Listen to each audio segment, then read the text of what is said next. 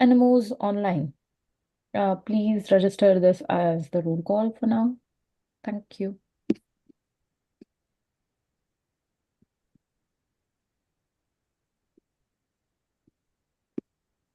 Nabosha, you can take over.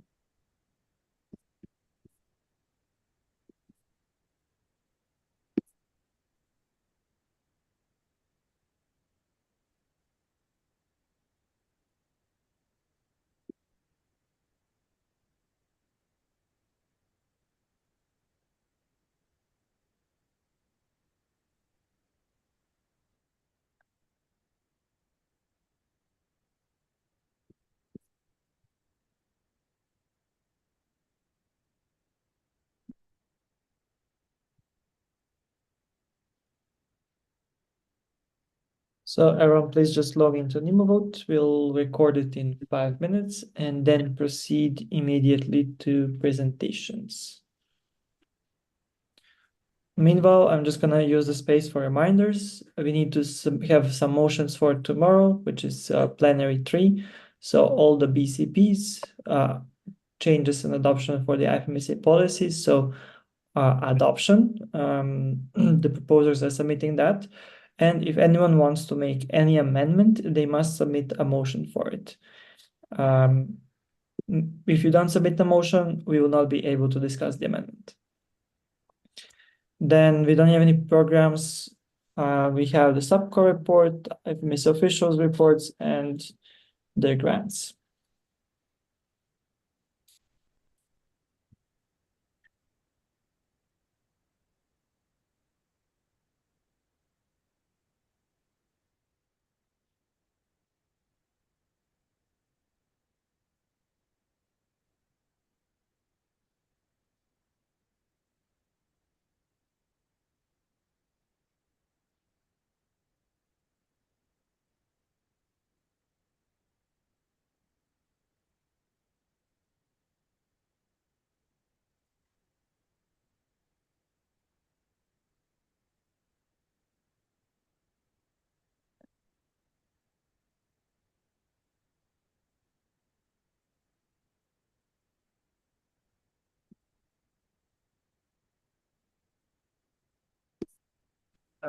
Nabosha, we can see your Telegram, just FYI.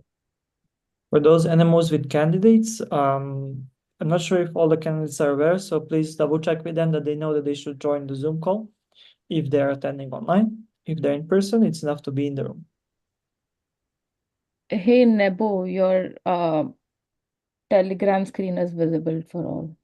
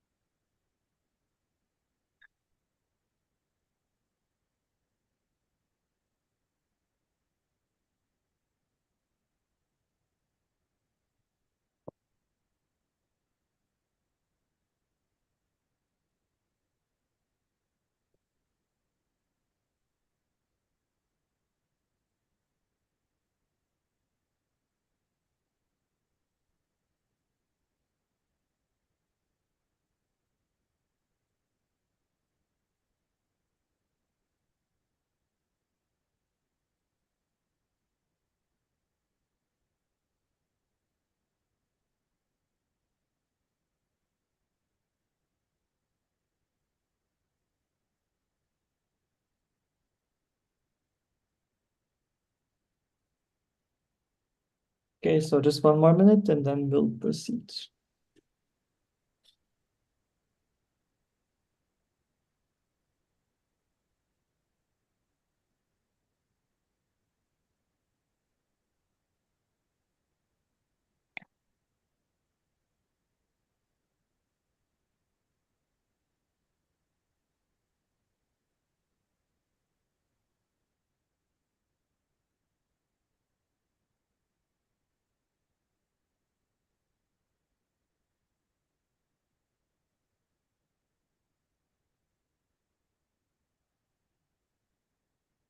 Okay, I'm gonna record the roll call now.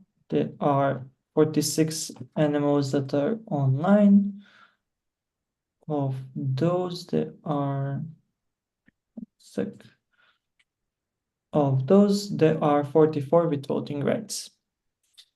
So we're gonna proceed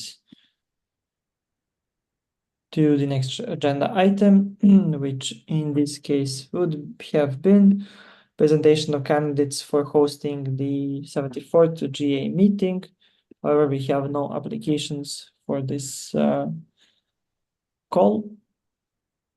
So we're moving on to the next one, presentation of candidates for interim executive board positions for the term 2023-2024. So after the lottery, we decided that it's going to be president. President was going to be first. We have one candidate, but the lottery was for the VP candidates. We have Vedant, Ines, and Eleni all joining us online. And per decision, still, even though people are attending in person, their candidatures are, well, their presentations are still going to be broadcast. So I'm gonna open Evelina's candidature, and Evelina, if you can just get ready for questions afterwards.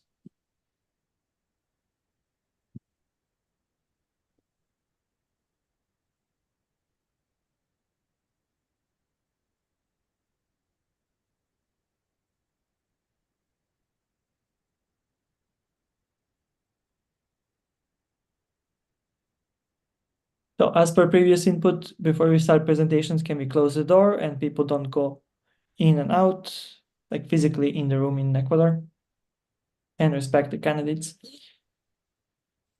Okay.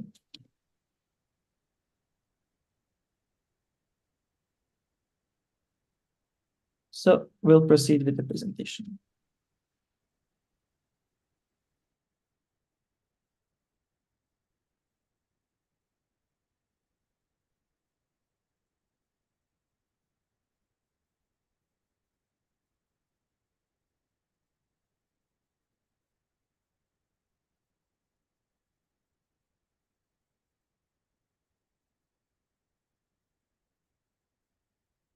Helmsick member, and everyone, this is a Yes, I am aware of the sound issue. It's not also broadcasting for me.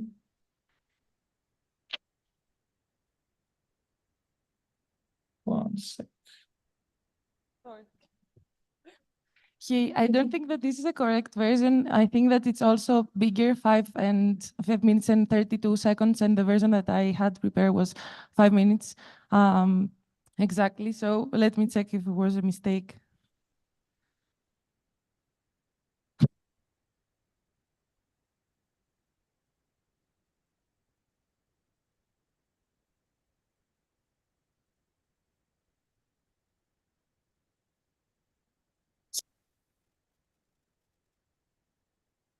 Yeah, I'm not sure what's happening. Let me check.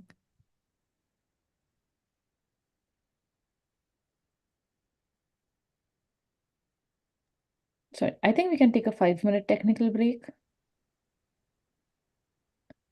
Yes, please.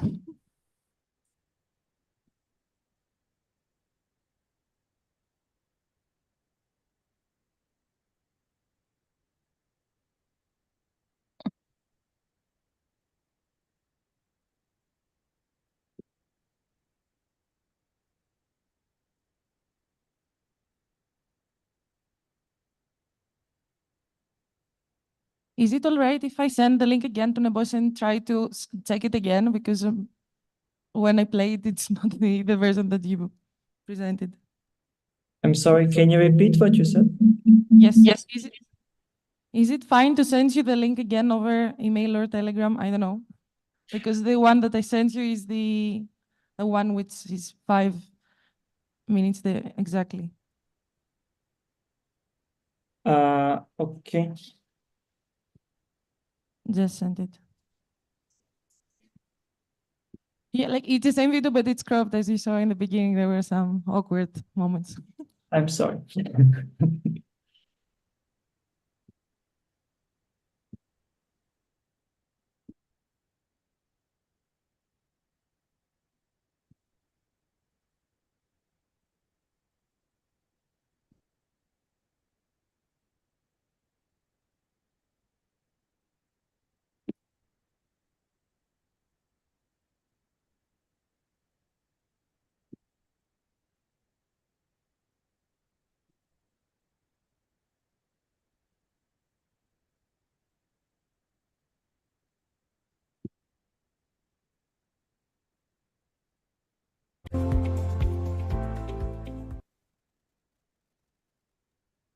So for this one, it's working immediately.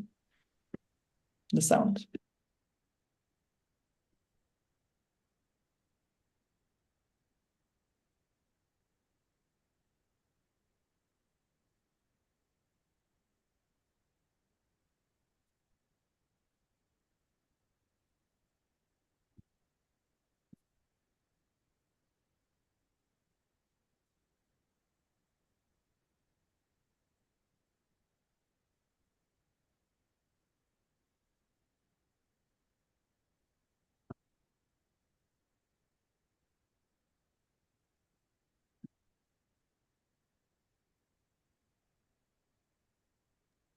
Evelina, I'm gonna broadcast directly from the Google Drive.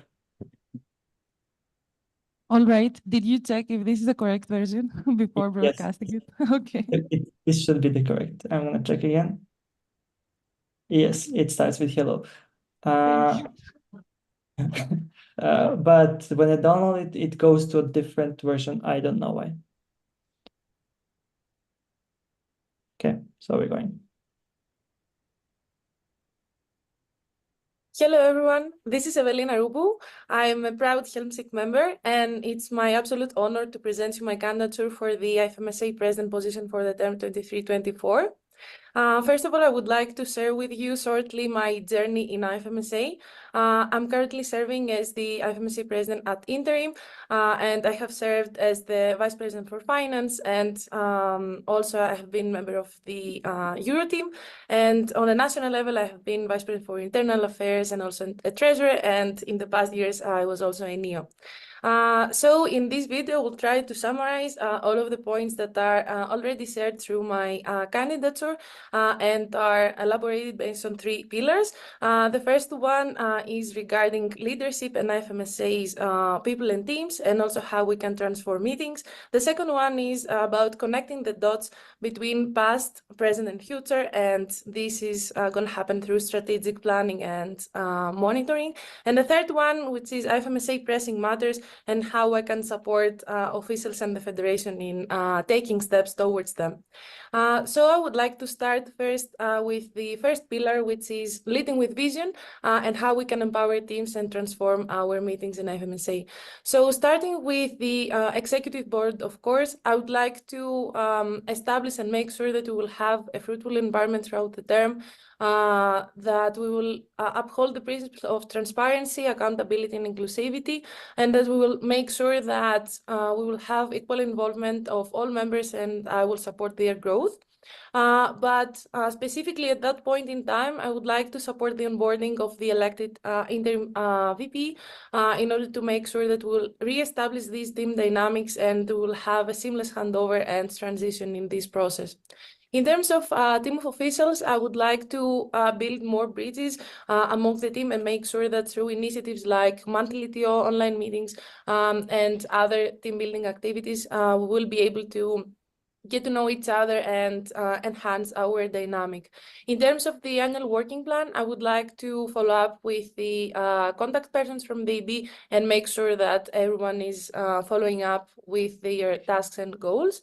And a task that have been close to my heart and I love working so far is regarding continuous performance evaluation and the feedback cycle within the team.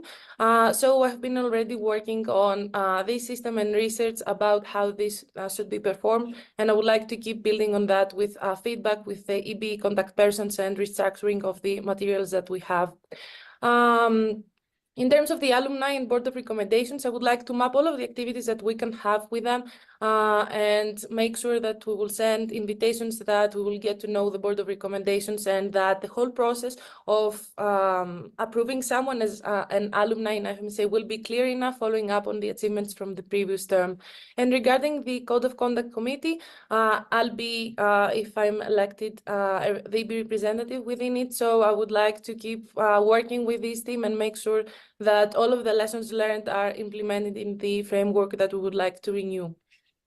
In terms of meetings in general, I've been working a lot on the hybrid settings and how we can make sure that our processes in IFMSA are efficient. So how the BCPs are proposed and how we're following up on the points raised by NMOs during the meetings themselves. Now moving on with the second pillar, which is a strategic development. Like I don't have the time to go through everything in detail, but I would like to highlight that my main goal this year is to develop capacity building materials that will ensure continuity throughout the terms. And I would like also to involve our past presidents that have been involved in strategic planning and make sure that we keep working on these directions. So some of the topics are the handover framework, the IT structures, strategic risk assessment within the federation, also mental health framework and how we work on that. And another important thing that I would like also to build on is global priorities and prioritization in general. And apart from working on the goals that are defined in this year's proposal, I would like to make sure that I will work with the TO and also NMOs in order to restructure the whole system and make sure that it will be impactful for all of the levels of administration and activities in IFMSA. And my last pillar will be pressing matters in IFMSA. Surrounding secretariat, finances, and other legal aspects. Thank you so much for watching my video.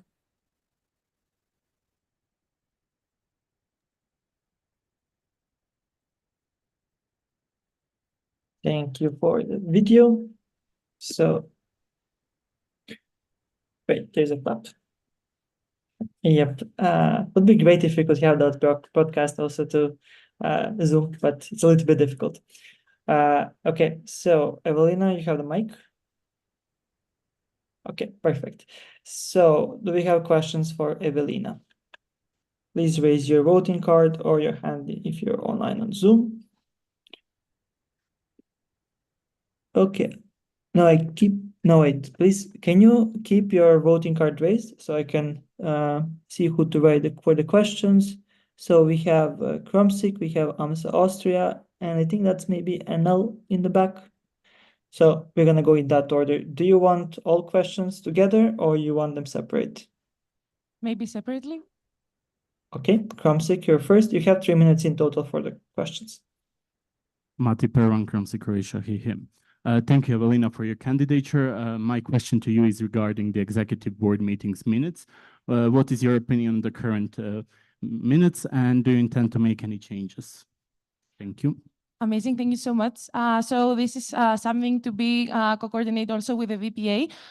Something that we discussed and we reflected on during Tom 2 and I really support is that it is like a perfect channel and platform for the EB to be more connected to the TO. So in like after March meeting that I think that we will be able to establish stability in what we'll be doing.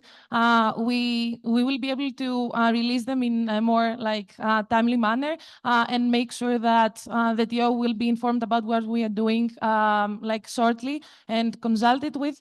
Like I think now we are like familiar with the process of also subco review. So I think that we can expedite this process and make sure that NMOs will have access to them in a more timely manner. So yep, thank you. Okay, AMSA Austria. Rebecca, AMSA Austria, she, her. What are your plans to increase diversity and improve representation, not only with regards to gender, but also other aspects? Can you repeat? What are your plans to increase diversity and improve representation, not only with regards to gender, but also other aspects? You mean to the agenda? Gender. Gender. All right. So this is also another question that I love because it is in our strategy to work on EDI. And apart from the work that is being done by the steering committee that the VPM is coordinating, I'm working with the SCORA director and the LRA already on the gender representation. So we have been collecting data and we have already submitted to Amy an abstract regarding that. So, and also we have been interacting with organizations like Global Health 50/50 that works on gender representation. And after collecting all of this data, and also we have also already analyzed the NMO report results on that. We would like to build on good practice and make sure that in all opportunities that we offer in IFMSA, we will have a decent representation in terms of gender. And I believe that through promotion of opportunities and also the criteria that we implement in selection processes, we will be working more on the representation of all the regions in the opportunities that we have. Thank you. Okay, Deonta Janssen, IFMSA NL, they, them. My question is, what is maybe one of the most important things that you've learned over the past months that you would keep on using or in the rest of the term if elected? Amazing, thank you so much. So even though I came after a term that ended very extraordinarily with the August meeting that we self-organized, this term was even more extraordinary with a lot of crises coming up. So what I learned is that we should prioritize what is urgent and important and choose the battles based on the impact that we can have. I truly believe that the TO can be capacitated and further involved in what we're doing, because some of them will be also like the future leadership in the terms, and also they can build capacity and involve their own teams. And I also believe that it is important to be transparent, honest, share the process with the NMOs, consult with them, and have them in the loop with what's going on. Because what I learned is that even if some things are not done perfectly, if we focus on some things and NMOs are on board and have the benefits out of that, it's still fine, and we still have impact from term to term. Thank you. There's about 5 seconds left. So I don't know if there is another question overall, but there is really no time for reply. So thank you. Your 3 minutes. Thank you so much. You can clap if you want. Okay. So now we have presentations for VPE 2324. The order is Vedant first, then Ines, then Eleni. For all the online candidates, thankfully, all candidates are either in person or all candidates are online, which is good for our logistics. We're going to get all the online candidates that are not presenting at that moment into a breakout room with one of the returning officers. So that's going to give them instructions on the best situation we have to ensure that they do not get any audio or visual inputs from the other presentation of the other candidate. So I'm gonna open breakout room for them. Vedant, are you here? I'm here. Can you hear me and see me? We can hear you. I need to find you if I want to see you, because there's lots. Okay. I think there is some internet connection problem from your end, Vedant. Can you not hear me or can you not see me? We can't see you.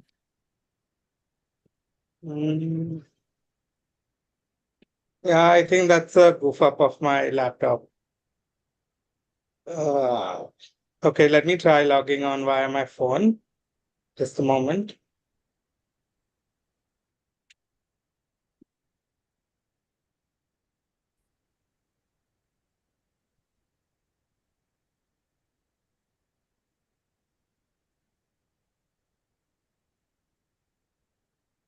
Just confirming that the breakout room is okay.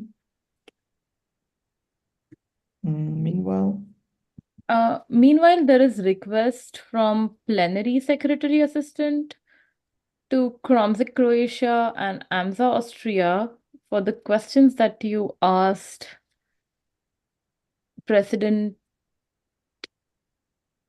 for 2023-2024 candidate.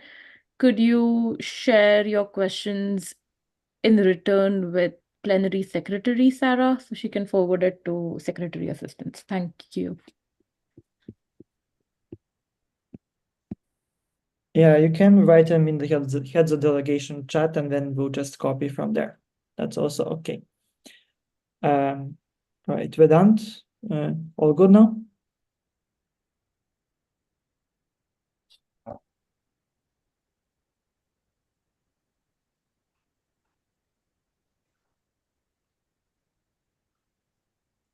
Hello? Can you Hello? hear me and see me?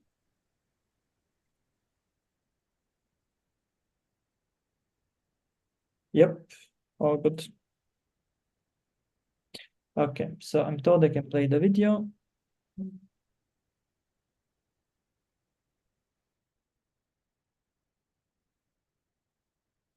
During my global health research at Harvard Medical School, I came across a quote that was the most inspiring global health icon, Dr. Paul Farmer. And he says, with rare exceptions, all of your most important achievements on this planet will come from working with others. Or in a word, partnership. My journey in global health began on a local level, trying to bring awareness about menstrual hygiene to women and girls from low-income families. From there to MSAI VPE Assistant, IFMSA Program Coordinator for Gender-Based Violence, IFMSA External Affairs Regional Assistant for Asia Pacific, to current IFMSA Supervising Council. I am very proud to present to you all my candidature for IFMSA Interim Vice President for External Affairs 23-24. My name is Vedant Shukla, and I'm here to present my candidature. Before we dive into my plan of action, let me explain to you why I think I am the best suited for the role of VP for the next 6 months. I've developed technical expertise of global health advocacy, diplomacy, and policy making through 9 delegations in 2 WHAs, 2 WHO regional committee meetings, including co-head of delegation of 1, and high involvement in policy processes for IFMSA and 7 MSAI policies.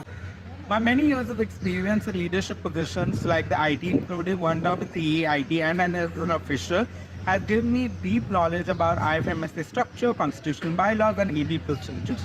As being the current supervising council member, I've attended talks that will give me insight and a bird's eye view at the problems at hand and the solutions needed to solve these problems. I have experience in external affairs at a local, national, and an international levels, and interacted with various stakeholders. This will ensure strong presence of IFMSA at all high-level external meetings and conferences.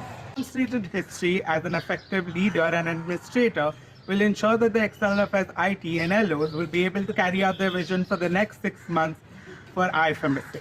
Lastly, my years of experience in SRHR and human rights, including my lived experience of being from a multicultural and diverse global south country and my global health research here at a global north institution like Harvard Medical School, has helped me develop a nuanced and shared perspective of our advocacy that is intersectional, inclusive, and equitable.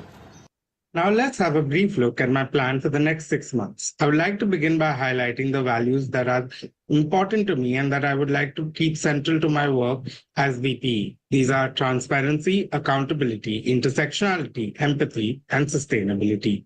When it comes to my plan of action, they can be summarized in 3 points: teamwork, ahead of the curve, leading the generation. First, teamwork. As mentioned earlier, I have attended TOMS and already established a relationship with the TO, including the EB, LOs, and RDs. This will make for a smooth transition, and as I have already gauged the team dynamics, team building should not take a lot of time. This would be important for shared decision-making, whether as EB or TO, and will prove advantages in facilitation of EBMs or meetings with LOs or LOOMs and TOMs, and including TO, inter-TO collaboration. Although I have not had much engagement with the EAIT, yet having spent my last term in the EAIT gives me insights that will help me lead the team more effectively and support their vision. Next, ahead of the curve.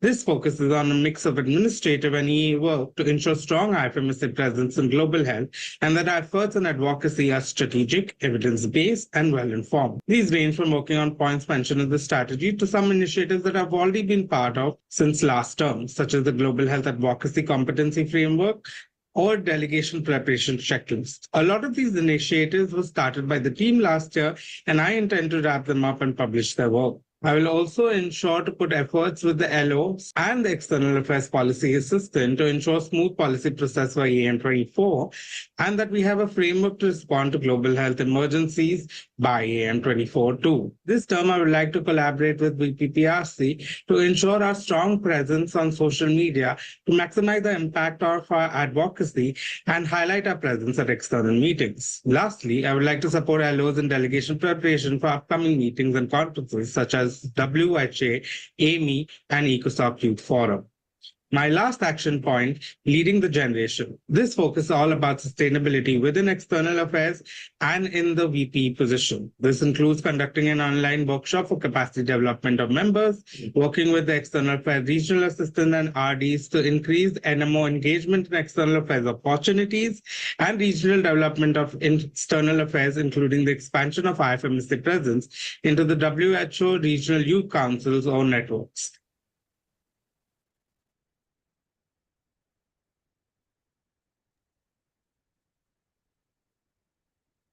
Okay. All right. So do we have any questions for Vedant? Okay, I see 2 in the room. I don't see any online.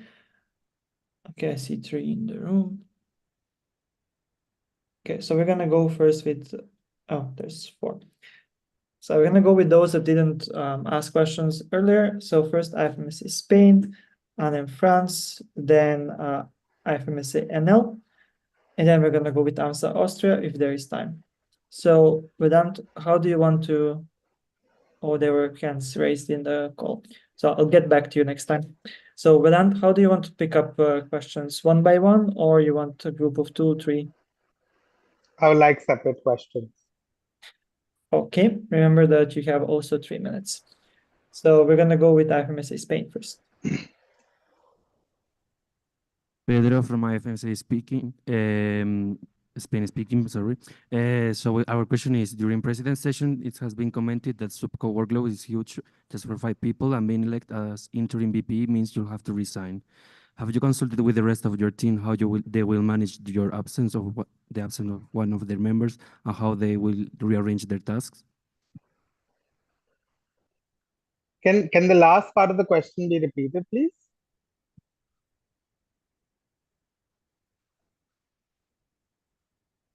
So the last part is, have you consulted with the rest of the subco team? How will they manage the absence of one of their members and how they will rearrange their tasks? Okay. Thank you so much for that question. As we highlighted yesterday in subco session, that the challenges that we face are systemic and will definitely exacerbate with my designation and move into the interim position, but are challenges that we'll face over term.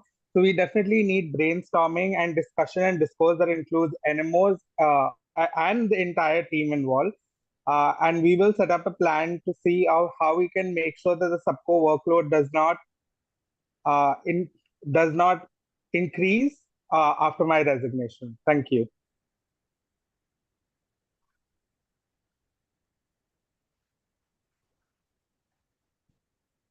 Elodie for M&M France speaking. Thank you for your presentation.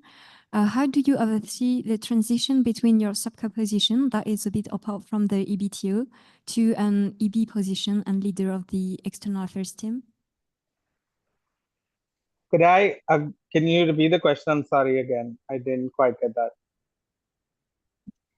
How do you oversee the transition between your subco position that is a bit apart from the EBTO to an EB position and leader of the external affairs team? Thank you so much for this question. I don't see subco as apart from EBTO positions, rather working well within the EBTO positions, to ensure the sustainability and administration of this federation. So having been part of the subco, I have been seeing what is being going on in the EBNTO and how they function. And I think I'll be able to smoothly transition into that. And as for external affairs, being part of the external affairs IT last term, I think I had all the necessary insights and perspectives that are required to ensure that the smooth functioning of external affairs as a pillar of the federation. Thank you.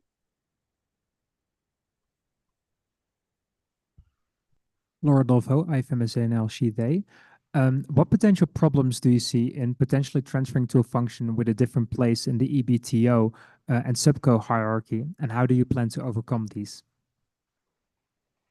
Thank you so much for that question. I think that's a very pertinent question that I have also been thinking about quite a bit. And I think basically it would be getting used to the communication and the team of the EB. And I think with good or streamlined communication, setting regular expectations and boundaries, within the EB and team building, I think that can be overcome, and that will result in more productive work as a team together, which I think is definitely possible. Thank you. Rebecca Abza Austria Shiho, do you have any concrete plans or suggestions to make the VPE position more manageable and protect mental health? Thank you so much. At the moment, I don't have any concrete plans, and that's why I have mentioned in my plan of action that I would like to start a consultation process with former VPEs, LOs, to ensure how we can make this a more sustainable position, and then we can reduce the workload or the burden on the VPE. And this would also include collaborating with the incoming VPE elect. Thank you.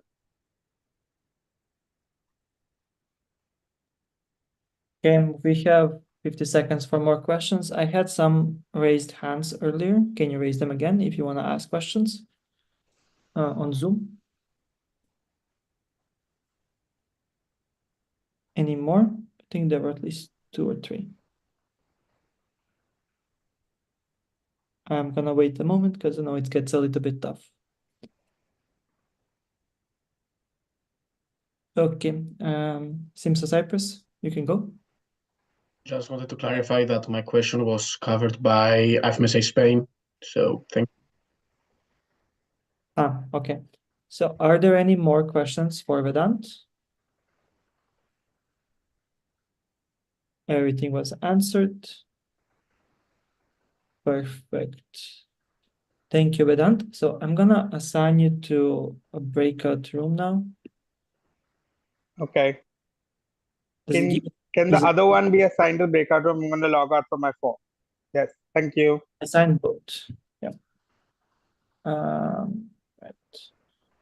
Then the next one was Inash.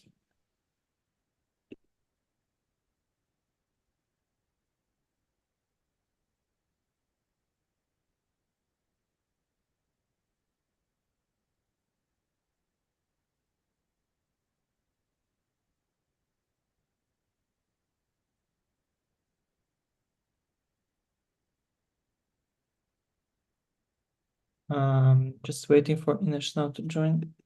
Hi, I'm here. Hey, perfect. Getting confirmation. Hi, everyone. Here.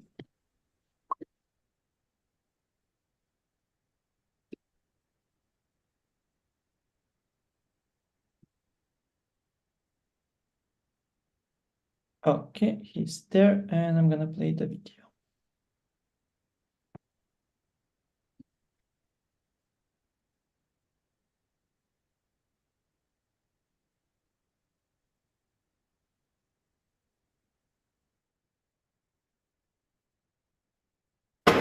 Hi everyone, I hope you're all having fun in Quito. I'm sorry I can't be over there with you this time around, but due to the difficulties in the EA budget, I decided to stay, so I could invest that money in going to external meetings very soon.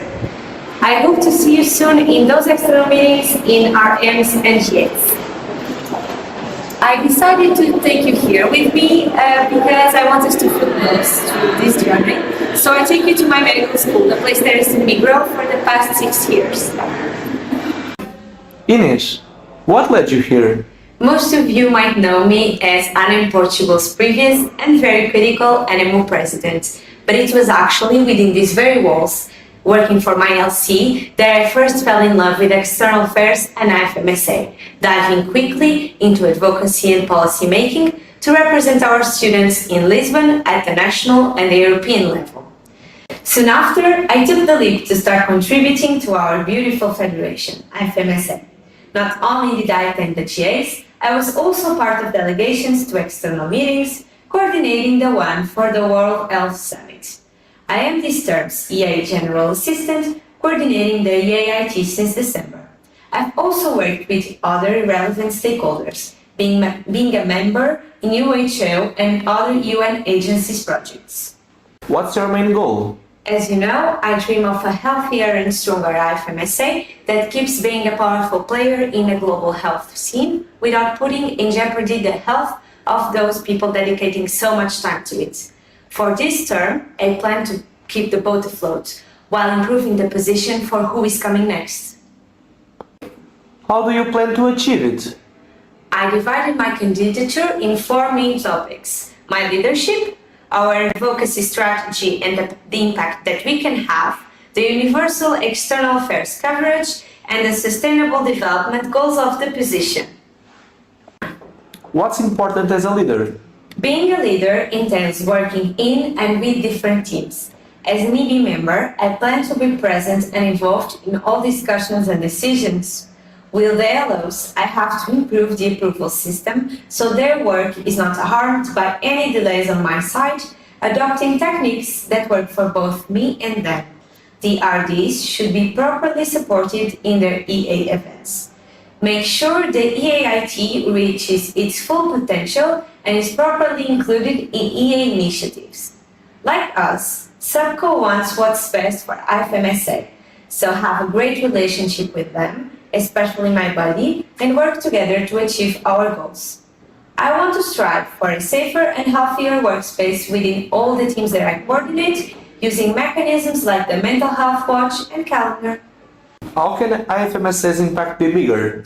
We need to find gaps in our positions, understand what is being left behind, and bring those issues forward. This needs to be a joint effort, collecting input from NMOs to improve our documents. Make sure we use all our advocacy tools, not only policies, but also global priorities, programs, and NMO initiatives. But above all, we need to make sure everyone sees it, partners and members, investing in promotion. What do you think about external affairs accessibility? Just like UHC, everyone should be able to get involved in external affairs. To achieve that, I will help next term's VP-elect reviewing the EA budget, empower members through capacity building, and make our resources and documents simple and easy to navigate. Do you think the position is feasible as is? The VP position is barely feasible with all the workload and stress and bureaucracy surrounding it. We need to reform it in collaboration with alumni to make sure that not only the VP position, but external affairs in general is more efficient, fun, and bearable. Any final message? I truly believe that we can all do better, be better, and that change starts now.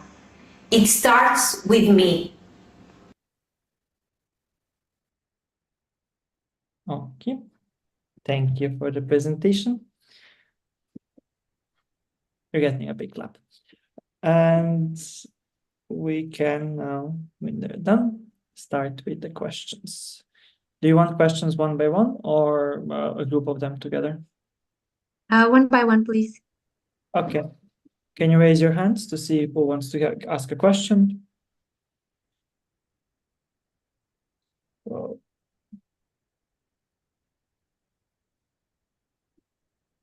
Okay, so I see 2 in the room and 1 on Zoom so far. So IFMSA Brazil, going to be 1, HAMSI Greece, and then AMSA Austria.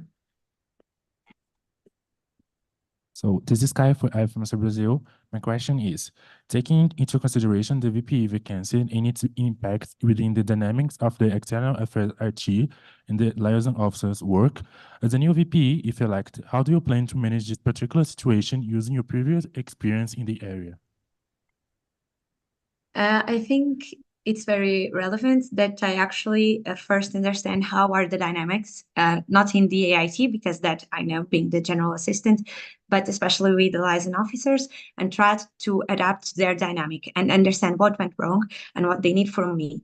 So we can both me and them agree on a strategy to work together better communication, and especially a better approval system, because that's what's been mostly talked about in the previous, not only this term, but the previous term as well.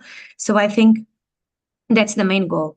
I believe my experience, not only leading other teams that I did, not only in ANEM Portugal, but at my LC and even at the international level, they give me a lot of skills to conflict management skills and skills to actually coordinate a team in that aspect.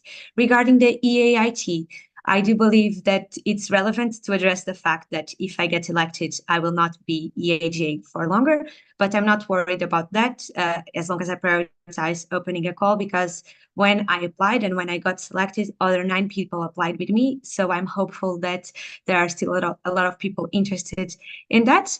And I would like to keep coordinating the team as I've been doing so far. I think they're happy with it. So regarding the AIT, I feel pretty confident that I know what I'm doing and I want to keep doing it. All right, Hamsi Greece, you can speak. Hi, everyone. Nice to hear Hamsi Greece. Thank you very much for your presentation. I would like to ask you about the thing that you mentioned that you want to, it is a goal of you to make external affairs more efficient. If you could elaborate more, what do you think it's the main obstacle right now and what do you plan to change?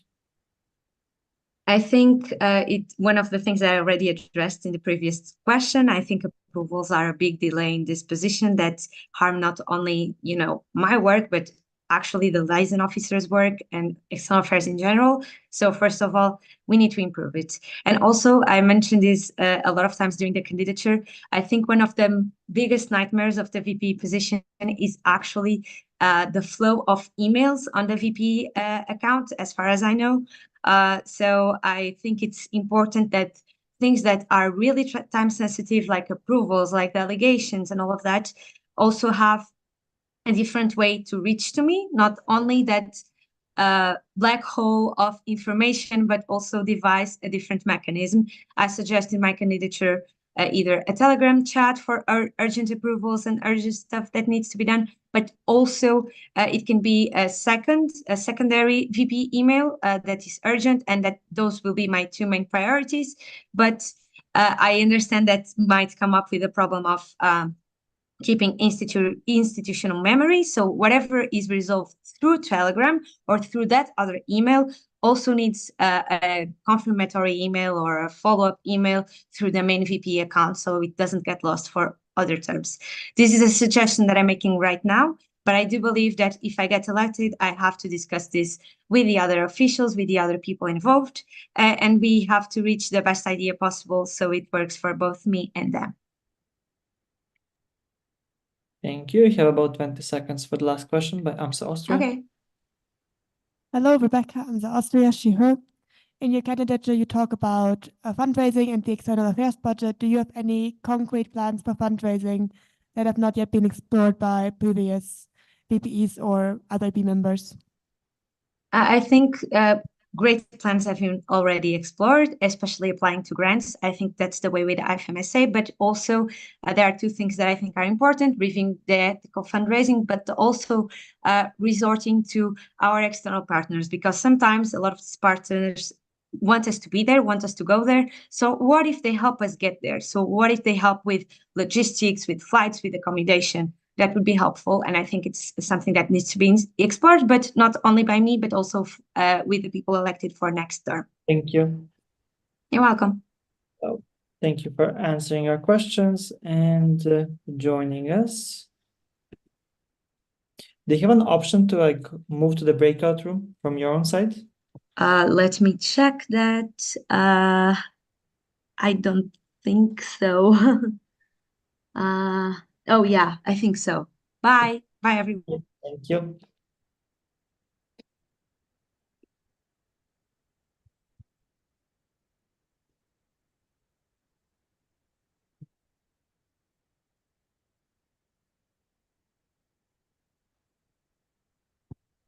Hey, Eleni, are you here with us? Yes, I'm here. Hi. Perfect. I'm gonna play your presentation now. Thank you so much.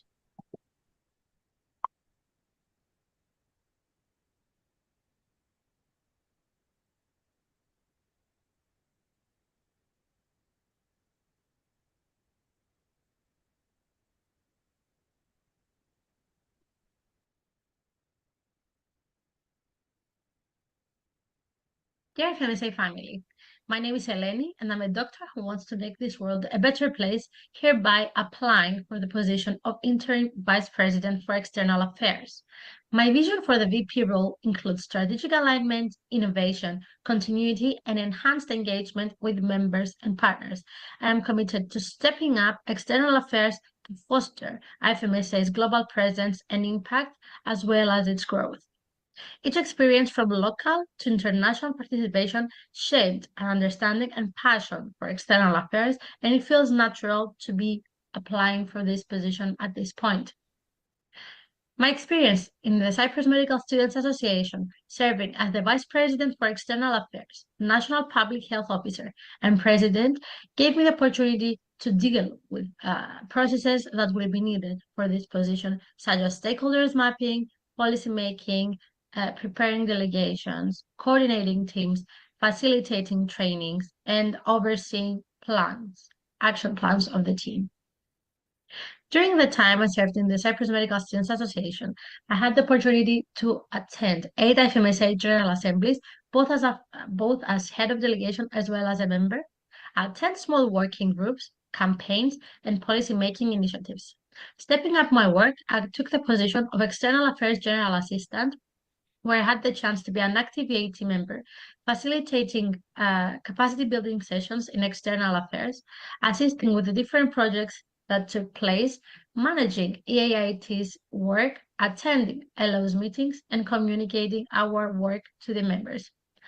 My work was mostly focused on SDGs, where I had the chance to form the strategic plan, the advocacy plan, and also coordinate a small working group for a campaign, as well as participating in external meetings such as the World Health Summit 2023. What I believe FMSA needs at the moment in terms of external affairs: prioritization of action plan objectives of EIIT and the laws for the rest of the term, and finalization of key elements that were initiated during the beginning of the term. A balance should be maintained between internal work to ensure sustainability of the positions of the team, as well as external work to maintain a meaningful interaction with our partners. Development of member engagement strategies and capacity building on external affairs are crucial at this point, as well as alignment of external affairs work with the strategic planning of IFMSA to reflect the needs and aspirations of our NMOs and make an impact. Main pillars of my action plan are to restructure the position of the VP, both as a member of the INB as well as a coordinator of the EIIT. Capacity building to engage our members and ensure the sustainability of external affairs are one of the main priorities I have. To make research our compass for guided policymaking, advocacy, and partnerships, and of course, focusing on global health to enhance synergy between our standing committees, the pool of people that we have that are capable and can communicate our messages to the world, with our external partners who are working on global health and SDGs. Why should it be me? Because I currently don't have an FMSA position, which means that my work starts from day one with a full team and without any vacant positions left in the organization. Because I have the experience by working closely with the VP, realizing the demands and the work of this position. My leadership, organizational, public speaking skills, and my enthusiasm can help me rise to the challenges of the position of the VP, and my personal goals, aspirations, as well as obligations for the time being, do not limit my time of energy. Let's make external affairs great again for our IFMSA family, to be credible, visible, and professional. Meaningful youth representation is what we're going for at this point, as well as making sure that there's a consistency and a continuity to our work. Thank you for your time. Happy to answer any questions you may have. All right, thank you for your presentation. Getting some claps, a lot of them as always. Okay, do we have questions for Eleni?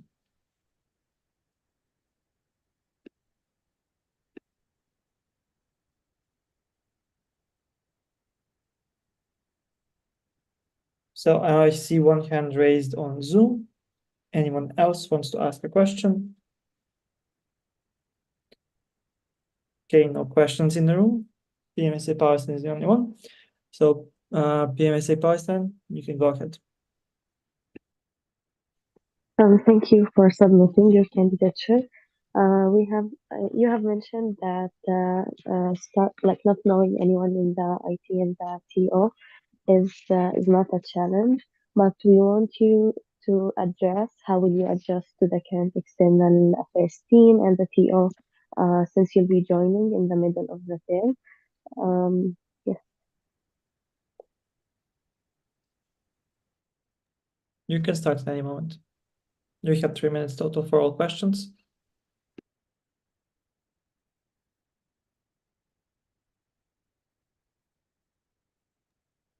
Not sure if you're speaking, Eleni, but you would be muted if you are.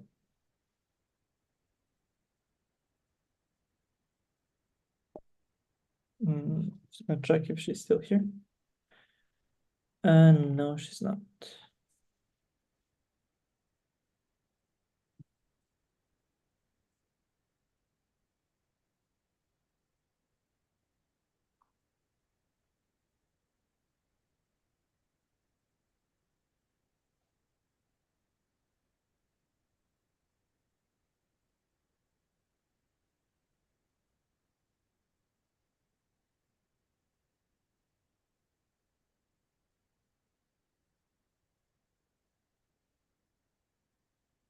Timsa, could you get in contact with her and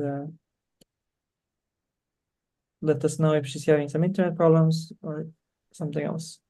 Yep, trying to. Thank you.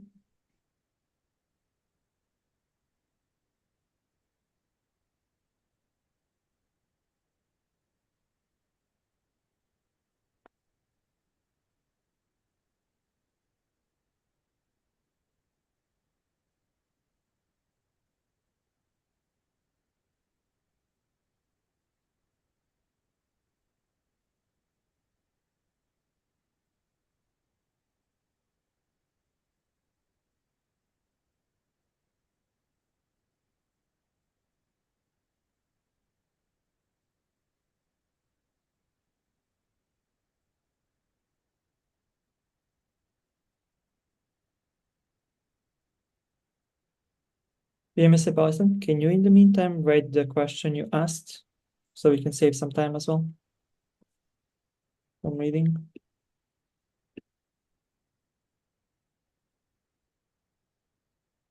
And also the feedback I got was that they couldn't really hear your microphone, like your sound, because of the microphone in the room in Ecuador.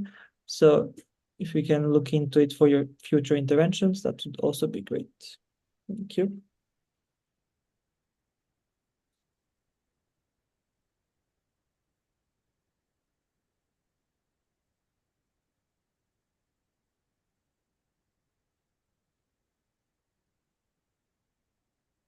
Anand, yes?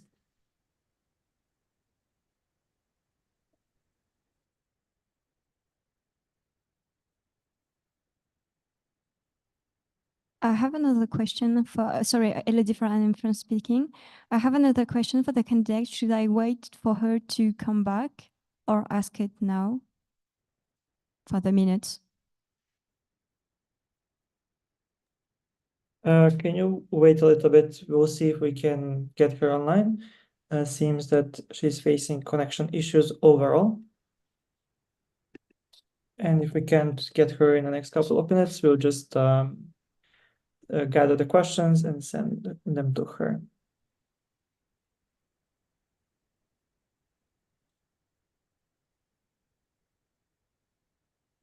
Oh, she's coming back. Hello, Eleni. You're back with us? Yes, I'm here. I'm sorry. Perfect. You don't have to turn on your video if you're facing internet issues so that you don't drop out of the call again. So we also got a question from Anne in France. Were you able to hear the question by PMSA Palestine? No. Okay. PMSA Palestine, I'm not sure if you're writing the question, but if you're not, can you repeat? Can you repeat hear it? me, please? Yeah, sorry. Okay, can you hear me? Yes. I think the voice is because I have a cold, but I'll be sure to pronounce things clearly. What challenges do you think you will face by joining the TO in the middle of the term, and how will you adjust to the current external affairs team?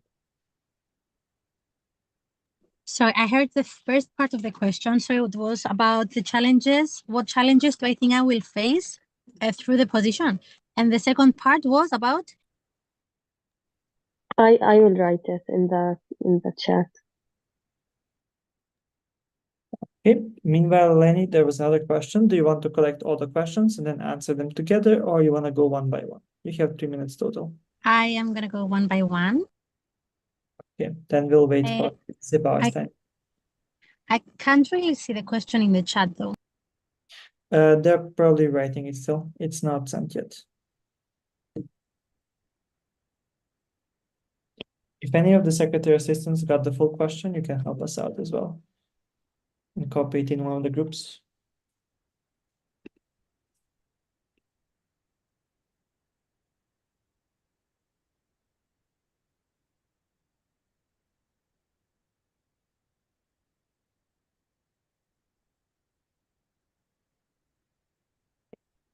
So you have mentioned that not knowing anyone in the ITTO is not a challenge, but we want you to address the current EA team since you will be joining in the middle of the term. This is coming from our secretary assistant. Okay, so I didn't mention that I don't know anyone from the ITNTO. Of course not. Lenny, 1 second. Again? Sebastian, is that the part of your question?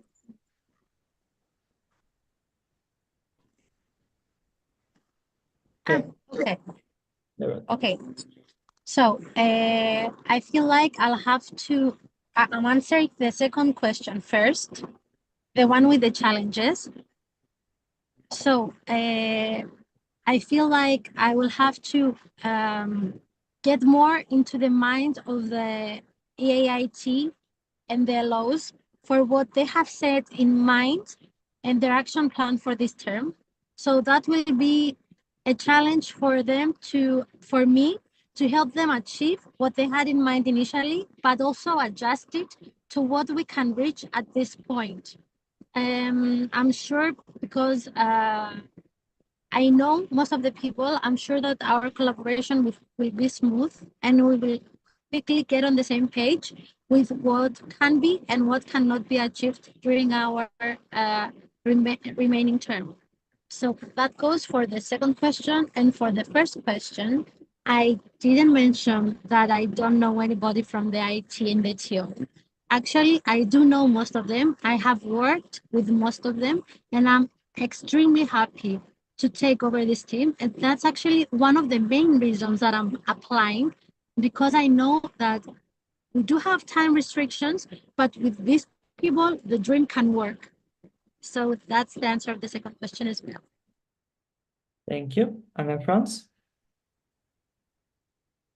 Your plan of action seems very complete and ambitious, but since you would not have, you would not do a full term and would also have to ensure the handover to the next VP, do you plan to prioritize some pillars over others if you are lacking time? So, of course, as you might have seen from the presentation, I do have some main priorities, which are to carry IFMSA safely to the next term, of course. So I'm planning to do a lot of internal work as well as maintain some ambitious ideas on the work. And that will be achieved throughout the work of the whole team.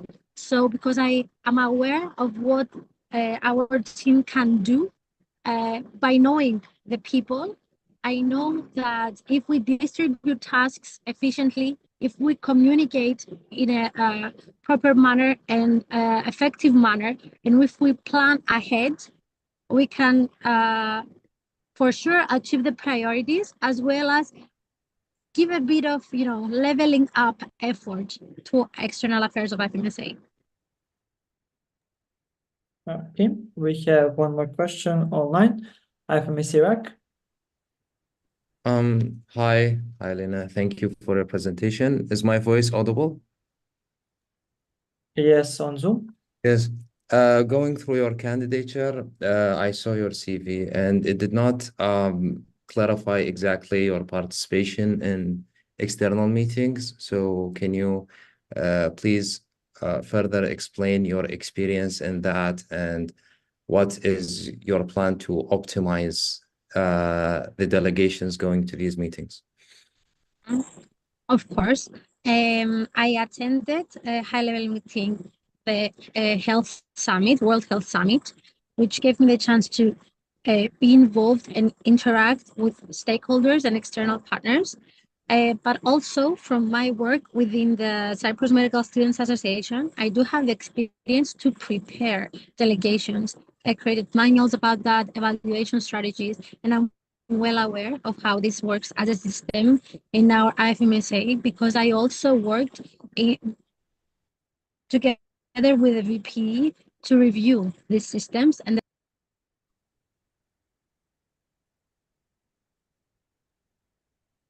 Eleni, I think we lost you towards the end. You said systems, and then we lost you. can you hear me now? So yes, I have 10 seconds more, 15, or since like start. Okay, so I do have experience in preparing delegations through SIMSA. I attended high-level meetings during I was in IFMSA, and I reviewed the process of preparing and evaluating our participation externally through my work last term. Thank you. Thank you for joining. I'm going to close the breakout rooms for the other people. And that concludes this agenda point, which was presentations for the interim EB positions for the term 2023-2024. We're going to proceed to the next, which will be presentations of candidates for interim team officials positions for the term 2023-2024. We only had, there is one position open for RDEMR, and we had one candidate. Merbano, are you here? Yes, hello everyone. Hello. Just to clarify for everyone, now we have like a TO candidate, and for TO members, we give 3 minutes for presentation and 2 minutes for questions. So I'm gonna share the video.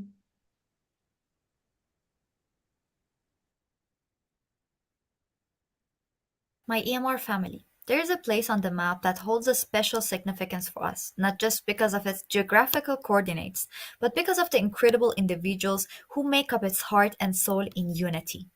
I stand before you today with a deep sense of purpose and a vision for a more vibrant and impactful EMR. My name is Mehrbanu Hosseini-Rad, and I'm honored to be a candidate for the EMR Regional Director ad interim. In my 4.5 years journey within IFMSA, I've been privileged to witness the incredible potential and passion that our region holds. As your regional director at interim 23-24, and the past few months, internal development assistant for the EMR 22-23, and as IMSAIRON NMO president, all equipped me with the knowledge, experience, and determination needed to lead the EMR towards a brighter future. My vision for the EMR is still a dynamic region, building up on what I have started a few months ago with more experience and a better understanding. D stands for development. This means focusing on the present and planning for a sustainable and evolving future, where all our animals are equipped with the needed knowledge and skills to shine and impact their communities locally, nationally, and globally. Y for youth leadership. This means providing opportunities for our members and regional team as a driving force to shape the future of the EMR. N for network expansion.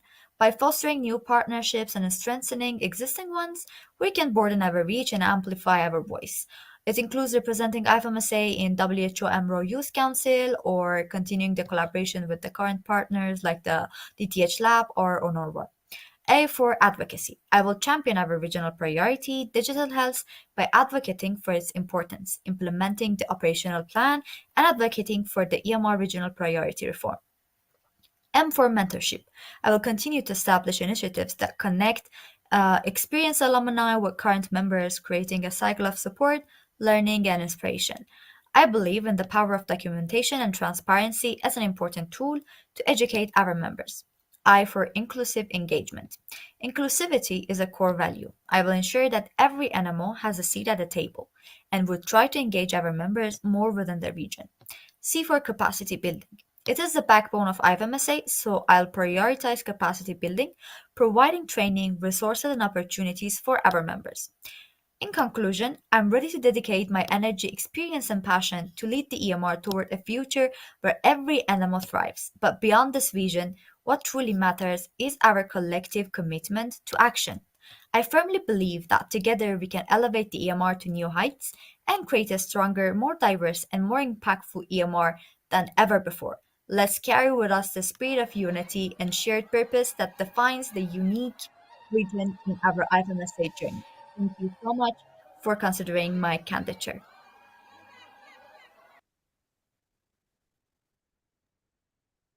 Thank you. So now, because this is also not just a tier candidature, but specifically a regional director candidature, we will be accepting questions from the region itself. So animals from EMR. Do we have any questions for her?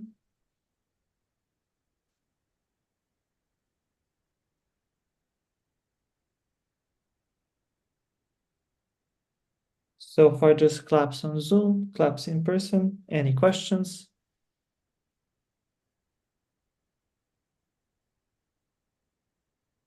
Well, so far I see none. Now none in the room, none online. And with that, I guess we proceed. Okay. Well, thank you for joining us. There are no questions for you. And we're gonna proceed to the next agenda point, which is presentation of candidates for Supervisory Council for the term 2022-2024, but we received no applications. And we're gonna proceed directly to the EB ones. I'm just gonna quickly share screen with you so you can see what would be the candidatures, the order again.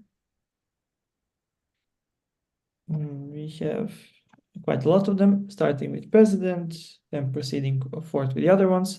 You all received in the email as well. So therefore, can you get a mic? You're there in person, I think. Yep, present there. So I'm gonna now share his presentation.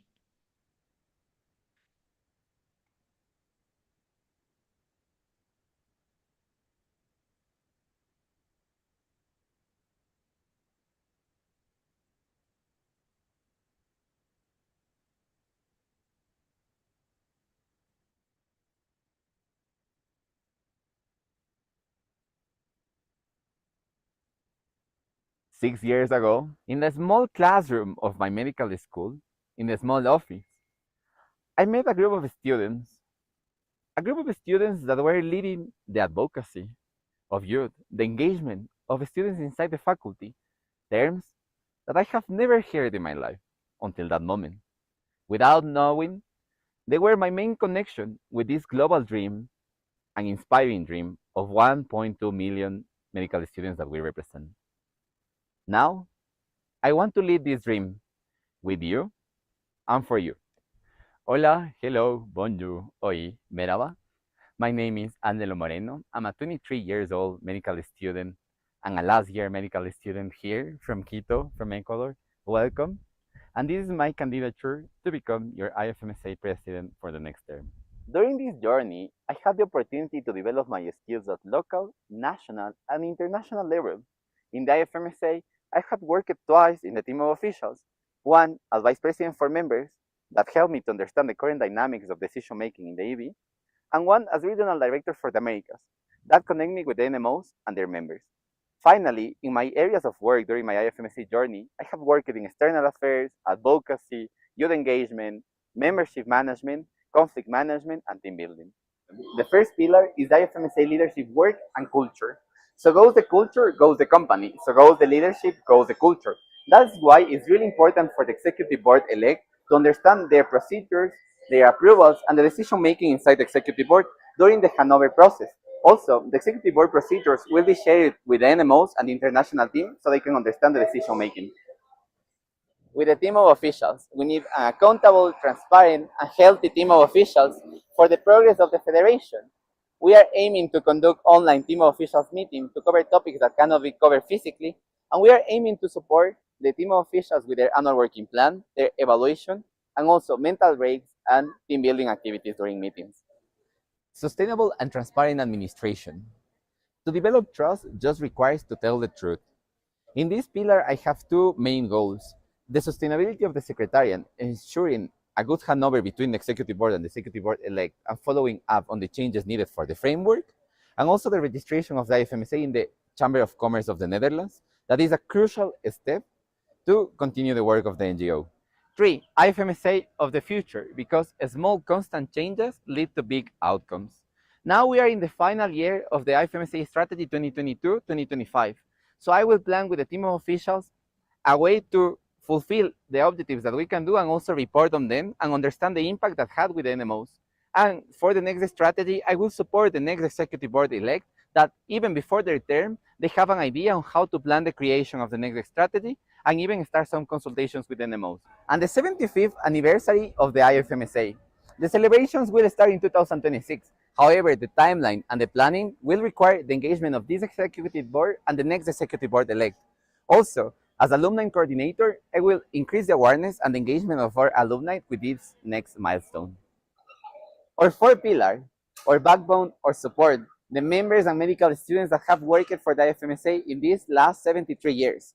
First of all, the alumni network. With the support of the alumni assistant, we will increase the information and resources the alumni will get to engage with IFMSA and also to support their NMOs. We will create spaces to share their inspirational stories throughout the term with the support of the VPPRC. Pillar 5, IFMSA meetings. Human connections inside working spaces. For the team of officials meetings, the agenda will be restructured with more sessions based on outcomes, and one report will be shared with the NMOs after one of the TOMs. For the General Assemblies, we are aiming to have 2 hybrid General Assemblies to follow the recommendations on the small working group on mental health and follow the mental health framework, apply them for General Assemblies, and finally, for the team of officials hours, not only reflect but also praise the work of all our officials. Pillar 6, inclusion and representation. With intersectional IFMSA, we will apply the guidelines that they are going to create this term, and also we will follow up in the implementation of the central structure for EDI in the IFMSA. With the code of conduct, I will ensure a smooth handover between the EB representative for this term and the EB representative for the next term. The IFMSA started 73 years ago, and it became the world's biggest youth-led network. It also became one of the most representative diversity organizations of the world, over 128 countries. Now, I look for your trust to lead the organization that represented me and that included me to represent and include you. Thank you, merci, obrigado, shukran, gracias. Thank you, Steph, as well, for your presentation. Now, just gonna stop broadcasting. Okay. Zooming in a little bit on the Ecuador flag and members of the NMO.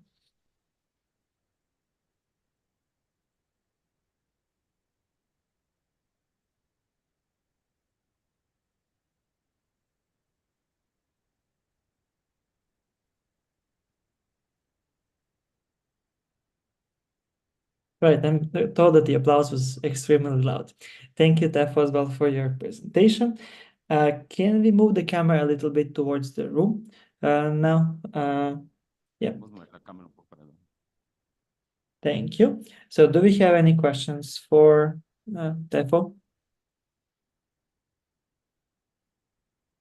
Okay, I see 3 in the room, and I see 2 online. Let's see who did not ask questions before. All right, we're getting more. So I'm gonna give you some chance.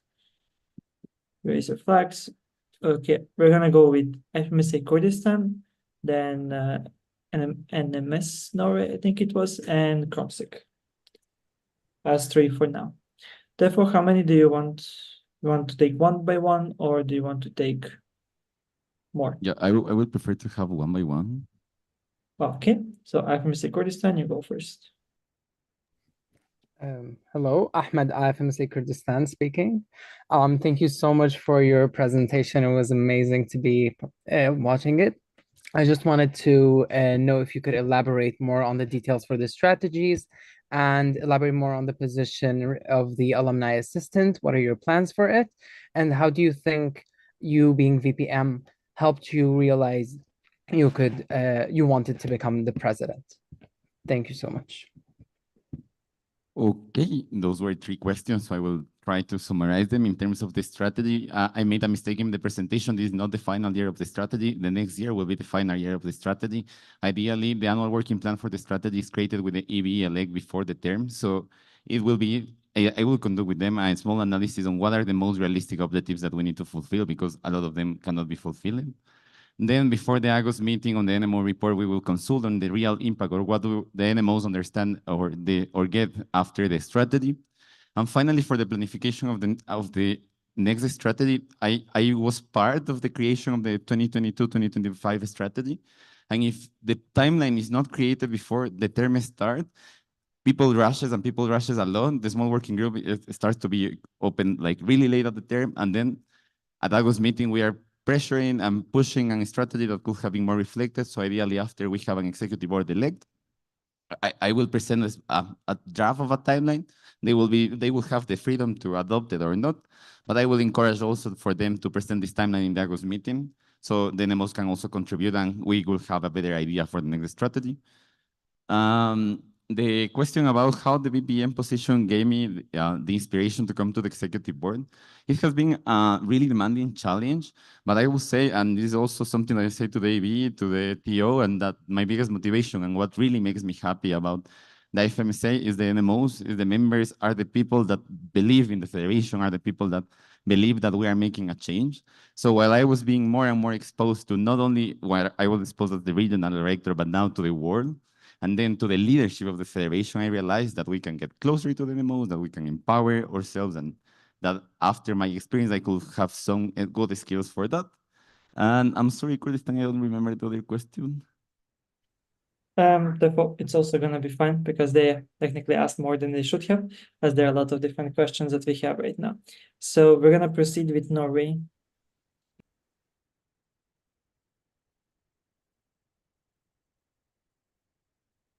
Christopher from NMSA Norway, thank you so much for a great candidature. During the last couple of months, some concerns have been raised about the decision-making processes in the EB and the lack of voting on crucial policies. And there has also been some concerns about the work environment in the EB. What steps do you plan to take to work on this to make the EB a more democratic and an inclusive space? Thank you so much for your question. That's a really interesting question, because when I was reflecting about this, about the process of the handover, etc., is that most of the candidates that were running for the EB were really good at capacity building, we're really good at external affairs, we're really good, whatever. But it's really hard to actually get the learning and get like the information on how to be a good EB member and how to be a good leader in the executive board. So this is also built before the term starts with a lot of collaboration with the current executive board. So first of all, understanding small like procedures, for example, how to actually write an efficient EB minute, showing the EB, the new EB, the EB minutes from past EBs, so they can actually learn from there. Also, teach them how to actually manage crisis and also connect them as observers with the current executive board meetings. Because for my example, the first executive board meeting, official executive board meeting that I attended was in my term, like in the first week of October. Like I couldn't go to an executive board meeting of the past term. So things like that to try to connect them more. And finally, important dynamics that respect social and respect the 3 minutes. work style of people. Sorry, Nebosha. Thank you. Sorry to interrupt you. And I know there's lots of other questions that people had, but please use your opportunity to ask therefore these questions of the candidates throughout the GA. Same applies for all the candidates. All right. Thank you, Tefo.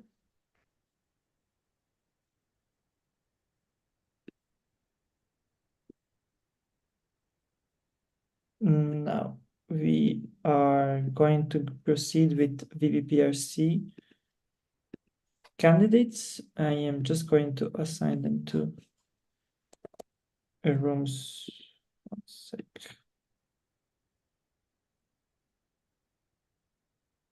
So the first one will be Dashraf. Hi everyone, am I audible? Yes, you are.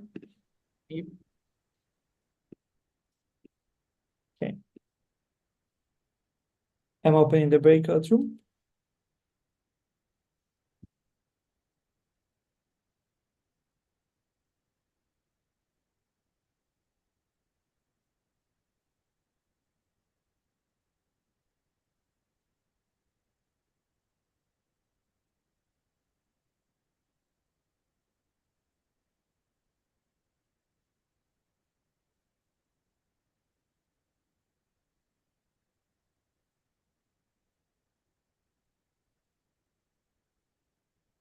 Just gonna double check that everything's fine in the breakout room.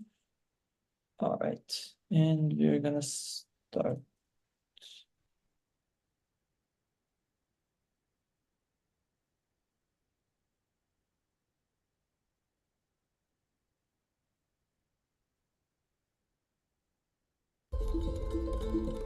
Throughout my journey with IFMSA, each step has been more than an action. It's been a commitment. Commitment to understanding, engaging, and inspiring. PRC isn't just about spreading a message. It's about inspiring collective actions. PR and communication is the heartbeat of our federation, pulsating with stories of impact, resilience, and unity. Dear NMOs, this is me, Tashrif, and I am presenting before you my candidature. Hi everyone, my name is Tashrif, your PRC General Assistant.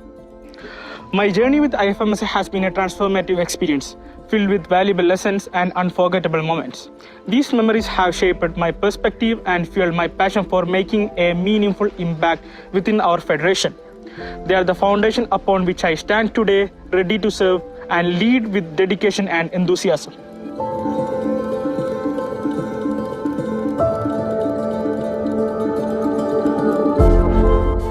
As I stand at the brink of new era of IFMSA, I am excited to share with you my vision structured around 4 foundational pillars that I believe will propel us forward together.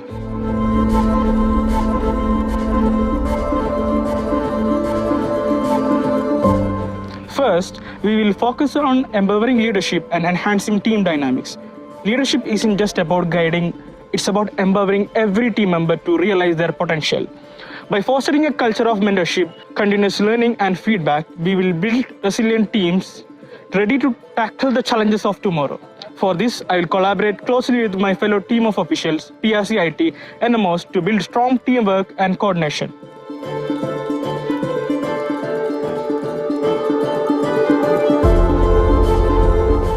Next, we will elevate our strategic branding and amplify visibility. In a world cluttered with information, making IFMSA's voice heard is paramount. Through innovative campaigns, strategic partnerships, and leveraging digital platforms, we will ensure that our advocacy initiatives and successes are visible and resonate globally.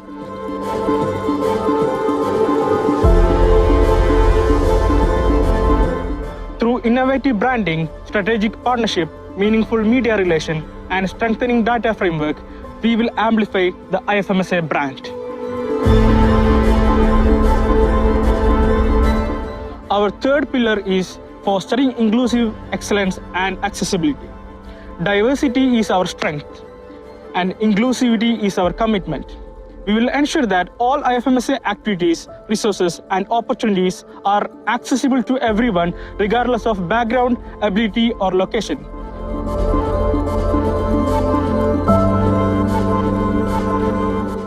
Working with fellow officials, we will ensure that GAs, publications, resources, and opportunities are inclusive and accessible for everyone, and we will develop effective merge standards and crisis communication protocols. Finally, we will champion innovative community engagement and impactful advocacy. Engaging our community means not just sharing with them, but listening to them, learning from them, and acting with them. We will leverage the strength of social media and website, and we will create interactive platforms for dialogue, collaboration, and advocacy. We will nurture communication experts through capacity building.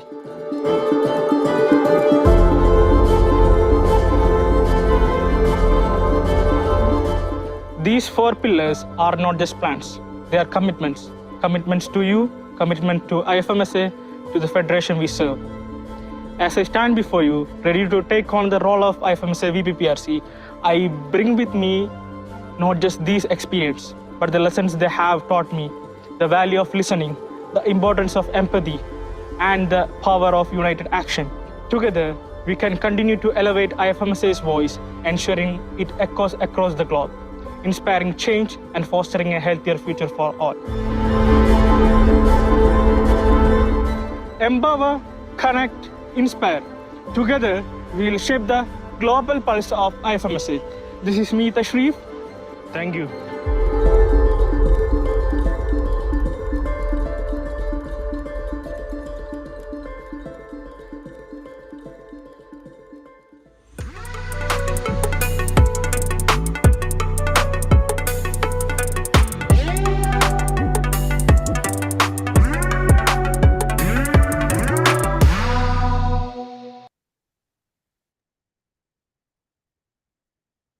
Thank you, Tashrif. You're here with us? Yeah, I'm here with you. Perfect. Is he audible in the room?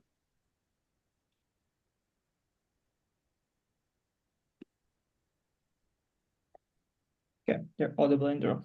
Do we have questions for Tashrif? I would like to take all the questions together. Okay, we have quite a lot. How many you want? 3?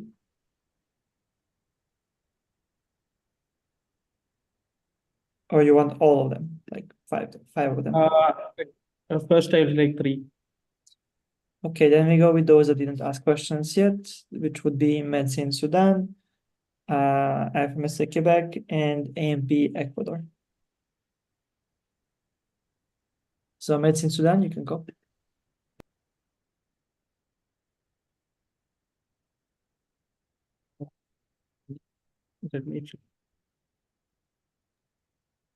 Medicine Sudan, you can unmute and ask your question. Okay, thank you. Am I audible? Yeah, you will. Thank you, Tashrif, for your presentation. This is Mustafa Medicine Sudan, he, him. Our question is about the VPPRC IT. How we'd like to improve the handover of the VPPRC IT over the upcoming term if you are elected, and how you are planning to guide the PRC IT across all officials teams. Thank you. I write down the question in the chat as well. Yeah, thank you so much. Then we go with IFMSA Quebec.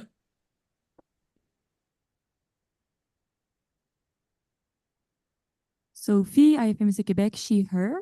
My question is regarding the different platforms we're using for communication. So we can see that we have multiple platforms like Facebook, Instagram, WhatsApp, email, website. So that can be a little bit confusing and difficult to follow for members. So my question is, could you elaborate on how do you think we could improve communications with our members and also their engagement? Third.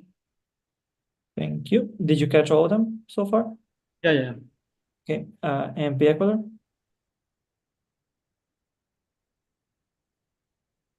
Alberto AMP Ecuador, him. Are you planning on improving or changing all platforms like Facebook in order to connect with upcoming generations? Can you repeat the question again? Are you planning on improving or changing all platforms like Facebook in order to connect with upcoming generations? Thanks. It's more or less similar to the second question. Okay. Can I combine those questions, the platforms and the question? You can answer the questions the way you want. You have 2 minutes total. Okay, I will answer the first question regarding the PRC IT handover and how we can manage the PRC is in the other ITs. So regarding PRC IT handover, we have a folder in our PRC workspace where we submit all the works we have done.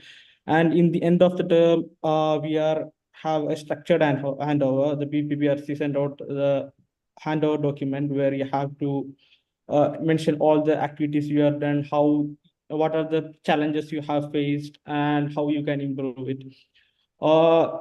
the way we can improve is like we have to ensure that all of our work is documented in the folder. By that way, the successor can look what all things we have done in the past, look at the works of the previous people and inspire from them. And regarding the handover process, structured handover process, I will ensure that I will be facilitating the handover process so that if I have my input from my side, because usually it happens between the predecessor and the successor. So in that sense, it will be much more efficient in transmission. Regarding the PRCs in other IT, we have a system called PRC network where GA will be managing all the PRCs in the other ITs.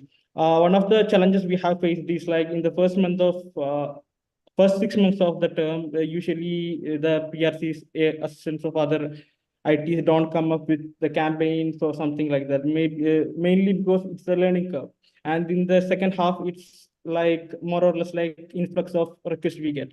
So in order to tackle that issue, we are planning for like prioritization of campaigns and etc. Also, I will have to get a very efficient and responsive GA so that everything is cleared on time. Regarding the platforms, I understand the question of platforms. Like if you are going to the mails, there will be a lot of mails like cluttered. Something will be in the forum, something will be in the spam, something will be in the updates. So in last term, we were working on establishing a new platforms like Telegram channel. So we were in the final stage, we got approval, but the thing was like, it was not inclusive. Like many of the countries doesn't have Telegram available because it's banned or some other issue. So this term, we are planning to introduce I have this idea of WhatsApp channel because WhatsApp is accessible for everyone. This is for as a supportive, like not replacing Gmail or anything. It's as a supportive platform to make aware that this opportunity is there. You can attend to this opportunity because the main issue is like the diversity of the platform. Like some people will be using Instagram, they won't be using Facebook. Some people will be using the LinkedIn, they won't be using Facebook or Instagram. Some people will be using Facebook. So that was the issue. So WhatsApp is like widespread, anybody can access the messages. And regarding the Facebook groups, Facebook too, the thing is like the Gen Z is more. Thank you. You've reached 3 minutes for your questions. If anyone would like to still ask him questions, I'm sure you can reach out to him through different means. And we also have a debate. I forgot to say that earlier, but I'm sure you were aware of that. Okay, I'm gonna change now. Thank you, Tashrif. And no, it's kind of late, not kind of, very late for you. Thank you for joining us so late. I'm now just gonna switch you to the breakout room and we'll be done, I guess, 10-ish minutes. And then you'll be free to go sleep.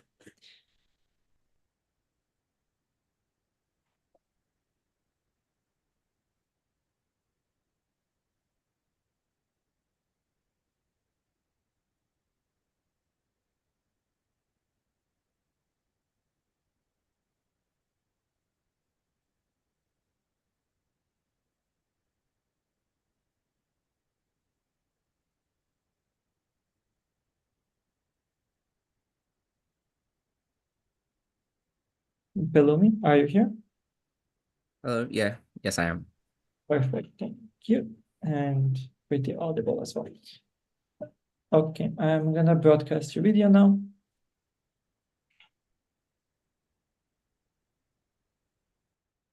Family. My name is Oluwa Benemi, but you can call me Benu. I'm a fifth-year medical student from NIMSA, Nigeria, and a candidate for Vice President for Public Relations and Communications in the 2024/2025 tenure.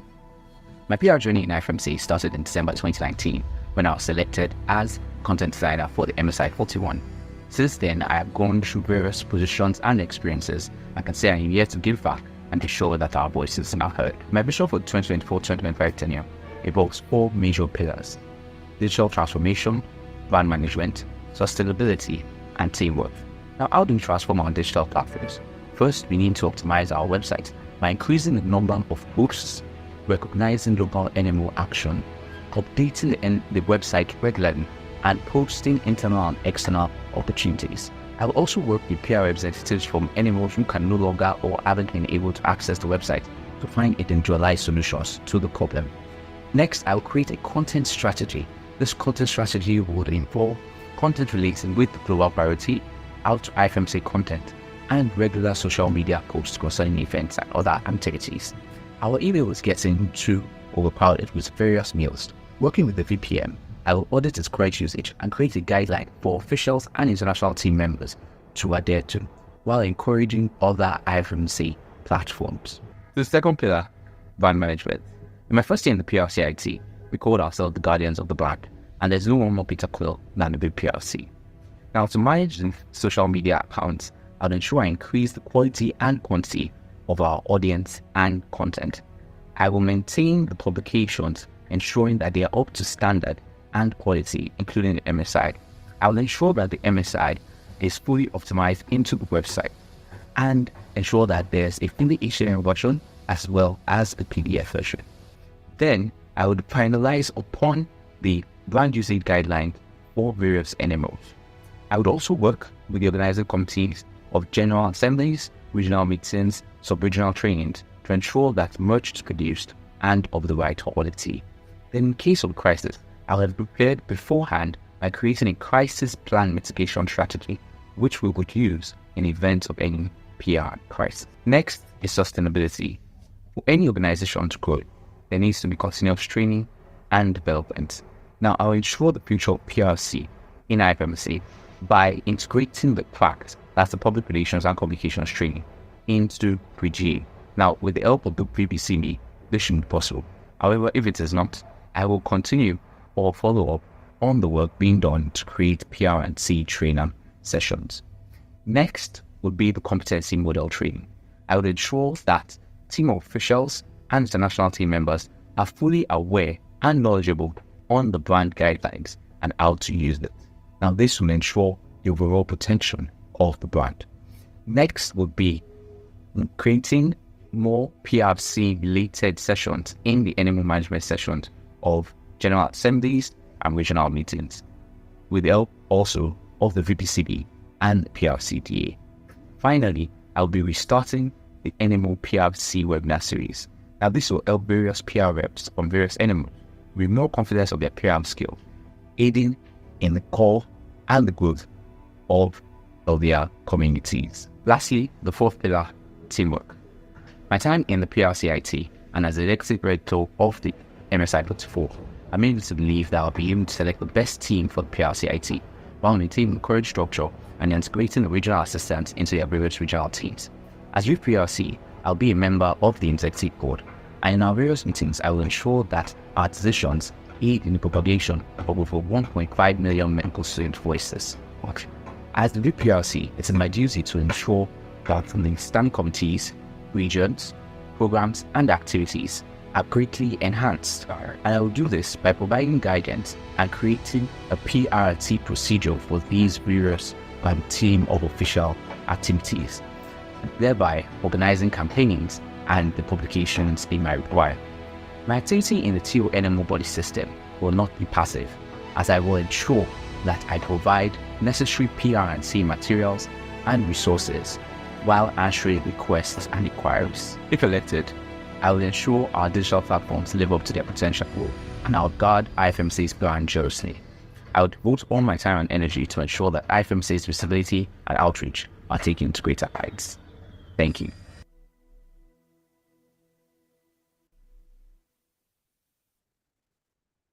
Thank you for the video. Stop the broadcast and go into collecting the questions. You're still here with us, right? So, questions for him, for Pelumi?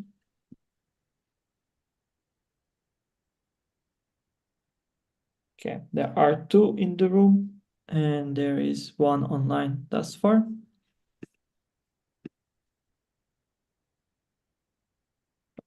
Three in the room. So I'm gonna go with AMSA Austria, skipping you for a bit, and Hamsi Greece, and AMP Ecuador. Pelumi, can you tell me, do you want all questions together or you want them one by one? I'll take them together. together? You want all 4 questions or you want fewer? Let's take 4. All 4. Yeah. Okay, then let's start. Let's say AMSA Austria first. Yeah. Rebecca, AMSA Austria, she, her. Thank you for your candidature. Could you elaborate on your plans to uncrowd the email server without pushing important information to informal challenge where it is easily lost or restricting it entirely?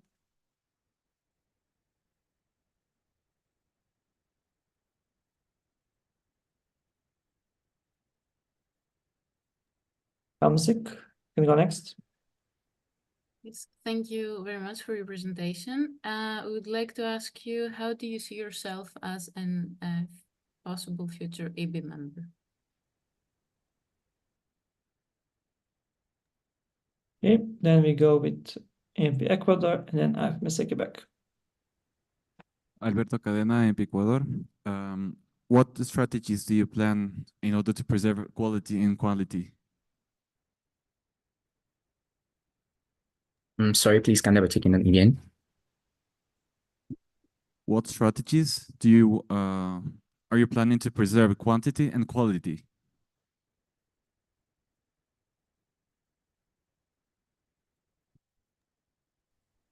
And AFMC Quebec.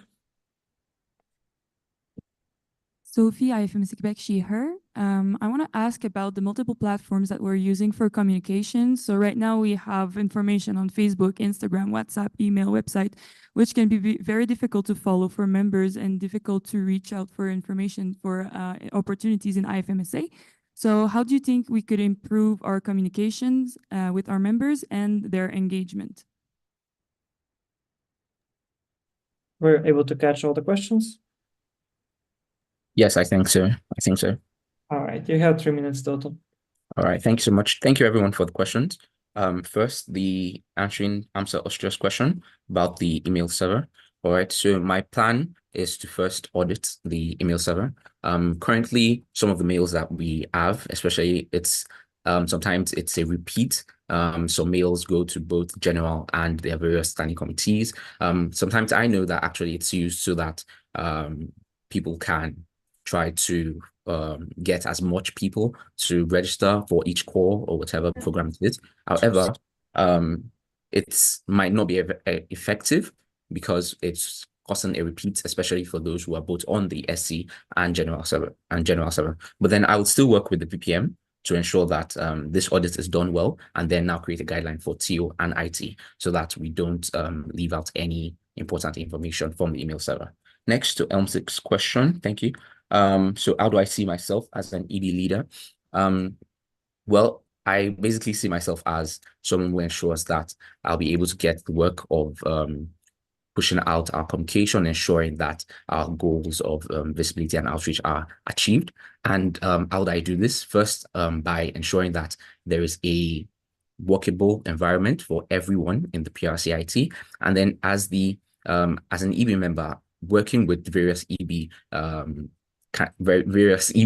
members, I would ensure that my work helps them to be able to achieve our general goal. So whatever PRC procedures is needed, and then whatever I need to step in to ensure that the work is properly done. So I basically see myself as a leader that will achieve our goals and ensure that everyone's mental health is well done. All right, next is Ecuador's question. What strategies are you planning to preserve quantity and quality? All right, so for quantity, I mentioned earlier about the content strategy plan to try to create more content relating with our global priorities. Now, a similar thing was done when I was in PRCIT of trying to implement a video publication small working group. However, it wasn't exactly as functional as we planned for it to be, but trying to ensure that we create a small working group that creates the plans, creates the content.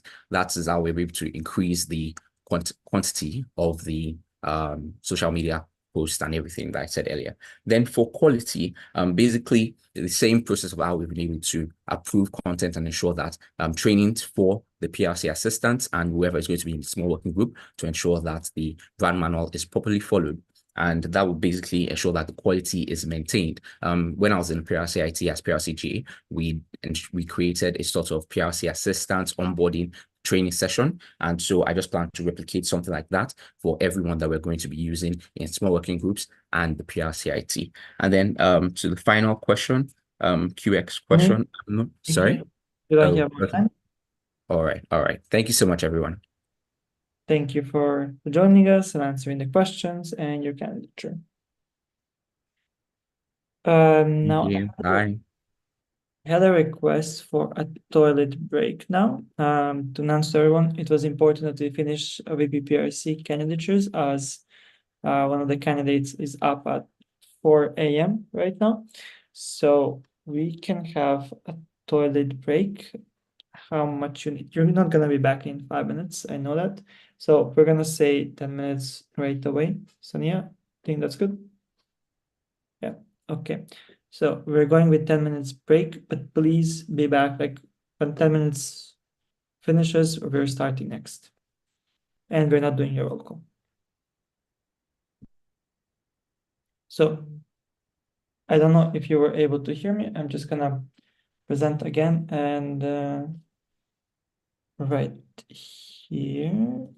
Okay. Please return your voting cards before you leave the room. We have 10-minute break if you need, but if you don't, please stay with us. So it's until 22:20 GMT or 17:20 Ecuador time.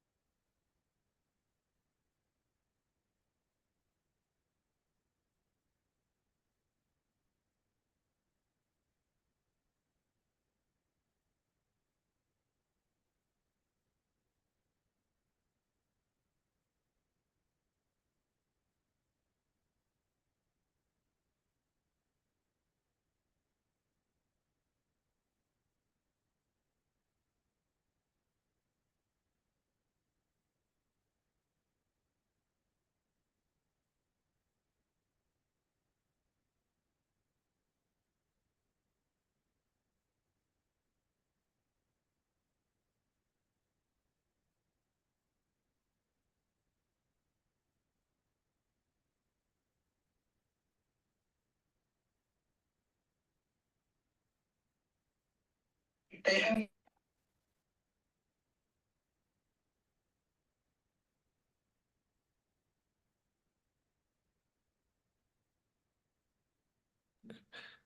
right, people, we're gonna start in 2 minutes. So please take your seats.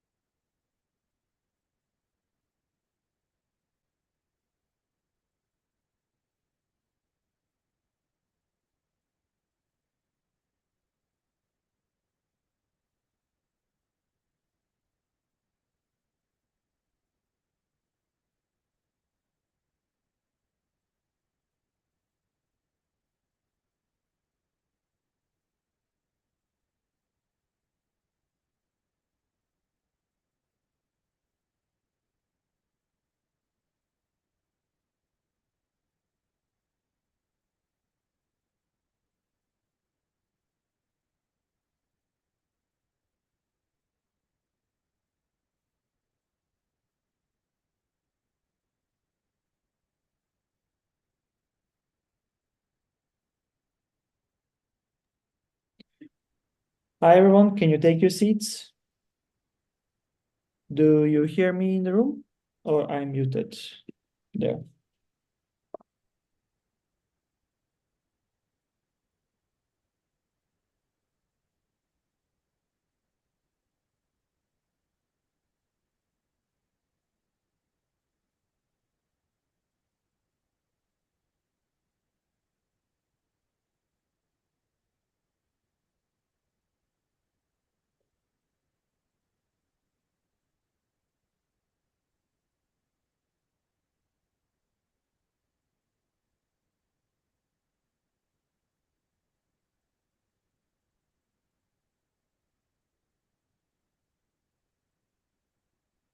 Hello, do we have sound in the room there? Miko? No, they are not hearing us there. I'm gonna try and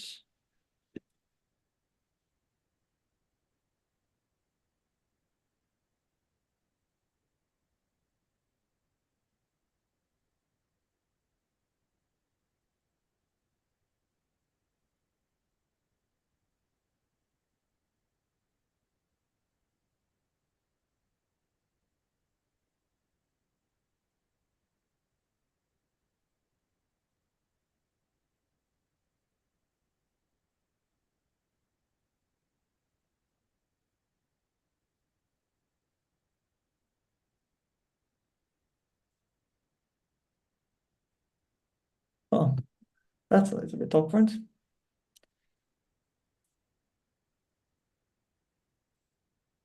Okay, Good thing we have phone calls.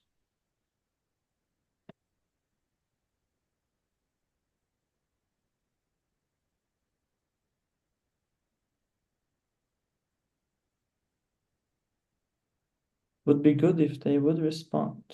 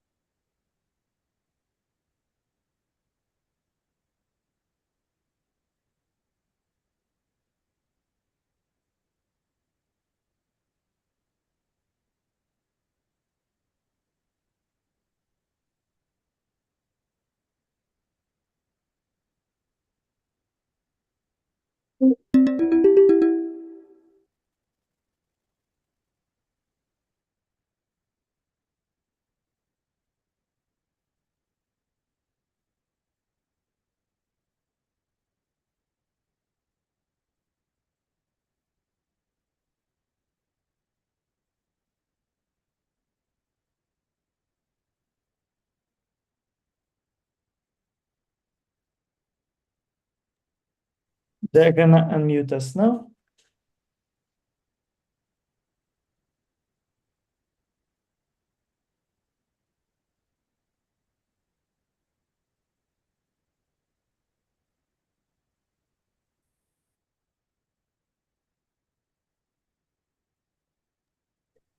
Can you hear us in the room now? Evelina, if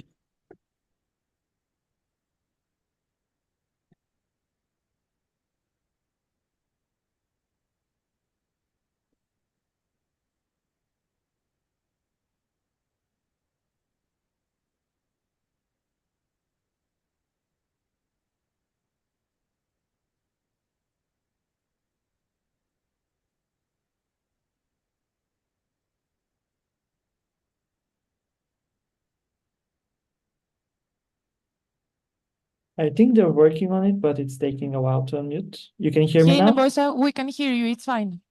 Awesome. So please, everybody, take your seats. We're done with the break. It's been prolonged. So I want to see all of you moving, stopping your conversations. Remember, we're trying to be respectful to all the candidates. We're also staying up late on Zoom to answer your questions and present their candidatures, as well as all the NMOs that are attending online and trying to go sleep as soon as possible.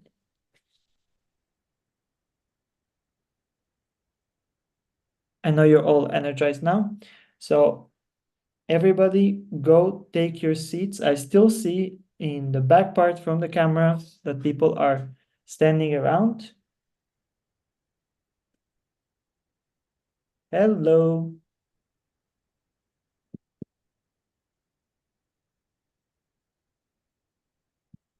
All right, you know what? We're gonna start with presentations. And if you don't want to listen, that's gonna be your problem. Evelina, can you take the mic and silence people in the room and get them to go to their seats? I guess that one is louder than the one that I'm using. Oh, hello, people. Please keep silent. Thank you. There's still people walking around. We had an intervention already about people walking around, leaving the room. We said the break is 10 minutes. It's been 15 now, almost 20. We need to get going. Take your seats. If you have conversations to have, do them outside of the room. And we're gonna start. We have Melike and Namira that are online.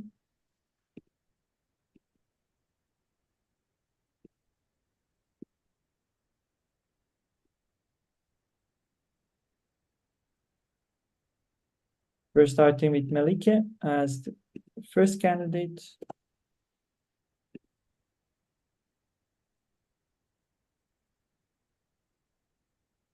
Okay.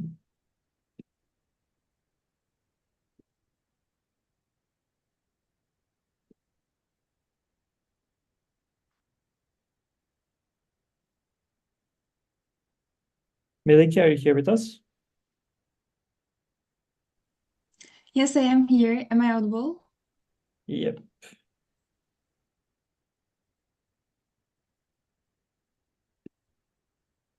Just double checking that Namira joined breakout room.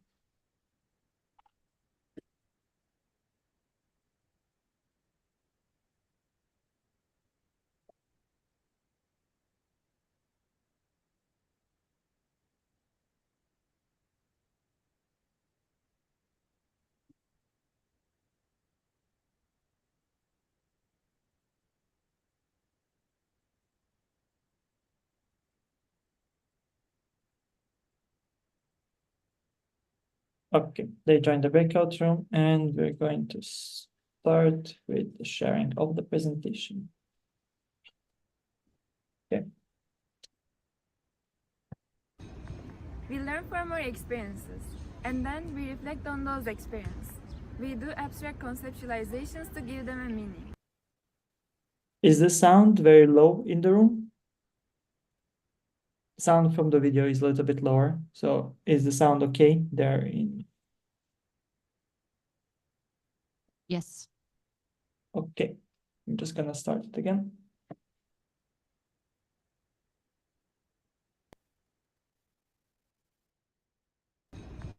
We learn from our experiences, and then we reflect on those experiences. We do abstract conceptualizations to give them a meaning. And then it leads us to another active experience, which is transformed into effective learning.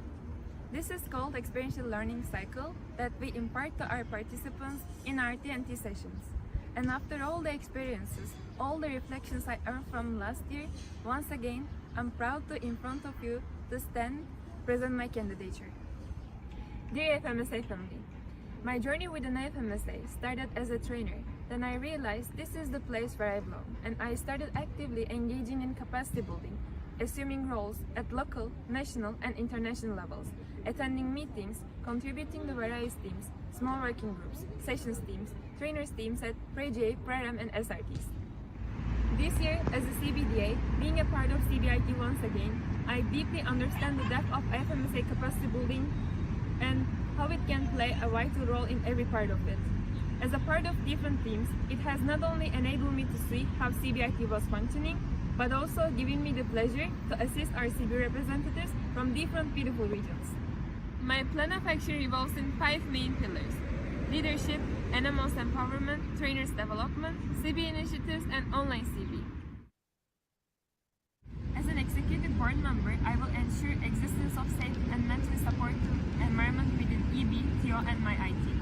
I plan to develop mental health watch, regular check-in, and support mechanisms to do that. I also will be available with a full-time commitment to fulfill my VPCB tasks and open for any kind of feedback. As a point of contact person for standing committee Ds, I will maintain regular communication and extend support whenever necessary. Each NMO is unique and diverse with its various levels of development of CB. In order to help our NMOs establish and develop their CB units, we will provide assistance with our CB arrays throughout the term. We plan to kickstart the term by a baseline assessment, which will be followed by CB buddy groups. If elected, trainers engagement and trainers development will be prioritized among my plans for the next term. I envision kickstarting the term by establishing communication channels and conducting a needs assessment where we can understand the needs and expectations of our trainers community. We will shape our initiatives such as trainers camps, trainers cafes, resource center, and mentorship system accordingly. I also plan to reshape the CBIT roles according to our plan and the needs of our trainers community. When it comes to CB initiatives, I plan to find different ways to ease the process and understand the areas of development of SRPs. To ensure that PREJ and RMs run smoothly and in the most efficient way, I plan to support EB and OC by keeping in regular contact with them. I also plan to work with different NGOs such as EMSA, EFSA, ESM that have training systems to learn from their experiences and share our best practices.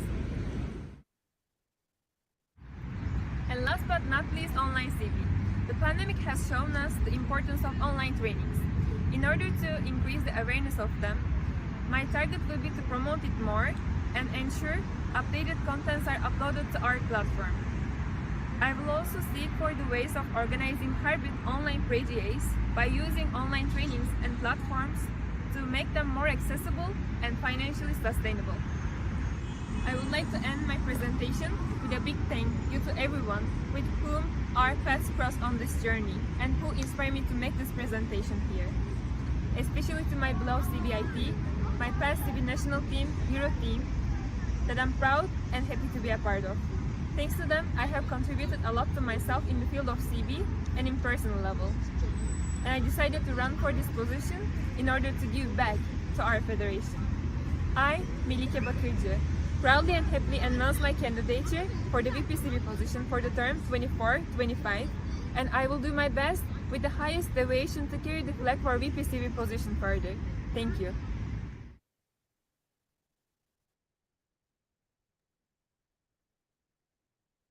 Thank you for the presentation. Already getting hands up for the questions. Amazing. Aleki, you're still here with us? Yep. Okay. Do you want to take all questions one by one? How would you prefer that? 3 for each part. Do you want 2 questions for each part? 2 to 3. 2 to 3. Okay. So we have 2 questions online and we have 1 in person. So we're gonna go with those. They had enough time.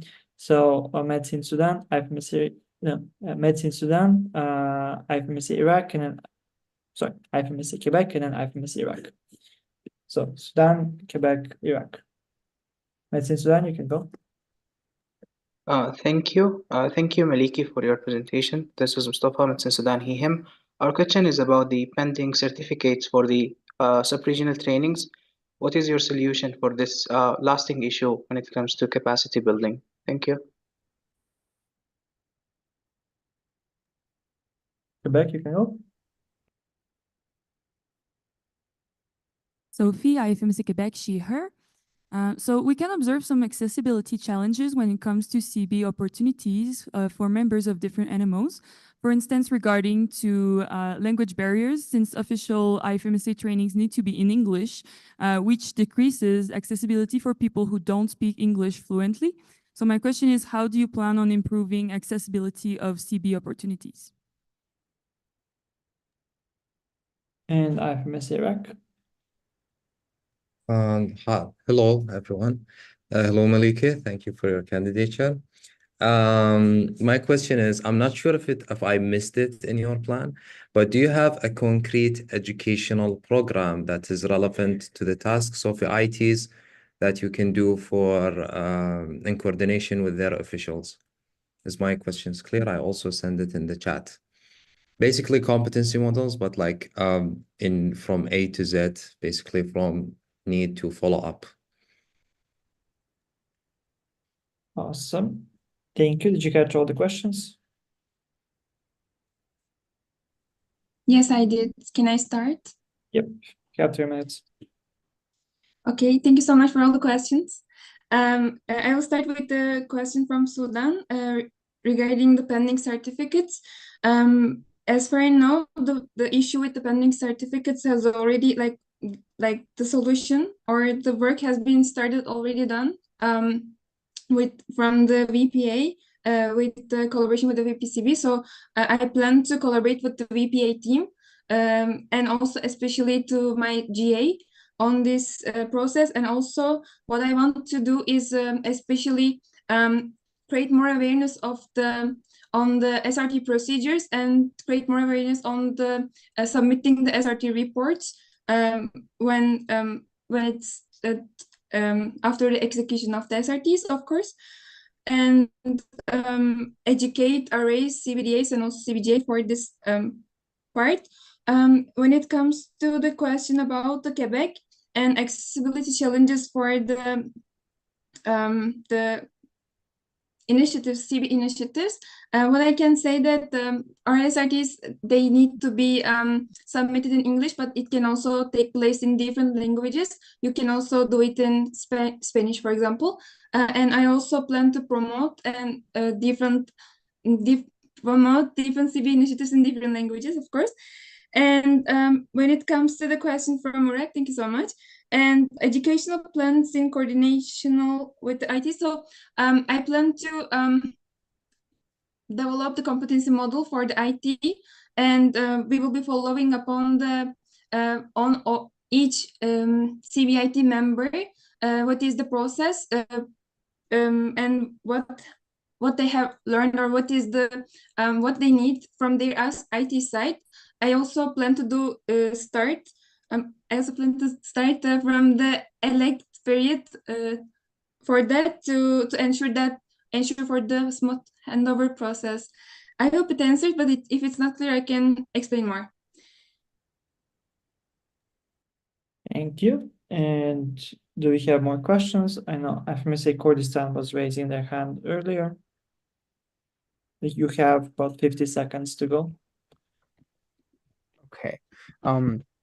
Ahmed from Kurdistan speaking. Thank you so much. I just wanted to know whether you have any plans to implement a trainers camp that is more accessible to more NMOs and that wouldn't necessarily suffer from a lack of participation like before.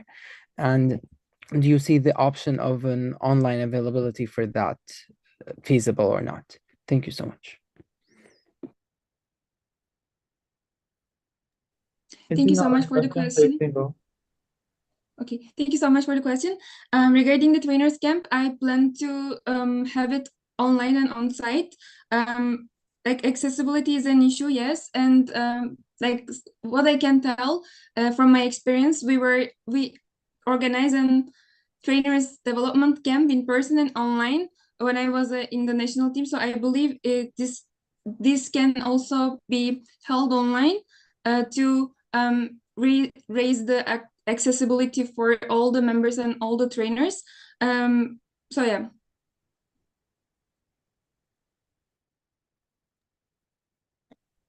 Thank you. You have about 15 seconds. Any more questions? I don't see any. Thank you for joining us and answering the questions. I'm going to move you to the breakout room now.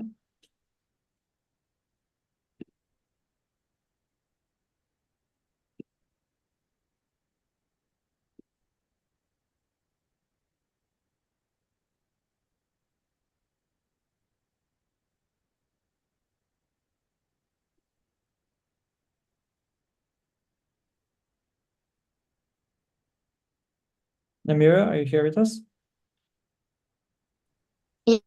Yes, I'm here. All right, pretty audible. That's good. Just getting confirmation that Maliki is in the breakout room.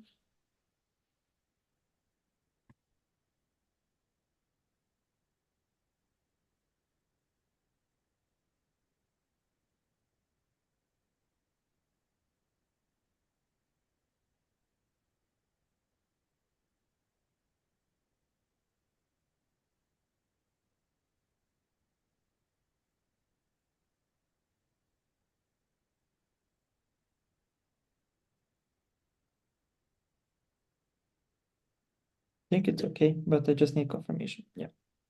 Okay. First starting. Hey IFMSA family, I'm Namir Banu, a passionate medical student from Kamsa Gambia, a dreamer and a firm believer in the power of education to shape a brighter tomorrow. Today I'm not just introducing myself, I'm inviting you to join me on a journey where education isn't just a path, it's a destination.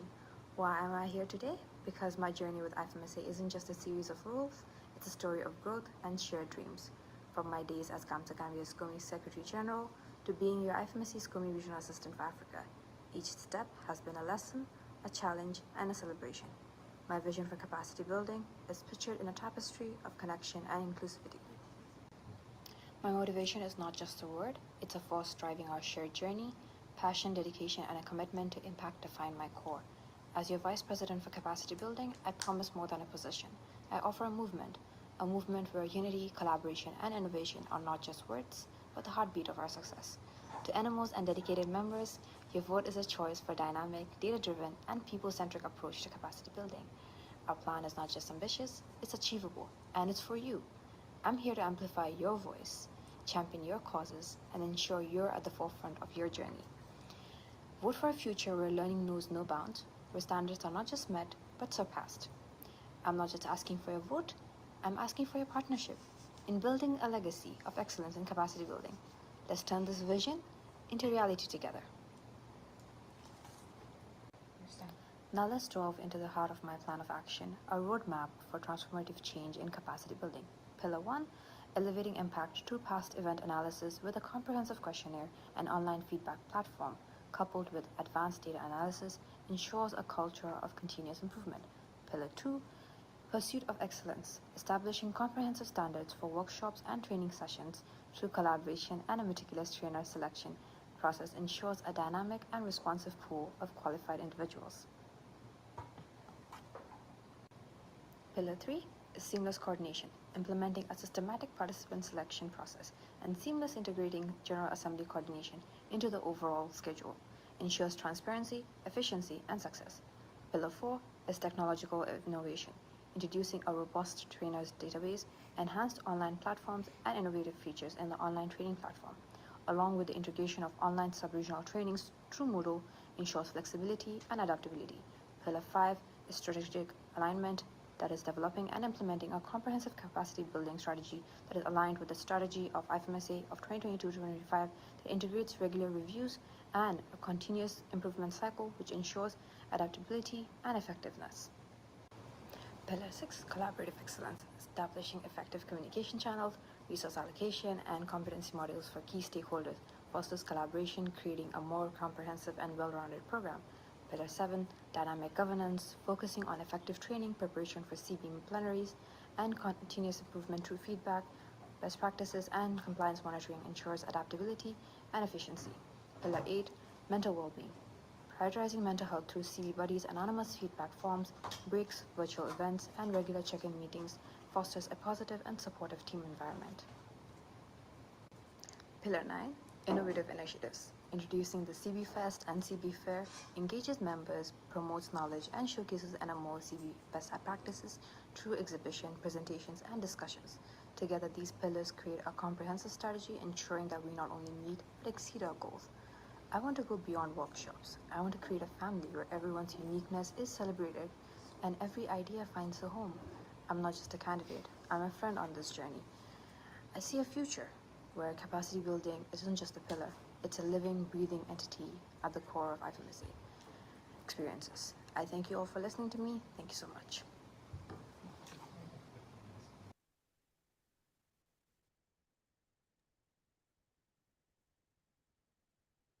Thank you, Namir, for your presentation.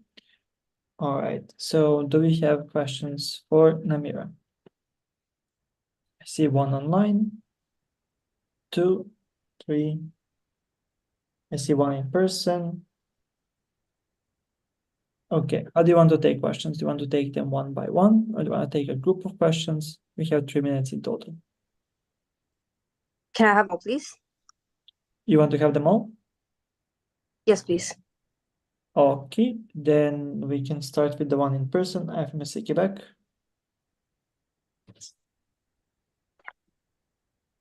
Sophie, IFMSA Quebec, she, her. So we can observe some accessibility challenges when it comes to CB opportunities for members of different NMOs. For instance, regarding language barriers, since official IFMSA trainings need to be in English, which decreases accessibility for people who don't speak English fluently. So my question is, how do you plan on improving the accessibility of CB opportunities for our members? Okay, Medicine Sudan. Mustafa, Medicine, he, him. Thank you for the presentation, Namira. Our question is, are you planning to continue the efforts to host the trainers camp after it was cancelled the last year? And do you have another method to empower the IFMSA trainers?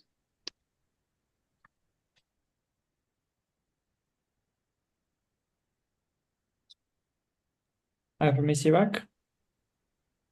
My question, first, thank you for your candidature. My question is more of a general question of, for every official that is running for a new IFMSA position, they always have an initiative that's considered their passion project. What is your CB passion project that is different from this year? And thank you.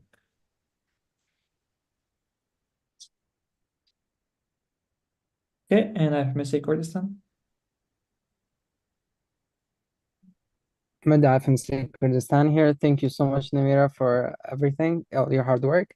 I just wanted to ask you if you could elaborate on your workshop standardization process that you have outlined. You're gonna be basically working on all the standing committee workshops and working with the standing committee directors, and what are your plans regarding that? If you could just give further elaborations regarding it. Thank you so much. Yeah, did you catch all the questions? Just a second. Could Kurdistan please type their question in the chat, please? That would highly appreciate that. Thank you. Okay. IFMSA Kurdistan, if you can type it in the chat.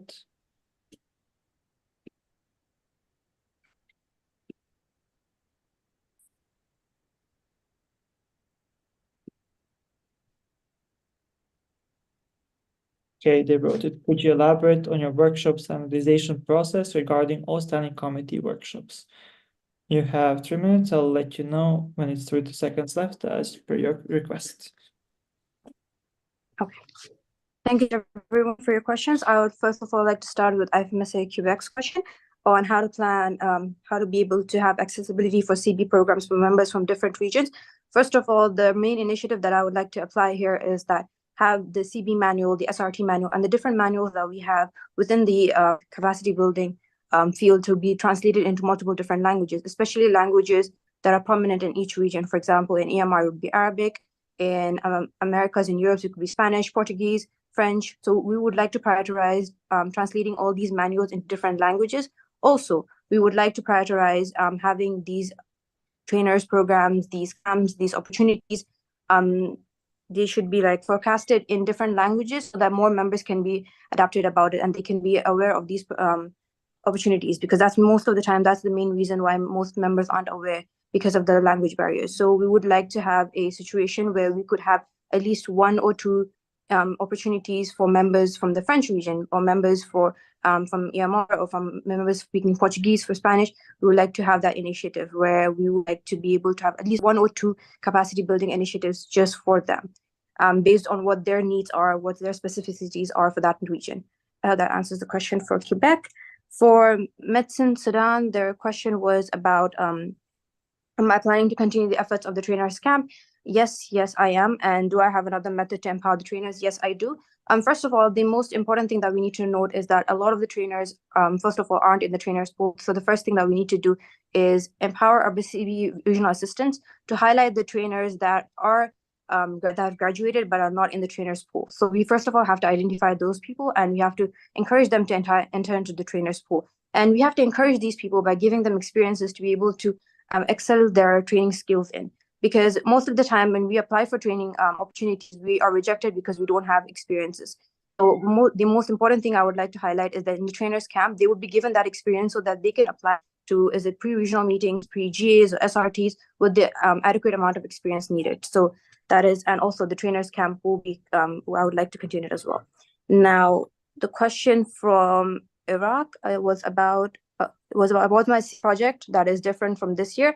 I would like to work on the trainers database. Currently, the trainers pool has a very beautiful database, but I would like to work more on it in order to categorize it much better, because we have people from different regions, people from different workshops, people that are alumni, people that are still within IFMSA. So the most important thing that I would like to do is categorize them so it's easier for people, whether it's an NMO hosting an SRT, whether it's workshop coordinators looking for trainers for a pre-RM or pre-GA, it's easier for them to locate these trainers. So just to categorize them according to region, categorize them according to workshops, according to experience level, according to whether they're still within IFMSA or out of IFMSA. So that would be the trainers database that I would like to work on. And I'd also like to work on the online training platforms that we currently have right now. There should be more standing committee courses involved in there, because currently we just have a couple that are present there. So we would like to introduce more standing committee courses so that they're more accessible to NMOs that aren't able to attend SRTs or pre-regional meetings or PGAs.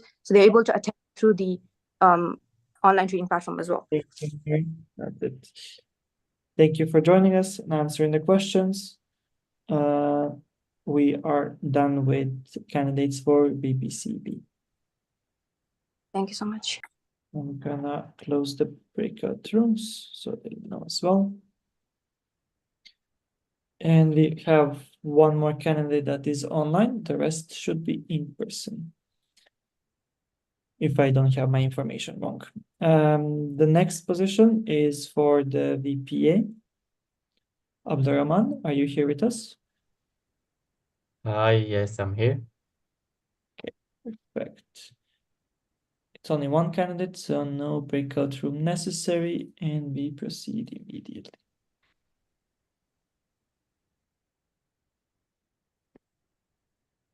Just as an FYI,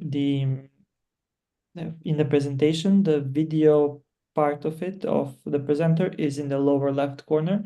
So if there is something blocking the lower left side of the screen in the room, please try to unblock it.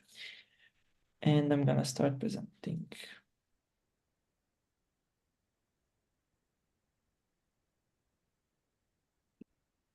Hi, my name is Jeff, and today I wanna rant.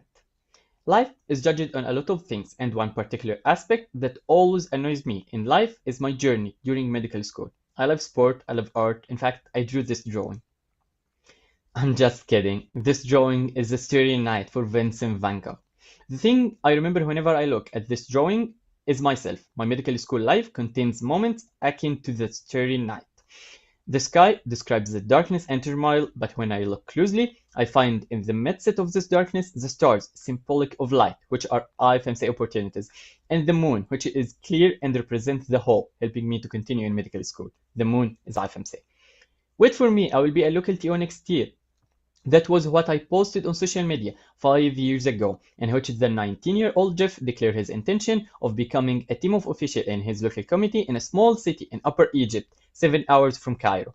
5 years later, I stand before you now, the 24-year-old Jeff, presenting my candidature for the position of IFMC Vice President for Activities, serving also as Secretary General, to medical students across the globe, to make a change in this world. How am I going to do this? Leadership. I believe in the concept of 6 emotional leadership styles, understanding the importance of selecting the appropriate style for each situation. I intend to leverage my organizational development skills to use it in my role as a Secretary General. One of my key goals is to prevent burnout within the programs team, the EB, and TO. Every member in IFMC deserves a support system. The main 4 pillars of my plan. Framework. Update the IFMC Secretary framework to align with the current needs. The IFMC General Secretary work is not clear enough to the members in the GA, so I am going to explore creating an exploratory framework for secretarial operations.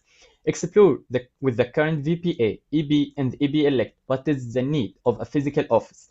Analyze the situation and continue with the solutions. Create archiving. Create an archive master folder, well-designed Excel sheet. Explore adding archiving sessions to the team of officials meeting. Certificate issuance. As a VPA elect, I will explore moving the certificate issuance task from the VPA support team to the IFMC General Secretary. Programs. Number 1. Working on these pillars. Programs reform, simplification of the enrollment reporting process, programs promotion, and IFMC activity database. Number 2. I plan to keep up the same system of VPA support team. Number 3. I will engage in consultation with outgoing and incoming VPEs, liaison officers, regional directors, and the VPA to gather valuable input for our program's annual impact report to benefit from it externally. Number 4, create a unified strategy to update the needed programs, toolkits each term in the same folder, analyze the situation and make the needed improvements and promotion for the program's workshops, SMART and AMAC. As the last 2 terms, I will give the opportunity to the programs team to lead their work and their initiatives. Plenary team coordination, selection, experience, personnel stability, and regional gender representation will be the top deciding factors. Baseline assessment as a start of my term to survey the animal concerns, worries, and ideas for improvement. Unified system, explore with the EB regional directors the possibility to unify the plenary procedures in all IFMC regions to make it clear, sustainable, and easy for members from different regions to chair another plenary and give help without a burden. EBTO work.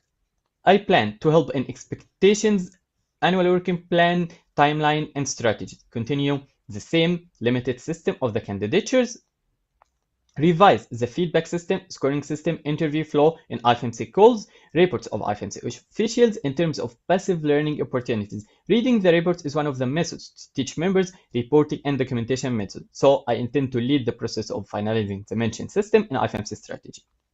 My skills: considerate, determined, consistent, person to what I care and love, and other skills. Highlights about my experience: I'm a programs and plenary guy, programs development assistant for 2 terms, 2022-2024, and a lot of positions. 2 general assemblies, pre-AM23 Smart Workshop Coordinator, EMR Camp, 13 National General Assembly, and a lot. Thank you for your attention, and if you would like to hear me rant some more, this is my mail for my full candidature package. Scan this code. See you. Right, thank you for your presentation.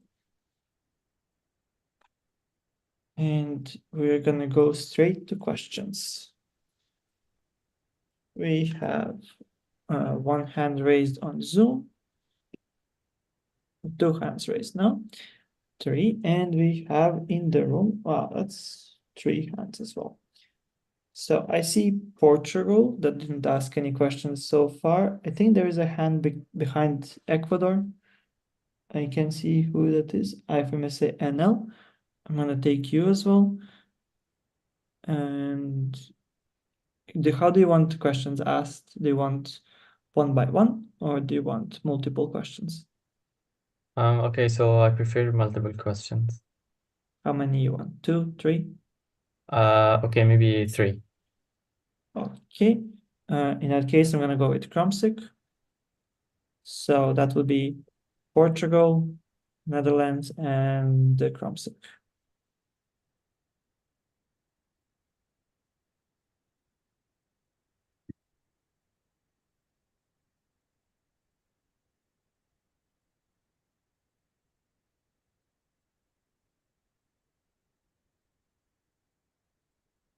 Portugal, you can go ask a question. Paulo, in Portugal, and in Portugal, thank you for your candidature. In your candidature, you mentioned that you want to update the IFMSA Secretariat framework with the relocation of the Secretariat and the new job opening. What do you envision for the functions of the Secretariat? Thank you. Okay, Netherlands. Laura Delvaux, IFMSA NL. How would you prioritize the upcoming tasks for your upcoming term? And Kromsik. Thank you for your candidature. So how do you think your lack of experience with the GA plenaries will influence on your work regarding the coordination of the plenaries?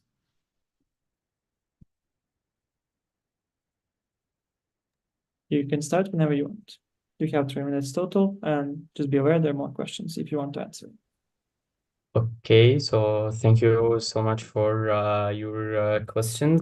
I will start with the IFMC General Secretariat. Okay, so maybe like start work to move the physical office for the General Secretariat will be faced by a lot of challenges, like need to proceed like CCPs and also BCPs to remove Denmark from the documents, hiring a new employee, like also learning about local customs and laws of employment. So this is like a challenges we need to like explore and collaborate with the current EB and the EB elect on how to like make modifications and improvements and find like solutions to these challenges and overcome it. This is for the General Secretariat. About prioritization tasks through the term. Okay, so number one will be I will talk about the programs team.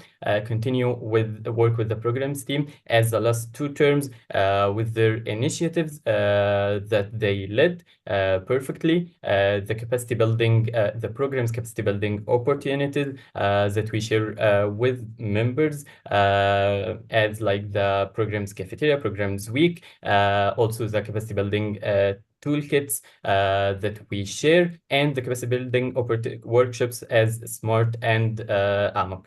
This is number one. This first step. The second one will be sure the general secretariat work about updating the framework. Maybe we need to update pillars like responsibilities, like the office. These points need to be updated after moving, and the exploratory framework, maybe I have in my mind to make a map for it. This exploratory framework, a map like the debate and motion maze in the bylaws. Okay, so about my maybe lack of experience in plenary, as I said in my presentation, like I love what I do. I love my work, so I will work hard during the elect period to have a good handover from the current VPA to know all the aspects of the plenaries that maybe I don't know now. And also I worked a lot in the plenary nationally and locally. In a lot of positions in the plenary team. That's all. Thank you. Thank you. There's about 5 more seconds left, so I don't think you can answer any of the other questions, but feel free to reach out to Jeff. Thank you for joining us online and answering the questions and for your presentation. Thank you so much. All right, so it's been about 1.5 or so hours since the last break. We have 6 candidates left that are all there in person. And most likely, if we go with 2, you're going to request a break. And then we're going to have only 4 candidates to go after the break. So I want to see a show of hands. Raise your hand if you want the break now.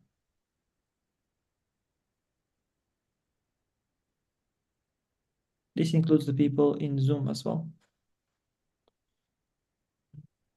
Okay, so I have enough hands for the break now. So we're gonna proceed with the 2 candidatures. So we now have 2 candidatures for VPF, Hannah and Linda. They should all be there in person. So I have a returning officer that should be there, and they're supposed to take Linda outside of the room.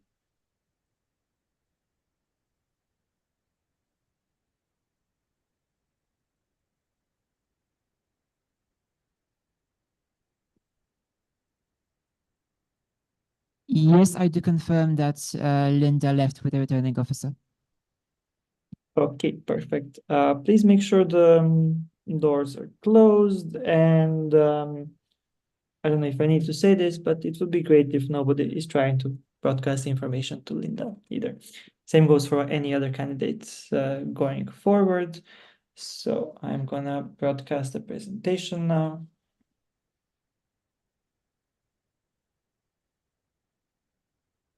Hannah, feel free to take a seat. It's gonna be 5 minutes.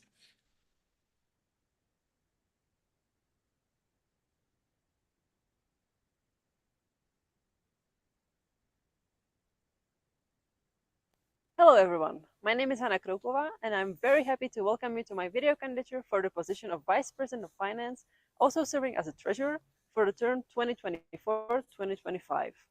To start with a little bit about me, I am a medical student from Czech Republic, a country in the heart of Europe, where I study at the first faculty of medicine in Prague, and outside of IFMSA and medical school, I really enjoy spending time in nature with my friends and dog, and also planning various adventures around the world. My IFMSA journey started 5 years ago and took me across multiple standing committees, positions, and inspiring activities. This March meeting is my 7th GA, fourth one as the head of delegation, third one as the president sessions team, and first one as the member of the VPM international team. In my time as NMO president, I also joined a lot of working groups, including the one on membership fee reform. And last year, I was the co-head of OC for the Neo-Nori weekend and the NMO President's Weekend. My experience in finance comes from different areas as well. As NMO President and member of the National Executive Board, I'm involved with NMO finances on many levels, from approaching potential partners and negotiating with sponsors, to reviewing the yearly budget of the association and preparing grant applications. In my work outside of my studies, I handled finances on multiple occasions as well, from working as a receptionist to leading a team as a manager at the Climbing World Cup. Last year, I also obtained a license for business activity in my country, meaning I can issue invoices in my name, further supporting my work on budgets of the major sport events. In my candidature, I divided my plan of action into three main areas. First one being the general tasks, where I would showcase responsibility, proactiveness, and high level of organization. I would commit to timely and efficient bookkeeping, sharing of financial reports, and building strong relationships with the new team at the Secretariat in the Netherlands. Big topic I would like to work on next term is ethical fundraising framework. Last August meeting, we had a vote that showed support for the new sponsors for AM24, and I believe revision of the current framework is the next step. After discussions with NMOs and the TO, I would also like to focus on building capacity and awareness when it comes to ethical fundraising itself. My second area of focus is to be transparent with our members. Coming from the NMO president background and serving this term in the VPM IT, I can assure you that access to up-to-date information can be crucial. Working on NMO's understanding of IFMSA finances, I would make sure to be accessible to attend NMO president's online meetings and answer any questions that arise. Regarding capacity building, I would like to continue the fall workshop and put also more focus on online platforms where all interested members can enroll. When it comes to the General Assembly, I believe it's the highlight of the IFMSA year. I would be proactive in communication with the OC to make sure everyone is on the same page when it comes to the budget and requirements. Regarding the GA fees, I'm glad to see the discussions happening this year, and I would advocate for an evaluation system that would revisit this issue regularly so that hosting of IFMSA meeting doesn't create an incredible burden on one single NMO. Another topic of focus is the membership fee, where I would like to follow up on the work done in the previous term and explore possible changes to the fee so that it better reflects the situation of countries NMOs represent. This could also go hand in hand with the membership reform that is currently underway and aims to change the way the membership system works in our federation. Lastly, the area number 3, executive board tasks. As much as the F is about finance, the VP part brings a lot of responsibilities that I look forward to. I would actively participate in the EB meetings, share updates from my area of work, and support the rest of the team whenever needed. I would also like to continue to work with the finances IT, continuing the positions of general assistant, capacity building development assistant, and fundraising team. To support strong finances in NMOs, I would like to explore the possibility of regional assistance for finance to make sure there is a bridge between the NMOs and VPF. And finally, I aim to be open to feedback throughout the term. With the rest of the EB, I would also like to make sure that decisions made by the EB are being shared in a transparent and detailed manner. Thank you for providing me with this opportunity to share my ideas and plans. In case you have any questions, feel free to approach me either online or in person.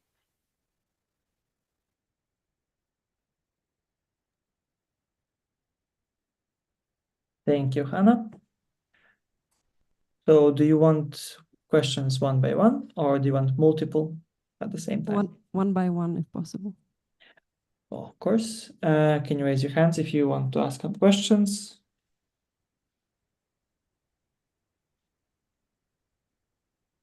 I see one online so far, 2 in person.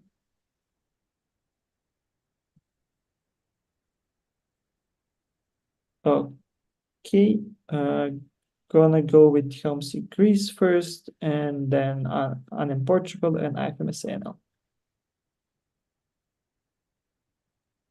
So, Helmsy Greece, you're first, and then we go to the rest. Thank you very much for your candidature and your presentation.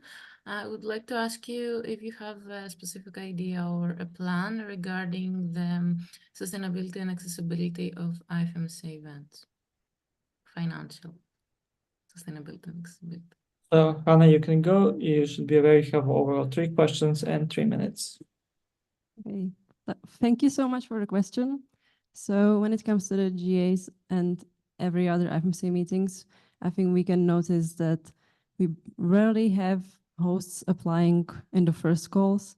And when it comes to the budgets, they're very tight, sometimes even in the red numbers. So my first plan would be proactively approach the OCs and even anyone who expresses interest to host these events to go through the budget step by step so that everyone is on the same page and explore multiple options when it comes to fundraising in the country and ask the NMO what are the options, what are the possibilities. That's where I write a bit about in my candidature about the ethical fundraising framework. So that's partially that I would like to link to the question of sustainability of IFMC meetings and IFMC budget in general. And yeah, that's pretty much it. Thank you. Thank you. And in Portugal? Paulo Hihiman in Portugal. Thank you for your candidature. You mentioned a possible introduction of regional assistance with a special focus on financial capacity building. Do you envision other areas that these RAs can be useful for IFMSA and NMOs? Thank you. Thank you so much for the question. So the idea of our regional assistant would be to create community with VPFs or VPs or anyone from NMOs that works on fundraising and financial matters in general, so that NMOs can learn from each other, not just from the one regional assistant and what the international teams and officials in IFMSA know, and to also support the team, the NMOs in a way of finding different fundraising opportunities, because sometimes they're regional based and there are different options in different regions. So that's why I would like to see the regional assistance. Thank you. And IFMSA now?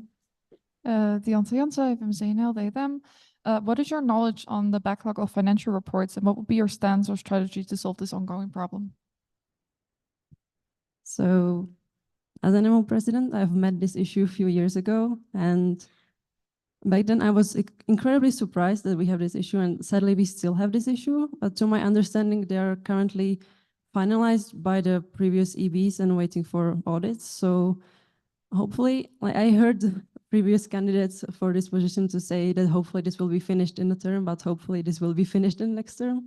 And I would work my best to make sure the financial report for the next term will be done in time.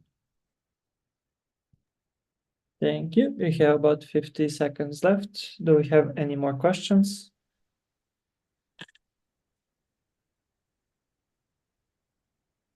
Okay, I don't see any questions. So, yep, we're now gonna switch. Thank you, Hannah, for the presentation and the Q&A. We're gonna have Linda.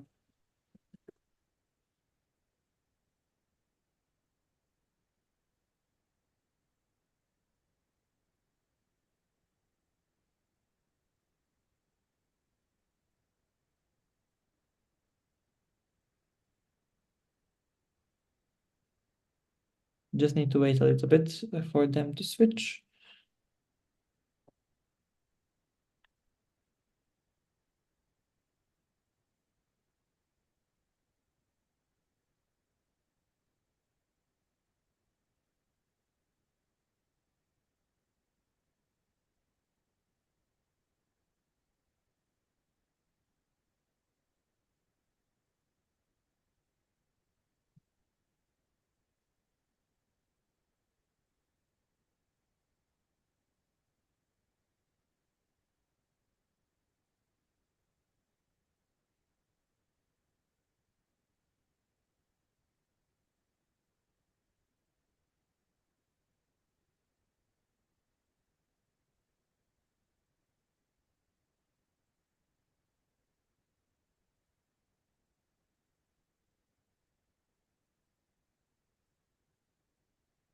Is Linda here?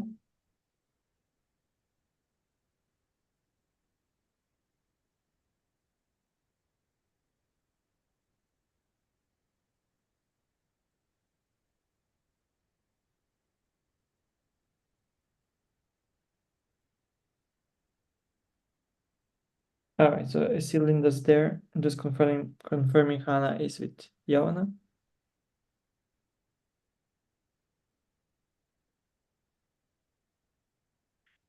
Okay, perfect. We can start. Linda, you can also take a seat as we finish the presentation. It's about 5 minutes, as you know.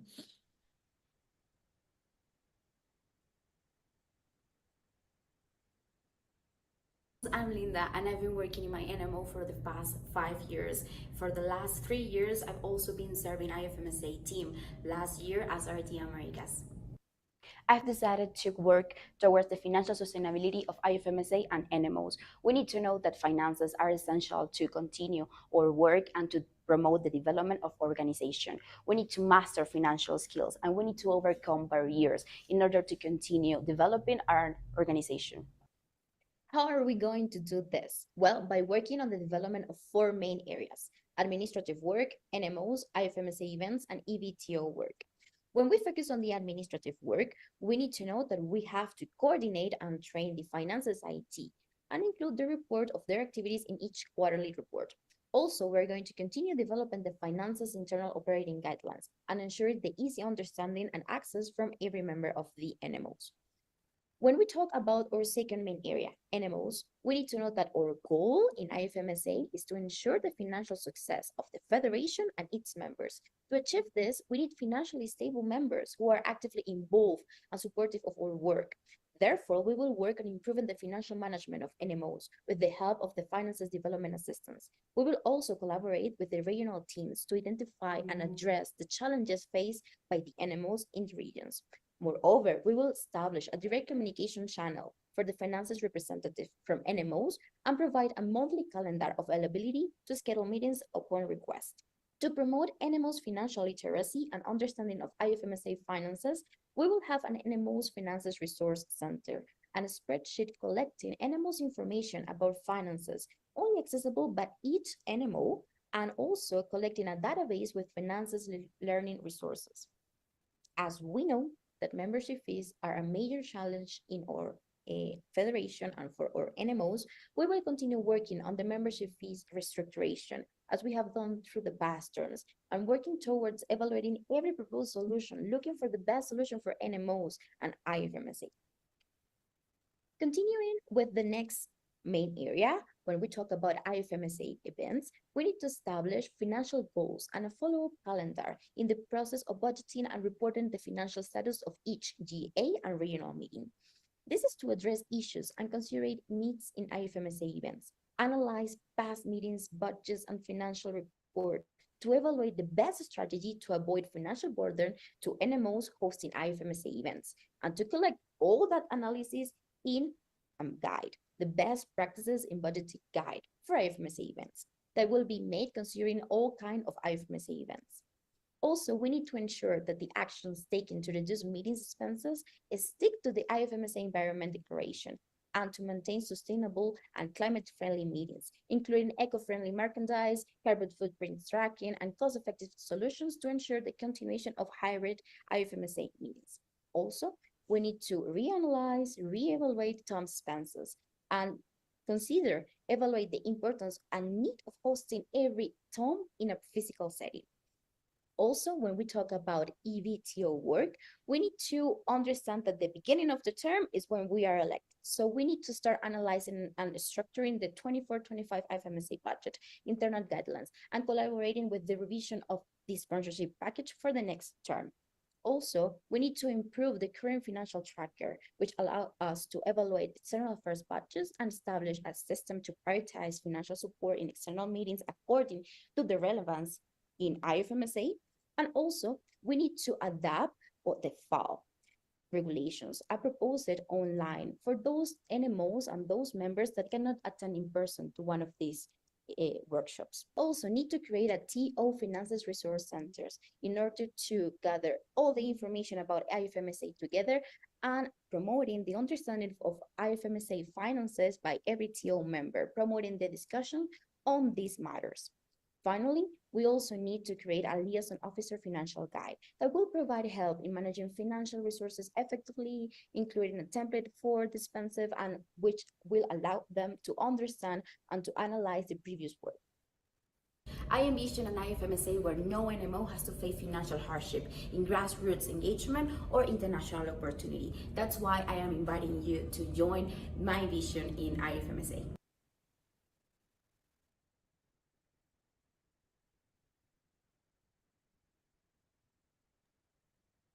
Thank you, Linda, for the presentation.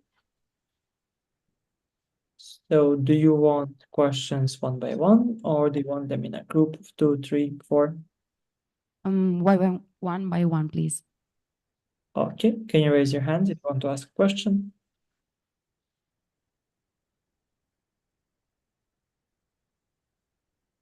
Okay, so I see 2 in the room, 2 online.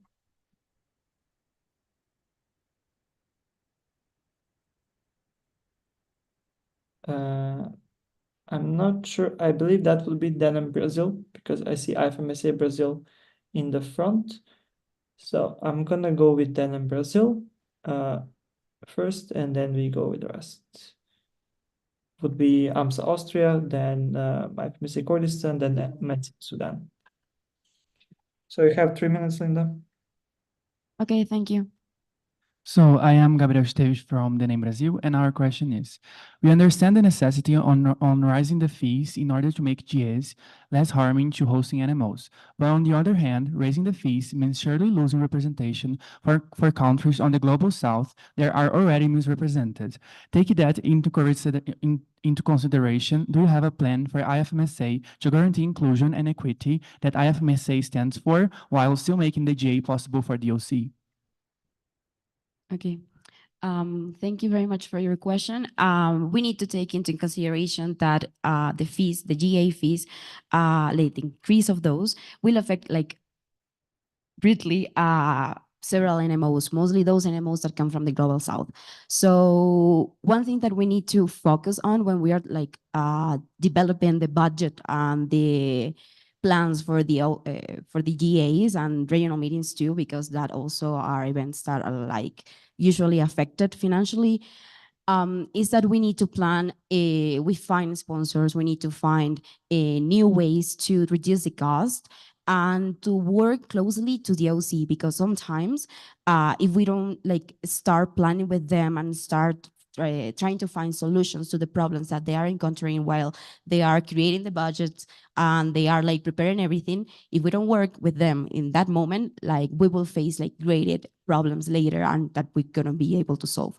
So we also need to find ways to support those animals that will be affected. Maybe talking about new strategies similar to the TAF, applying to grants, contacting new sponsors or people that could help us. Also reevaluating the ethical fundraising framework in order to help also the OC to find new sponsors and new people that could offer a financial stability to the OC. Thank you.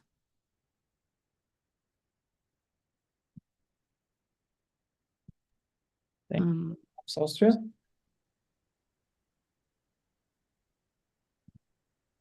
Rebecca Amza, Austria, she, her. Thank you so much for your candidature. My question is related to the question by Dan in Brazil.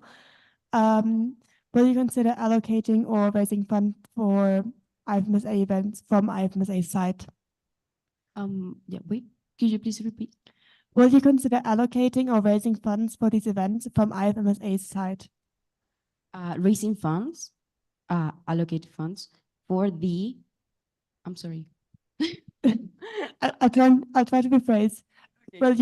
Will you consider taking money from the IFMSA budget to support the hosts of the IFMSA meetings, or raising funds from IFMSA side rather than just making it the responsibility of the hosts? Okay, thank you very much. I understand now. Yes, okay, so we need to evaluate this at the beginning of the term. And if we want to do that, that is really a really good idea. We need to establish it in the beginning, like when we set the budget, and like allocate some of the budget for that events, for those financial support. But we need to find new ways to obtain money, because we need to find the money that we're going to allocate. So that it's also related to, okay, we can create search for new opportunities for grants, for finding new sponsors. Like I go back to what I mentioned before, like evaluating the ethical fundraising framework and see where can I find more money to support these events, because of course we are like, I feel that we as IFMSA are willing to help the OC and the NMOs that are like interested in hosting events. But the reality is that we need to find the money. So we need to establish like new strategies in order to do that. But of course, like 100% interested in do that. All right, you have about 20 seconds for the last question. IFMSA Kurdistan. Ahmed IFMSA Kurdistan speaking here. I don't think we have enough time, but I would like briefly, if you could, elaborate on your NMO financial management plan. I think you mentioned that you're going to be involving NMO presidents, and I just want to understand, will you be trying to also involve NMO VPFs and NMO treasurers? And what certain guideline would you be reinstating to increase financial sustainability and engagement towards finances within regions and within NMOs specifically? And what would be your role in regards to that? Okay, thank you very much. We need to train our treasurers or BPF in NMOs in order to allow everyone to apply for those opportunities that you could find in different events and IFMSA and etc. So we need to focus on, for example, offering a fall workshop. Will be really a good opportunity, for example, like to adapt this workshop to a online setting in order to allow that those people that cannot afford events in person, like have access to those opportunities to learn how to manage finances. Also to establish a like close communication with PPF treasurers, because sometimes they don't understand what is happening in IFMSA and how to manage finances in IFMSA and in their NMOs, because we are medical students. We are not like accountants, like, you know. So we need to start learning, we need to understand, and we need to like work with NMOs and help them through that process. Thank you. Thank you very much. I'm sorry. All right, thank you for the questions and your presentation. So we conclude the VPF candidates. We are going to proceed with VPM candidates. We had two candidates, Grace and Zoe. So Grace is going first. Zoe, if you can go out, that would be great.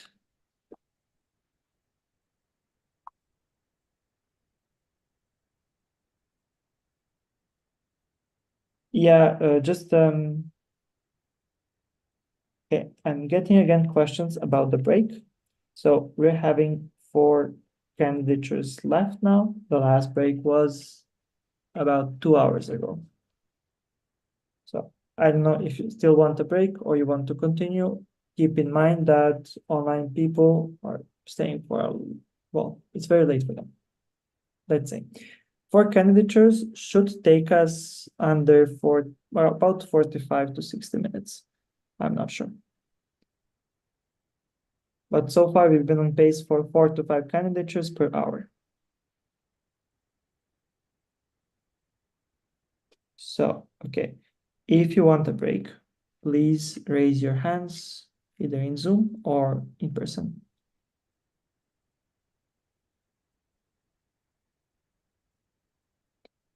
I see a lot more hands this time around. In person at least. Online, I see no one. Oh, there's one. And my plenary team is also raising hands. So the secretaries have been very busy writing all of your minutes, all of your questions and answers. So I'm gonna indulge them in this and have a 10-minute break. But people in person, please, that 10 minutes is basically you get up, go to the toilet, refresh yourselves, and come back. That's 10 minutes. So now is 23:33 GMT. Please be here at 23:45, 12 minutes, and that's it. We continue.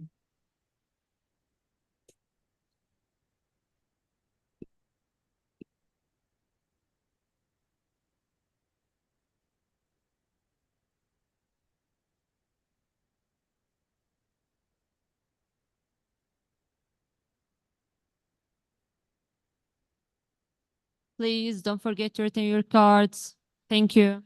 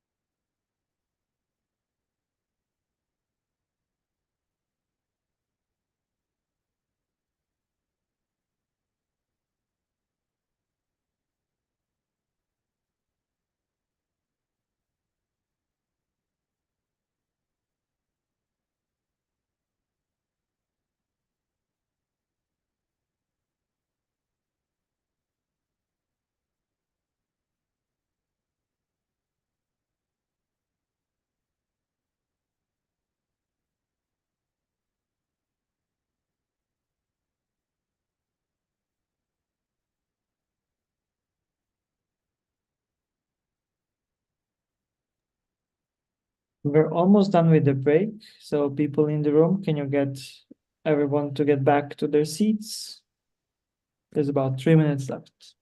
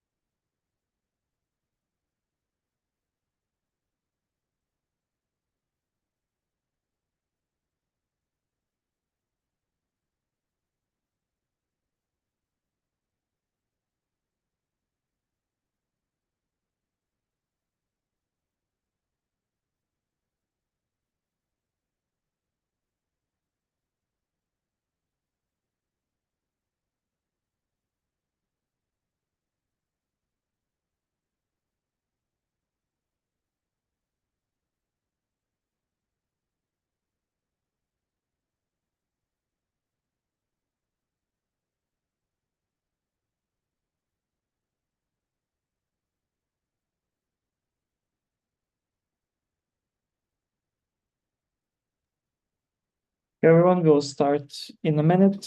So can someone and make sure she's outside of the room?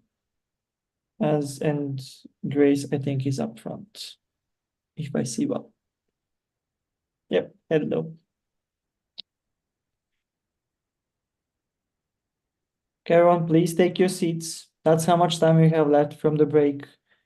Please complete your discussions outside of the room.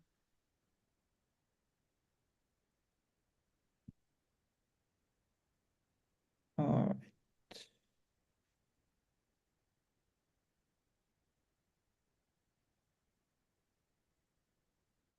Since I was a kid, I always felt a little bit. Since I was a kid.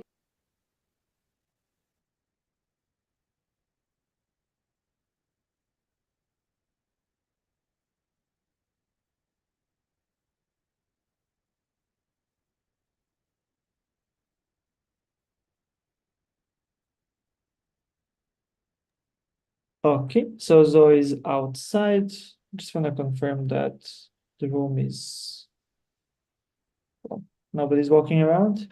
Okay, please take your seats. I'm gonna start the presentation. All right. I always felt a little bit different. I saw my mom running her local NGO with my father in order to drive some change, and maybe for some people it didn't mean a lot, but for some others it was everything. They taught me to care beyond myself and to think about others. They taught me to be kind and to be attentive. So I'm so glad that IFMSA came to my life 5 years ago. Why? Because I don't know if I could have been caught in the day-to-day life of medical students and forgot about driving change, impact, and support, and everything that my parents told me.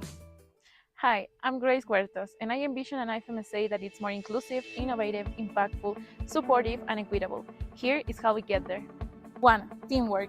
The EV is a decision-making body that needs to be in constant communication with TO, OCs, NMOs, and more members. I will make myself available to support in different EV tasks, as well as bringing the RD's perspective and the NMO's perspective to the conversations. I will also enhance the collaboration of the EV in NMO's joint initiatives. Regional directors. My priority will be communication and follow-up. I will establish one-on-one meetings as well as an RD's resource centers. Also, I will enhance interregional collaboration, and I will create a chart with different deadlines and important tasks that needs to be done according to the regulations. As a previous team of official member, I understand the importance of communication and feedback between TO and NMOs. I will also enhance the collaboration for baseline assessment to gather important data from our NMOs and for better utilize them. I believe building upon the current structure of the BPM IT, strengthening certain tasks such as data analysis, administrative support, membership processes, and of course, engagement with our NMOs. 2. Membership. IFMSA is one of the biggest youth organizations worldwide, therefore its structure should be analyzed through the years. I will make sure to follow up on the current small working group working on the membership mandate and analyze the different alternatives proposed and collect input from the NMOs. For recruitment, I will create a step-by-step guideline and checklist for our RDs to start the first communications with potential organizations that want to be part of IFMSA. I will coordinate their work and support the membership review committee, as well as support membership application process. I will create a resource centers where RDs can find presentations, documents, and flowcharts to increase the communication and support for future organizations. 3. Inclusion. I will prioritize EDI initiatives in the regional level, as well as address language barriers with technology and AI. After expression of interest, I will guide potential hosts to draft a pestle analysis and contingency plans for unforeseen challenges that can arise in these events, and also draft a toolkit on how to be the perfect OC for hosting an international event. 4. Engagement. Of course, online pre-GAs for NMO presidents are fundamental, but also we need to establish more small working group discussions within the NMO president sessions to enhance more brainstorming and collaboration for the plenary. Regional meetings are the most heartwarming space for our members. It is important that the BPM follows up on each regional meeting timeline. Therefore, I will establish a communication with the RDs in a more fluent way for the ones that are approaching to the regional meeting and ensuring that the EV is aware of the different decision-making processes that needs to be tackled in order to have a successful regional meeting. To promote opportunities with our members, I will recognize NMO's involvement in certain categories, but also I will enhance collaboration between standing committees and also other areas in order to canalize all of the information through our specific channels for our NMOs to be aware of what we are offering to your members. 5. Empowerment and support. I will create a pre-GA workshop proposal for presidents, as well as providing an online competency model in an asynchronous way for NMO presidents and EV members. Also, I will open a form for all of the NMOs that would like to have a session on capacity building related to EV management for their NMOs. I will create a Google site called Mental Health in Leadership Position to better support our members that would like to go for a leadership position within our federation. Also, I plan to check in individually and implement a mood tracker with my BPM IT as well with my RDs. Thank you for considering my candidature, and I hope to earn your trust once again to continue working in the federation that we all love. Bye!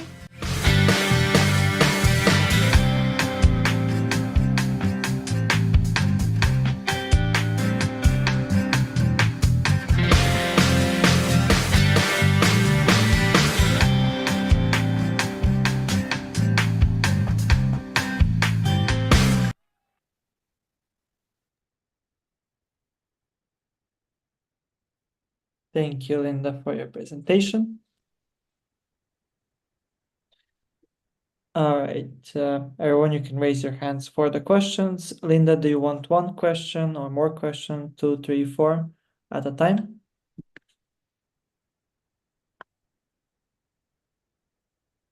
Hola, hi. One question can be? Okay. So I see IFMSA Chile in the room. You can ask your question.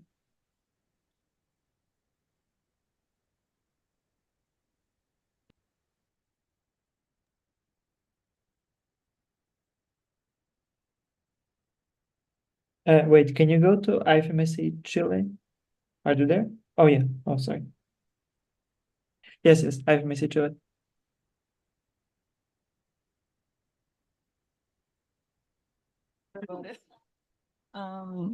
Hello, this is Jose Acevedo. I'm from Sao Panama. And Oh, sorry, Panama. don't worry about it. Okay. And my pronouns are him. So I have a question, Grace. Currently, there has been a discussion about the official communication platforms, and even a BCP has been submitted to regulate this communication. In your plan, you mentioned the possibility of establishing communities to centralize information among national officers and regions. How do you envision implementing this? Calendar, you have 3 minutes, and keep in mind there are more questions as well. Thank you so much for the question.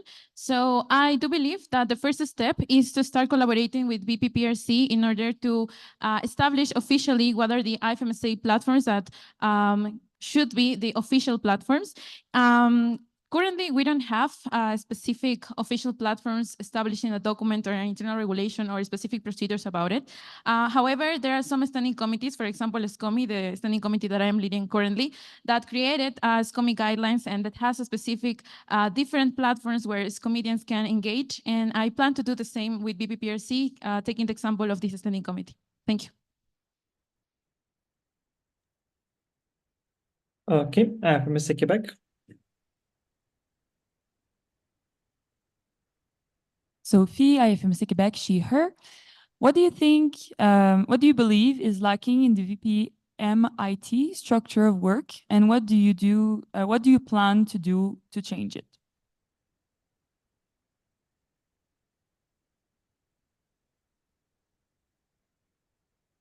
Thank you, Sophie, for the question. I would like to mention that currently, I believe the structure that the BPMIT has is something that has been functioning well. We've seen that the BPMIT structure has changed through the years different times, so the sustainability of the positions are really difficult to follow up. However, I do think that we can strengthen certain tasks, especially when it comes to data analysis. I will enhance that specific tasks to the GA position and take some of the GA responsibilities into the specific BPM position. Thank you. Thank you. IFMC Iraq, they're online. And then hi. Thank you for your presentation. I have a question. I'll also send it in the chat.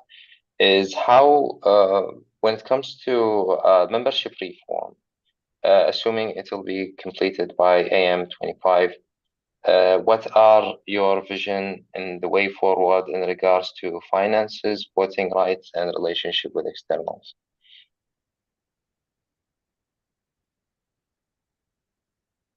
Is my question clear? I'll send it in the chat. Can I ask for clarification for the last part of the question, or can I see the chat? Okay. You can clarify the question because it's a little bit difficult to see chat there. Okay. Meaning, how do you envision the membership structure and the reform that is represents NMOs in the best way when it comes to IFMSA? So to put it in simple terms, it's this way. Did you understand the question now? Yes, thank you. Okay, so when it comes to the membership reform, we know that currently there is a mandate and there is a small working group working on it. There are 3 alternatives that should be proposed by this small working group. And as you have seen, there has been some updates from the BPM IT to the during the president sessions. What I think that it's important from my side is that I can follow up on these discussions. I can follow up on the 3 alternatives that are going to be proposed and involve the NMOs, have open space discussion, have input, have consultations with them. So at the end, we can finalize having alternatives that are more inclusive, equitable, and that can really represent the structure of our organization. Thank you. Thank you. I'm Austria.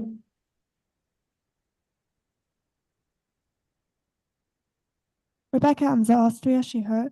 Thank you so much for your presentation. I was wondering, since you don't come from a typical membership background, but do you think it would be an issue for you that you don't have a lot of experience with membership and the process that is involved in that?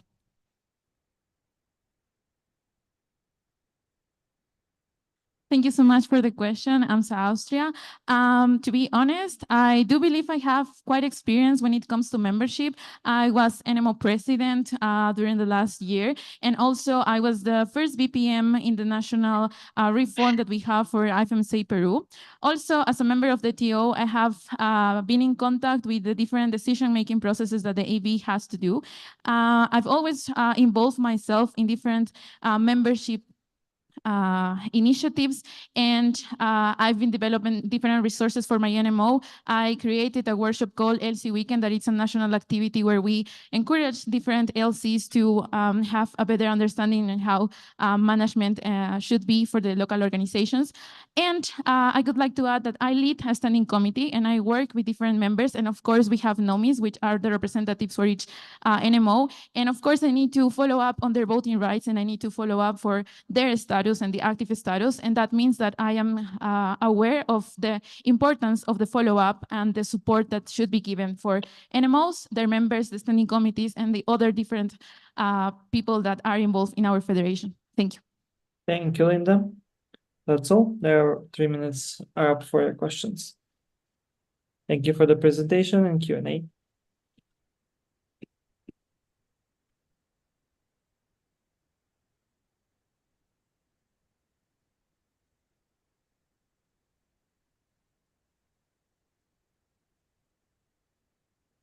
Oh, I'm sorry. I said Linda instead of Grace. Apologies. So you need to go outside and find Zoe. She's coming inside.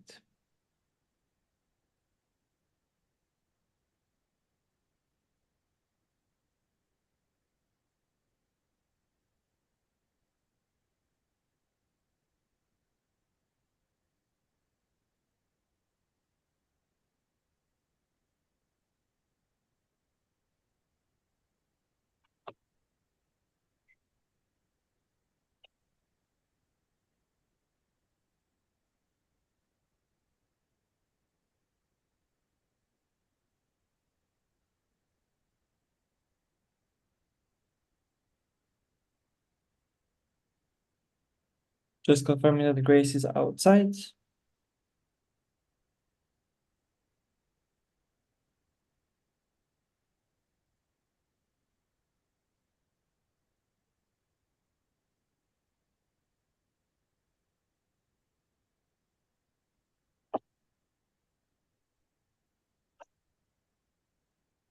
I saw her leave, so I guess we can start. If she's there in the room, can tell me. Okay, we're starting.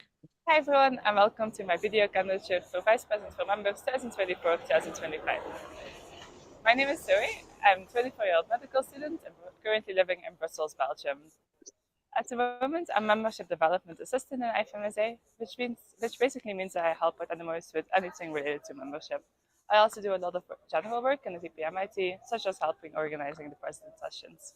Before all of this, I was NMO president, where I spent most of my time organizing events such as NGAs and managing an executive board. It's been almost 6 years since I first joined my LC, and over that time, I've learned many different things. There's a few things I like to specifically talk about, starting off with leadership and team management. So I used to be extremely shy. I was the person who absolutely never spoke up in a group. And after I joined IFMSA, that's something that really changed. Over the years, I really tried to challenge myself and take up more and more leadership positions. And due to this, I got the chance to work in many different teams, including 2 national EVs, 2 VPM ITs, and 4 different membership review committees. Because of this, I got the chance to develop my leadership skills and also learn about many different team management styles. And now I feel completely prepared to speak up and take the lead. Next, we have actual membership experience, which is something I started learning about 2 years ago when I was part of the CCC, and one of my tasks was to review all membership applications. I actually love doing this so much that I applied for the Membership Review Committee, later MDA, and now finally for VPM. Because of all of this, I feel really confident in everything there's to know about membership, and this is something I'm really excited about. Next, we have president sessions and plenaries. So I used to be NMO president, so I obviously loved it. I got to attend many different GAs as head of delegation, and I worked on things such as PCPs, mandates, and many other things. As part of the CCC, I also got a crash course on everything in relation to the Constitution and bylaws, and as a president sessions team, I've learned about all the logistics that go into making the present sessions happen. This also brings me to my next point, which is problem solving. Because if there's one thing I've learned about GAs, is that nothing ever goes as planned. For the present sessions, we try to make the best agenda possible, and then we usually end up doing something completely different. However, this has made me very adaptable, and whatever problem the GA throws at me, from having to find a missing team member at the last second, or having to work with a tiny screen, I really feel prepared to handle it all. Next, I would like to talk about a few things I would like to continue working on as VPM. The first one is a membership reform. So as you probably know, our membership system has gone through some struggles, and last August meeting, the VPM was mandated to reform it. This is something I've been working on all year, and I've been involved in since the very beginning, since I was MDA last year as well. So I feel really confident that I can ensure this all goes well. Next, I want to continue on making our hybrid sessions even better. So this year was quite a challenge for us because it's the first time we have more present sessions attendees online than in person. So we really tried our best to make sure that the sessions are as good for everyone. But I really believe this is something we can still improve in a lot, and I want to continue looking for ways to make these better.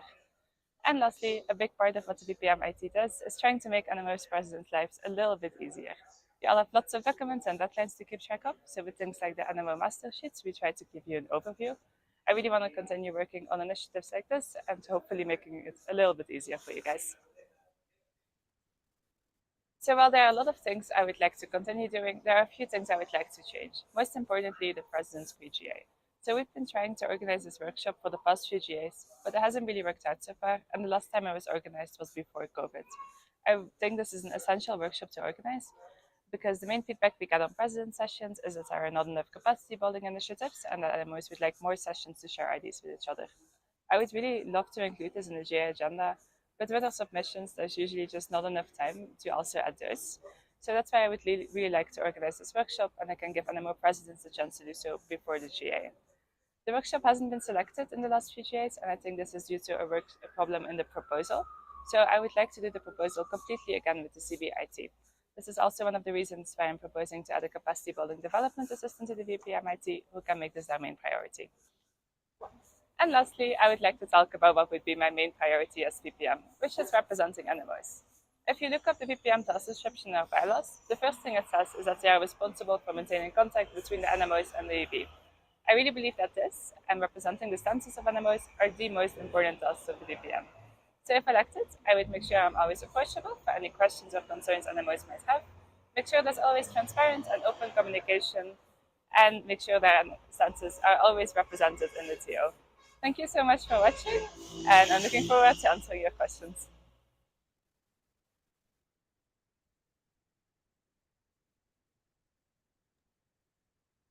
Right, thank you, Zoe, for your presentation. So, as we get the questions ready with the hands raised, do you want to take one question or multiple questions at a time? One by one, please. One by one, okay. Hands up if you want to ask a question. I can see you, don't worry. Okay, I see 2 in the room and I don't see any online. So we're gonna go with the 2 in the room first. So CROMC Croatia, then IFMSA Quebec, and now I got CROMC Greece online. So those 3 for now. Oh, I'm sorry, I didn't see IFMSA NL. You'll be the first one. So you have 3 questions and, well, sorry, 3 minutes for questions and currently 4 questions. Mati Perwan Hihim from Croatia. Thank you, Zoe, for your candidature. So my question is, what is your opinion on the current format of president sessions? And if elected, what changes would you like to introduce? Okay, so I touched on this in my video as well, but for president sessions, there's a lot of stuff we have to do. So there are not that many possibilities to make changes in the agenda. Something I would really like to add more of is space for OSDs, so NMOs can share their opinions and their ideas with each other and learn from each other. I think that would be very helpful. Other than that, I think we really have to continue on making the hybrid sessions better, so the experience is as good for online participants as persons in person. And then there's also a few things we can improve in regards to the sessions itself. For example, a big part of what we do is BCP discussion. And I think we can really improve the communication between the president sessions team and the plenary team, because it's been a bit of a struggle in the last few years. So I think that's something we can make a lot easier. Yeah. Right, IFMC Quebec. Sophie, IFMC Quebec, she, her. What do you believe is lacking in the VPM IT structure of work, and what do you plan to do to change it? Okay, thank you so much for that question. What I think is lacking in the VPM IT is someone with capacity building experience. So that's why I propose in my IT to add a capacity building development assistant. This is mostly for the presence projet that I talked a lot about in the video, because this is something we've been trying to do, and it's always someone in the IT who doesn't have that much experience in it who has to kind of take it as an extra task, which is really difficult, and we also can't put that much time in it. Also, I think for the present sessions, it would be really good to have someone with actual CB experience who can like make the sessions more engaging and stuff like that. Yeah, I hope that answers your question. Okay, Helmsy, please. You have 1.5 minutes left, by the way. Okay, thank you very much for your candidature and your presentation. I would like to ask you, how do you evaluate the bureaucracy of the position of the VPM, and if you have any ideas in order to make it more efficient? Could you like expand a little bit? Yes, for 'Cause I'm- example, yeah. the membership reports, or what do you say, it has a lot of procedures. Okay, so for the membership reports, it is a lot of work and it has a lot of procedures, but there's stuff that I think is really important for our federation. So, like, I agree it's something that takes up a lot of time, but I do think it's a really essential part of the VPM role to keep putting time in that. However, I do think we can improve the collaboration with the RDs and let them also do parts of it and give them some more freedom in that as well. So we can all help each other and it can go a little bit faster as well. I hope that's what you meant. Okay, and IFMSA NL. Laura Delvaux, IFMSA NL Sheet A. You talked a lot about the VPM IT and the changes you would like to make, but I was wondering about the teamwork in the EB. How do you see your role in representing and working with the RDs and other TO members? Okay, thank you so much for that question. So as VP, I'm your contact person for the RDs. So that's the people I'll be working with the most who have to represent in the EB. And I think this is really an expansion of representing the members as well, because in the end, the RDs are representing their region and they are the people who know their region the best. So I was really like listen to them on whatever they know about their region. For example, DB has to decide on the workshops for pre-GA, for pre-regional meetings. And I really believe like you just have to listen to the regional directors there because they know best what our region needs. So I would really just talk with them to really understand what their views are and communicate that to the EV. Okay, there's time for one more question, about 30 seconds, in case anyone has one. But I don't see any. Okay, thank you, Zoe. With this, we conclude the VPM questions, and we have VPE. With VP, we're going with Miko first, and then Lucia.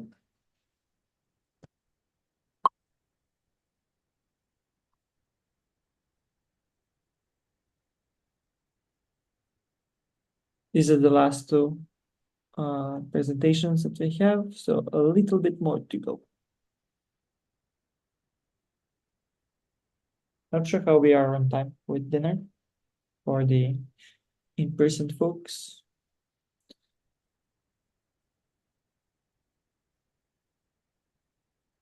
We need to check the agenda. Right. Just waiting for confirmation that Lucia is out. Yep. Okay.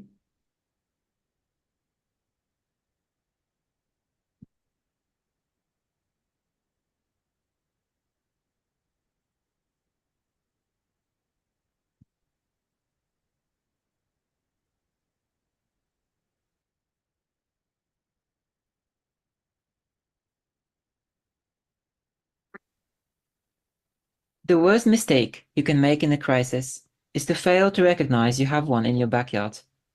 For the past few terms, we have allowed a situation to persist in which, despite the efforts and growth of hundreds of volunteers, delegates, policy contributors, the VPE position has become an annual reality show, a cold drama almost. Each time, we are told, the person is the problem, yet somehow we keep repeating the same scenario all over again. In today's presentation, I decided to outline the core issues highlighted by the past VPEs in the final report, and the ways I will address them as VPE next term.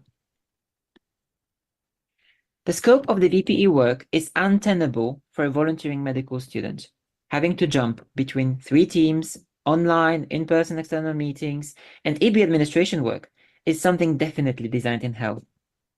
Already, as VPE-elect, I will work towards establishing a VPE task force at AM24. This task force will cut down unnecessary bureaucracy and find ways to equitably divide the work and empower the liaison officers. Yes, liaison officers.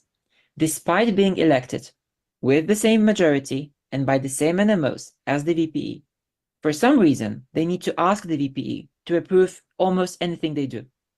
What it does is it reduces their ability to follow and fulfill their mandates independently and creates a huge burden on the VPE, which would be unnecessary if we start believing and enfranchising the LOs, and by extension the regional directors.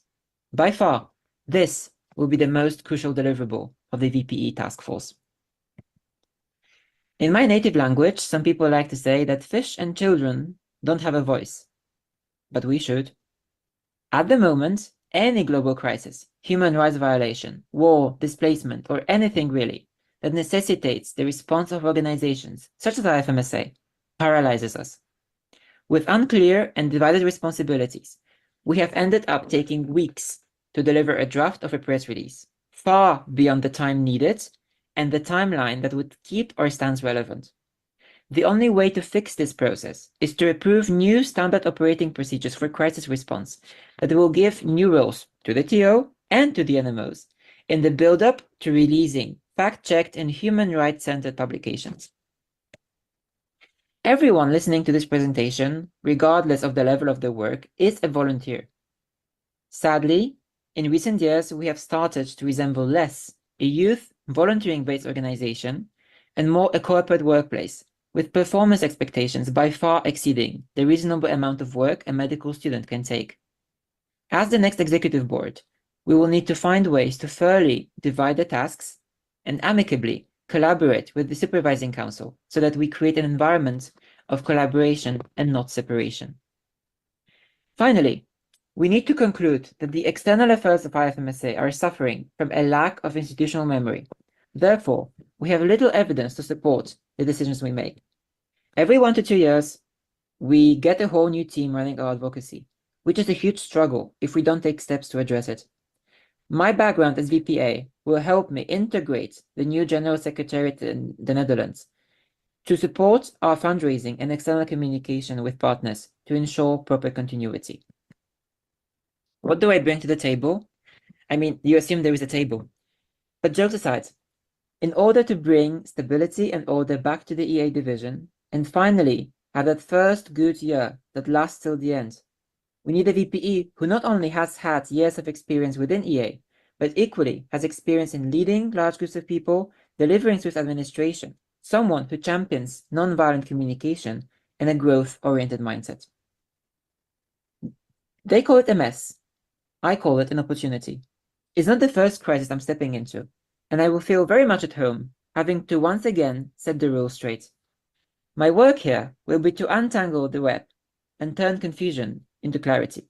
And I do promise to hire a professional PRC assistant who can make professional videos, unlike me. Let's turn this crisis into something credible, shall we? Thank you so much, and I'm waiting for your questions.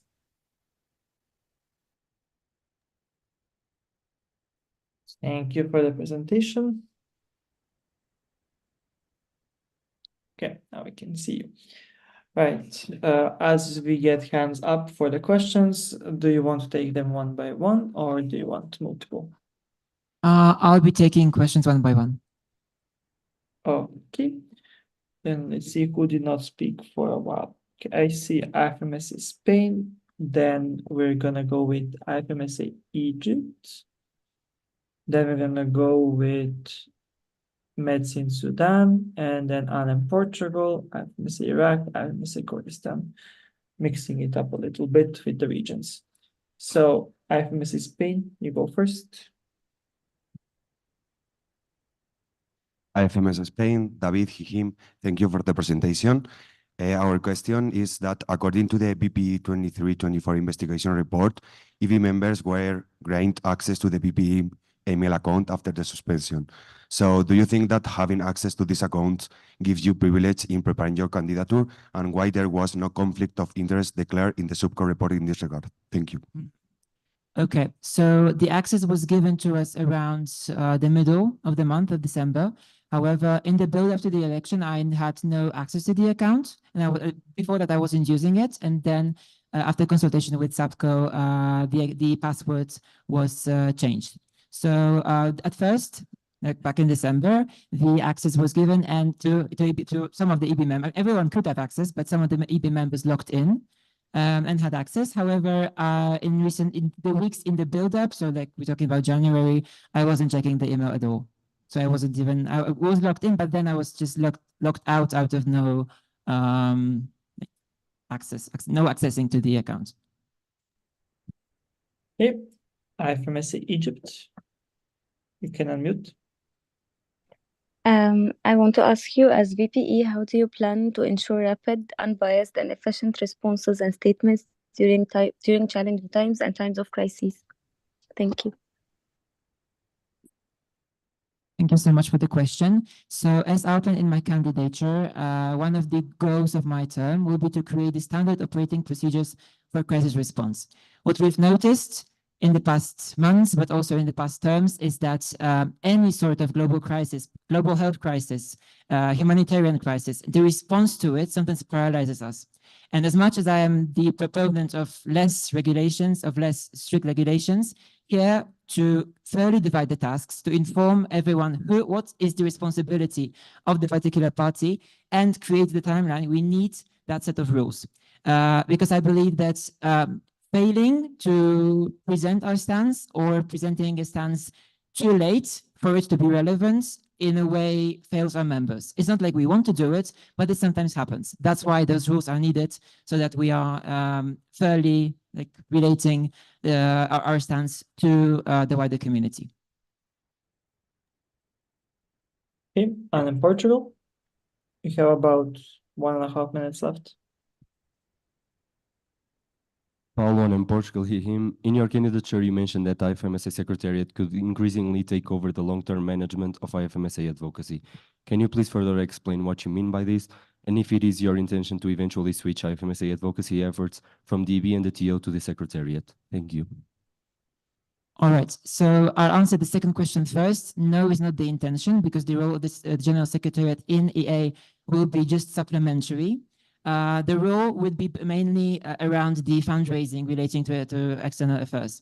It is not something which will be introduced soon, during this term or during the first time of my term, if I'm elected. Because first, the General Secretariat in the Netherlands needs to start to exist and operate well. The person needs to receive handover. So, but already what I'll be inspiring is to find a person who has experience in fundraising and is able to adapt to the discovery of the tasks that are needed. Because if we are employing someone, if we are investing money in a structure like a secretariat, we should get our money's worth. I believe that this person should mainly work on grants, not only on getting them, so applications, but also on ensuring proper follow-up to those grants, so that we are a credible partner to external organizations. All right, Medicine Sudan, there's about 30 seconds left for answer. Mustafa, Medicine Sudan, him. Thank you, Miko, for your candidature and presentation. Our question is, what is your plan for the ethical framework on fundraising and to make it easier for NMOs to find sponsors for general assemblies and other external events? Thank you. Thank you so much. So this topic is mainly related to the VPF position. However, I do agree that the role of the VPA and the A division is important here. And also just me as an EB member, I believe that as much as we need to stay close to our values, and we cannot jeopardize the values just to get one more sponsorship. So we need to have a backbone in a way. But on the other hand, we need to evaluate what kind of like barriers we should like break, because I for example, I do believe that certain within medical education. So, for example, access to platforms. All for your time for questions.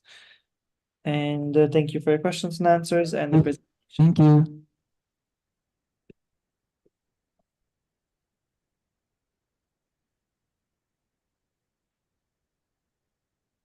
And we move on to our last presenter.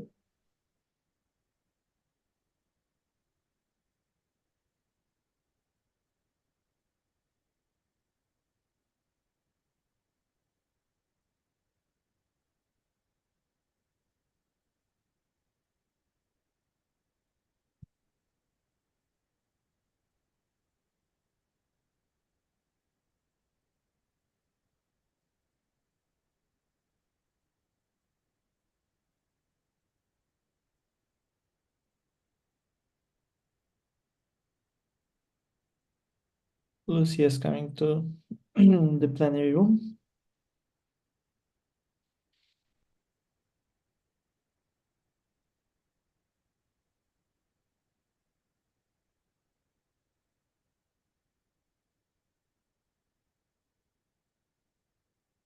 Yeah, Lucia, we're gonna go with the presentation. You can take a seat.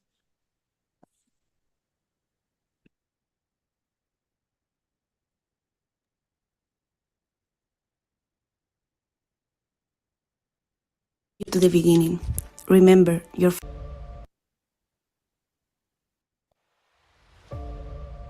Let me take you to the beginning. Remember your first day at med school. Remember your first time meeting your local committee.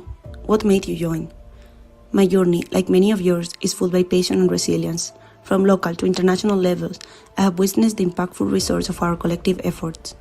What motivates you? And what about me? Look at your right, look at your left. You are my motivation, the beating heart of our federation. It is in the first moment that you jump to your local committee, the shared moments of learning, the first time raising your voice, when you dream that you can make a change, and let me tell you that you are making it. That is the true essence of IFMSA. There is also a first time for external affairs, the first time learning about advocacy and global health, the first conference and policy document, the first time realizing that through external affairs we can have a tangible impact and to create change. From different backgrounds, you are the youth change makers. As Vice President of External Affairs, I pledge to be a leader and a companion on this journey, to amplify diverse voices, to foster an inclusive environment where every member feels valued and empowered through teamwork. Healthcare inequalities and injustice affect us globally. Through adversity, I see a chance to unite, collaborate, and brighten our future. In this symphony of passion and purpose, I find our calling for external affairs. To be a catalyst for change, a guardian of hope, and a voice for the voiceless. My name is Lucia Perez Gomez, and it's my honor to present to you my candidature for IFMSA for Vice President for External Affairs 24-25. My journey in IFMSA started 7 years ago in exchanges. In the last 3 years, I've had the opportunity to work in external affairs with members worldwide. At local and national level, serving as NMO President and VP of IFMSA Spain, and at international level, serving as SCORI EDL and currently serving as IFMSA Liaison Officer for Medical Sciences and Research Issues for the second term. After 4 years in external affairs, more than 15 external meetings on behalf of IFMSA, 9 general assemblies, and coordinating 6 policy documents, let me introduce to you to my plan of action to become your next VPE. Under the first pillar, leadership, I want to emphasize my vision of the VPE, being a true leader for the different leaderships in the IFMSA. As part of the EVTO and the EAIT, I commit to be available and accountable and active in the decision making and to assess the workload of the VPE position during the leg period to ensure sustainability. As the EV contact person for LOs, creating and safe a supportive environment will be one of my priorities and closing the gaps in focus areas. With the VPM, support the RDs in EA-related matters and develop a leadership competency model for LOs and RDs. Teamwork makes dream works, and I cannot envision the EAIT without all the relevant parties. Reformulate the EAIT, include LOs and EAAs, to make sure that we are all working in the same direction with the current positions and including the EA research assistant. ensure transparency, feedback, and communication with NMOs, creating the EA calendar, community, and the alloy. The second pillar, the strategic approach to external affairs, aims to increase IFMSA's credibility and stances in global health. Research, like the path toward innovation and programs, and our effort that race to the occasion. Develop the IFMSA research framework to ensure that our advocacy is evidence-based. Create external meeting calendar to seek IFMSA efforts for funding and opportunities, and review the EA budget. Ensure the active representation of IFMSA in external meetings such as the UNGA, and strengthen our role within the UN system. Moreover, having a meaningful youth collaboration action base with VPE external partners such as WMA, DTH Lab, UH 2030, and World Health Summit, among others. The impact of IFMSA global priorities is still unclear. Regarding the Agenda 2030 and SDGs, develop the strategy and IFMSA and accessible resources tailored to the needs of the NMOs. We need clear procedures and transparency with NMOs in IFMSA's response to urgent global health crises and events, working with VPPRC on IFMSA visibility of our advocacy efforts, and create a monthly newsletter. For the next pillar, capacitating IFMSA on external affairs is crucial for impactful engagement and empowerment. With the LOs, RDs, and the AIT, the EA workshops and initiatives will be analyzed to ensure the fulfillment of the needs of each standing committee and region. Capacitation through IFMSA competency modules for members, NMOs, and delegations. In GAs and RMs, we can use president sessions to showcase EA efforts, capacitate delegation and NMO management, and involve our external partners in different agendas while analyzing the concept of theme events. Last but not least, policy and advocacy. Many efforts have been made in the current IFMSA policy process, but the cycle is still open. I will execute the policy reform done last term, monitor the implementation and usage of IFMSA policy document, and discuss with NMOs how to be more engaged. I will engage advocacy plans for external meetings and advocacy efforts, monitor and evaluate the different advocacy initiatives and its impact, and increase the visibility for NMOs and for our external partners. Thank you so much for reading my candidature and for giving me the chance to be here with you today. If I think of a global health leader, for me, it's also a woman. Together, let us be the change that we want to see in the future. Together, we are the heartbeat of change.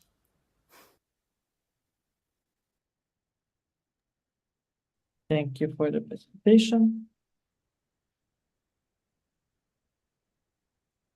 So, as we get some hands raised for the questions, do you want to take the questions one by one or a group of 2, 3, 4?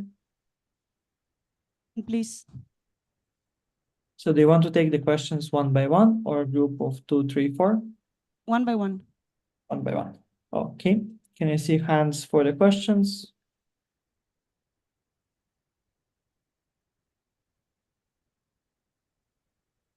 Okay, I don't see any online right now. I see in the room IFMSA NL and then AMSA Austria.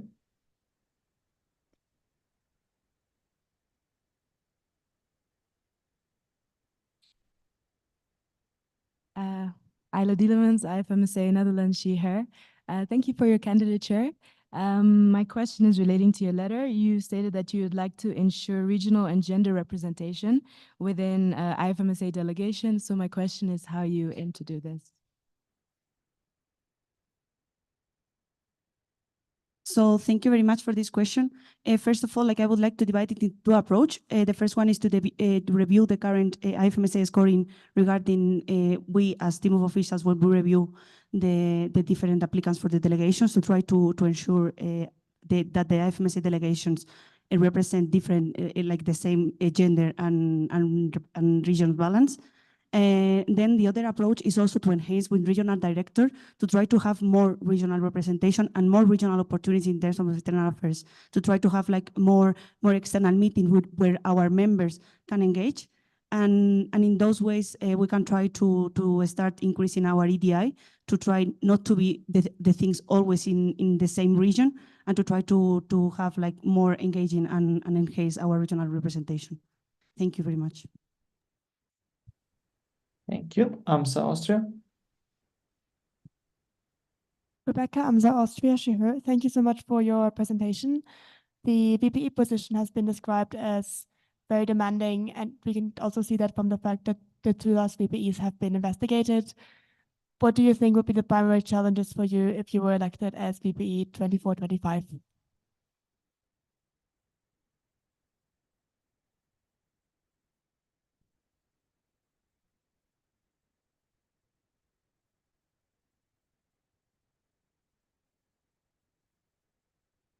You ask the main challenges? Okay, so first of all, I would like to start with workload distribution of the whole EV. I don't think that the VP should be the only position reformulated in case we are doing any kind of distribution. The whole EV should be redistributed, not only the VP position. During the elect period, I plan to assess with the liaison officers and current regional directors and the VP elect, not on me as VP elect, but the VP at interim for this term, the workload of the VP position and how we can reduce it. Because, for example, the VP position, me as liaison officer, I need a lot of approvals from the VPB. Is that really needed? Like me as liaison officer, I already applied to get a position and you already give me that vote of confidence. So for example, like if we can try to divide the workload in that way. More things that we can do and some challenges is that like VP has a lot of focus areas right now. Like it's normal because there are some focus areas in external affairs that are overarching. And we will also need to assess if we want to continue this way, because this also creates a lot of workload in the VP position, as it is very demanding also to be part of the EB, being part of the TO, being leading different ITs, and also being in the need of going to different external meetings. And yeah, like those are the things that I would say that are the most struggles. I would also like to add as a struggle the different EV dynamics that I think that have been an issue within the distribution of workload and also within like as we can see in the previous investigation reports. So I would really like to create a safe environment within the EV to try to avoid this and to try to have a very way forward within the EV and in the workload distribution also. Thank you very much. Thank you. We have about 30 seconds left. We have a question from IFMC Iraq online. Oh, hello, hi, this is Ali Hilali from IFMC Iraq. My question is, do you have in mind developing more accessible workshops for the NMOs that want to host SRTs with external affairs themed workshops? Since the current workshops are difficult for the NMOs that want to develop their external affairs capacity building and don't have the resources that are mentioned for the GHA within their NMO. Is my question clear? Yes, thank you so much. So regarding the workshops and how to implement them in SRTs and NMOs, my plan is to analyze the current workshops that we have. Because, for example, like for the GHA, it's needed that one LO or VP has to be delivering the workshop. So it's also like difficult a lot to NMOs to implement them. My plan is to try to assess the needs of the regions. So also like SRTs can be fulfilling the needs of the different regions because the regions are very, very different. And I'm also planning to develop with the liaison officers workshops that are specific to focus areas. Thank you very much. Thank you for your answers to the questions and the presentation. With this, we conclude presentations for VPE and all the presentations for tonight. This would be the last agenda point. Now, I have a few announcements to make for tomorrow. I think it's important for you to be aware of what's going to happen and the motions that need to be submitted. Yeah, there is a sleepy face on the Zoom. So I'm not gonna take too long, just a few minutes, and you're gonna be managing tomorrow much better. All right, so the first thing is that we received the request for the tier reports to all be separated and voted together. So what that means is that what we already thought would be a high possibility that tomorrow it will be very difficult for us to complete everything for validity. I'm gonna put this as unofficial point here, unofficially validation procedural motions statements.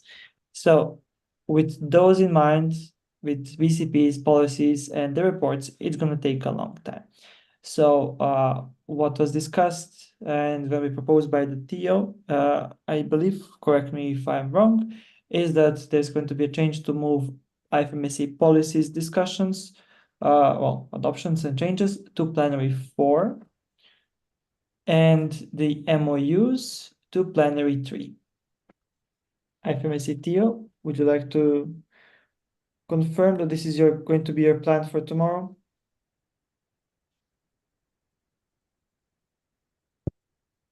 Hello, FMSA President ad interim.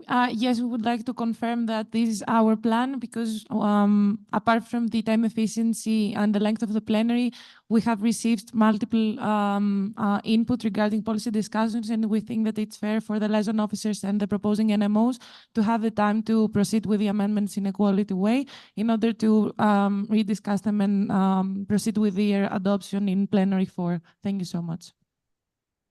Thank you. So what this also means is that if you want to amend policies, tonight is the deadline originally.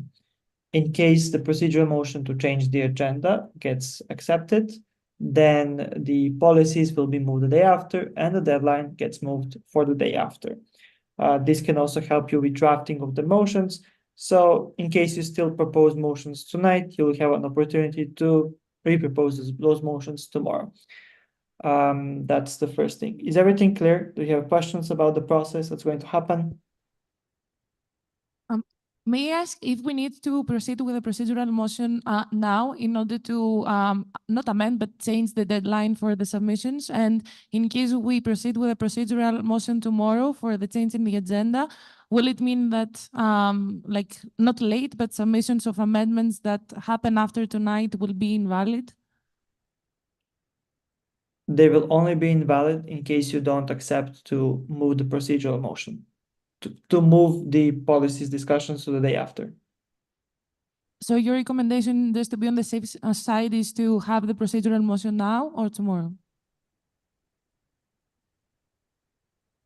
Whatever you believe would be the best outcomes for you.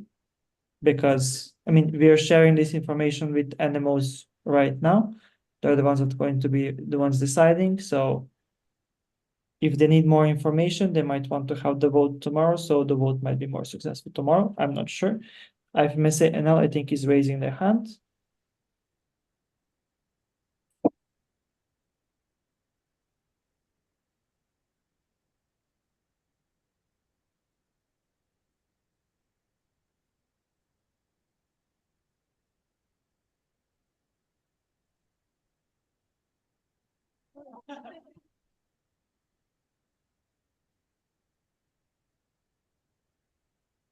Okay, this is Tianta from ZNL, them point of information. We would prefer to do the procedural motion now, so we would know what the agenda looks like, what the deadlines will be, and also how to plan our NMO hours and voting, and possibly talking about amendments, etc., etc. So I don't know if anyone else agrees or disagrees, but that would be our stance.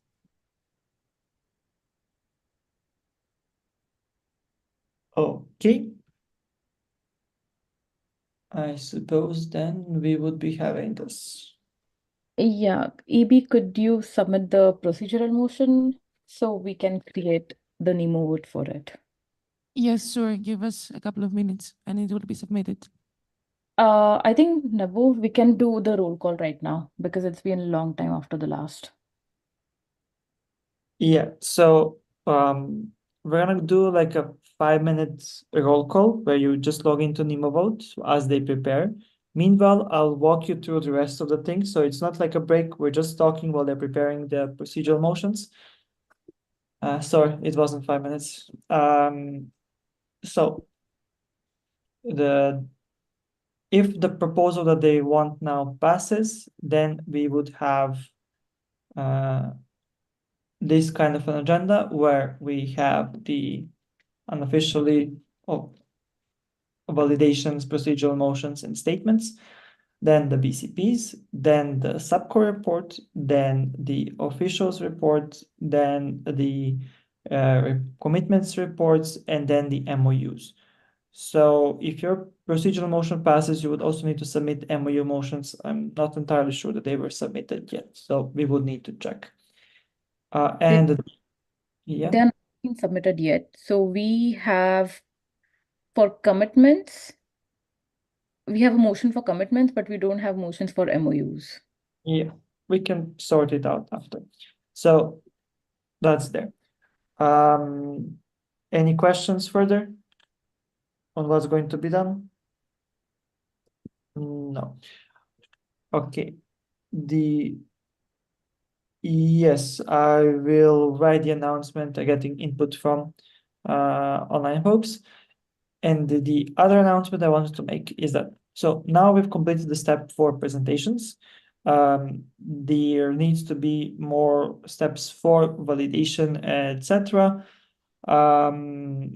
Probably the best time to do them is going to be tomorrow, so that we get through everything and that we know who should be participating in the debate and who should be considered by the NMOs for the elections on the last day. So I would recommend that if you want to validate any of the invalid candidates for positions or the members for upgrade or new members, that you do that tomorrow and we just go through it then, rather than on plenary 5 right before elections. Then for the debates, that will be the next step.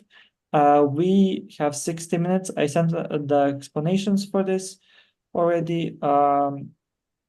But just to summarize, we have 60 minutes for debates for 16 candidates, which equates to like 3 to 4 minutes each, kind of like what you heard them answering right now. And what was done before was that all the questions that were in the debates questionnaire were also shared directly with the candidates. However, now there is going to be maybe 3 to 4 hours between the EB debate and the time when you have your NM hour. That's like 1.5 hours and gives you the ability to decide. And all the candidates, as you probably are aware, are occupied somehow within IFMSA and have their obligations during the GA. So what we opted to do is to take random 5 questions out of the ones that are submitted and were not read in the debate and have the candidates answer those questions. I've sent already all this to the candidates. They had no inputs for me regarding that process. Also sent it to the NMOs, no inputs so far. Correct me if I'm wrong, but I think I did. So do I have any inputs right now about the process for debate? I will be opening the form for questions for the debate sometime during your dinner next hour, and you will have until the end of next plenary to submit your questions, after which we'll get the questions for the debate and the after top 5 questions, basically. Okay, I don't see any questions. I don't know if you were able to also focus on what I'm saying. So I will write also this in an email for you, and please reach out to me if you have any inputs on that. Have you completed the procedural motion? Yes, we do have procedural motion from the EB.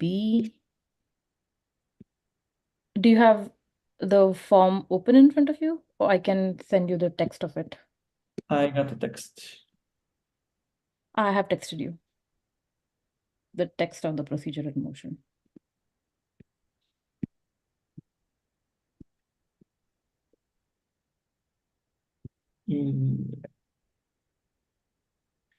Are you asking if they are valid? Yeah, I mean, is it all fine? And we can, oh, wait, there is a point of order from NL. Okay. We need to finish the roll call. Yep. The answer IFMSA now, then we cannot see what's on the screen, so we would like to have it made bigger so we can see what we're going to be voting on. Hey, thanks. No problems. Thank you, Anil. Yeah, I think also that would be point of information for further references. Point of order would be when plenary procedure is going wrong.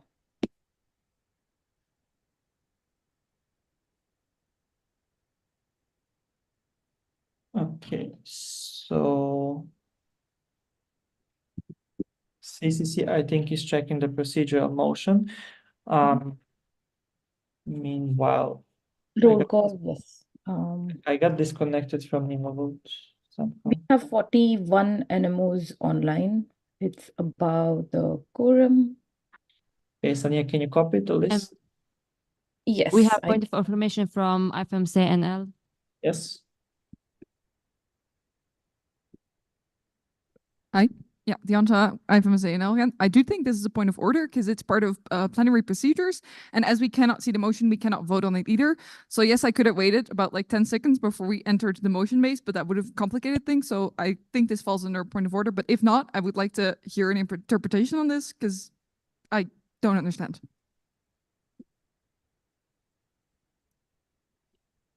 Okay, Want so interpretation from CCC or do you want it from chair?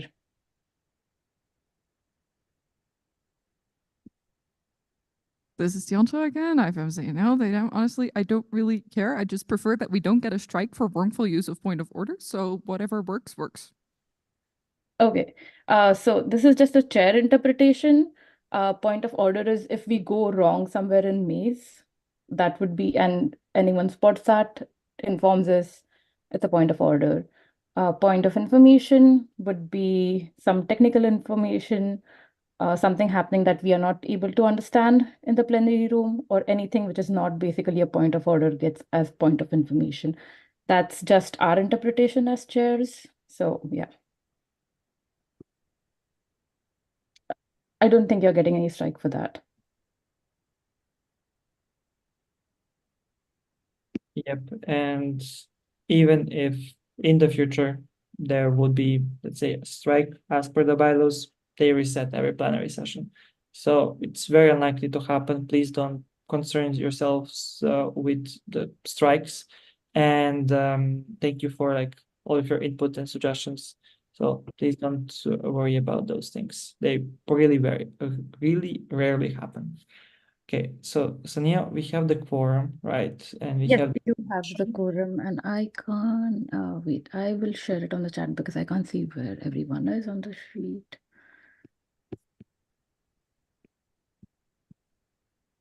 So I'm also presenting the motion. Yes, and the Right. motion is ready on the. Yeah, okay. The CCC considers it valid. So we're going to proceed with the procedural motion that states to move the agenda point adoption and changes to the IFMSA policies to plenary for as the first agenda item of this plenary, and to move the agenda point adoption of official relationship agreements with other organizations to plenary 3 as the last point of the plenary, tabled by IFMSA EB. Do you want to explain? Well, you should explain as a procedural motion. IFMSA President on behalf of the EB, as explained, we are proposing these changes in the agenda in order to serve the time efficiency of plenary 3 and the overall sustainability, and also to give time to the LOs and the proposing NMOs to come up with the changes and the amendments in their policies in order to ensure high quality in the process. Thank you. Do we have a seconder?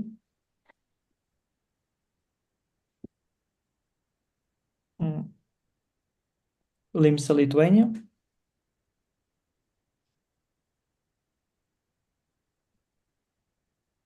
As this is a procedural motion, we will proceed to a vote directly. There are no amendments or direct negatives for this, and the required majority is 2/3. Sonia, whenever you can, open the vote. I am opening the vote. 3, 2, 1.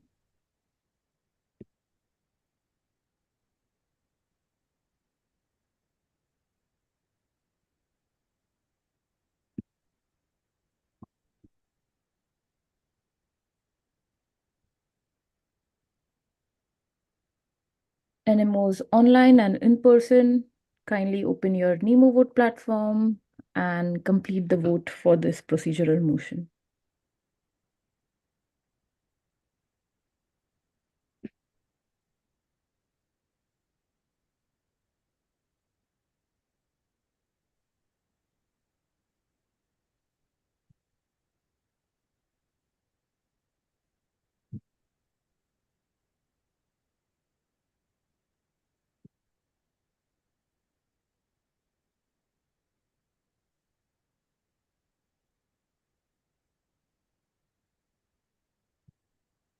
Going to wait for 10 more seconds.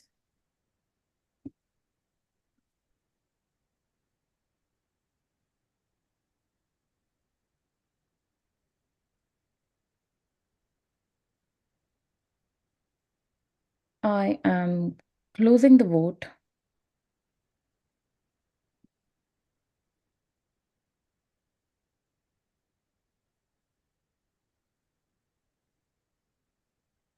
we have total 43 NMOs voting.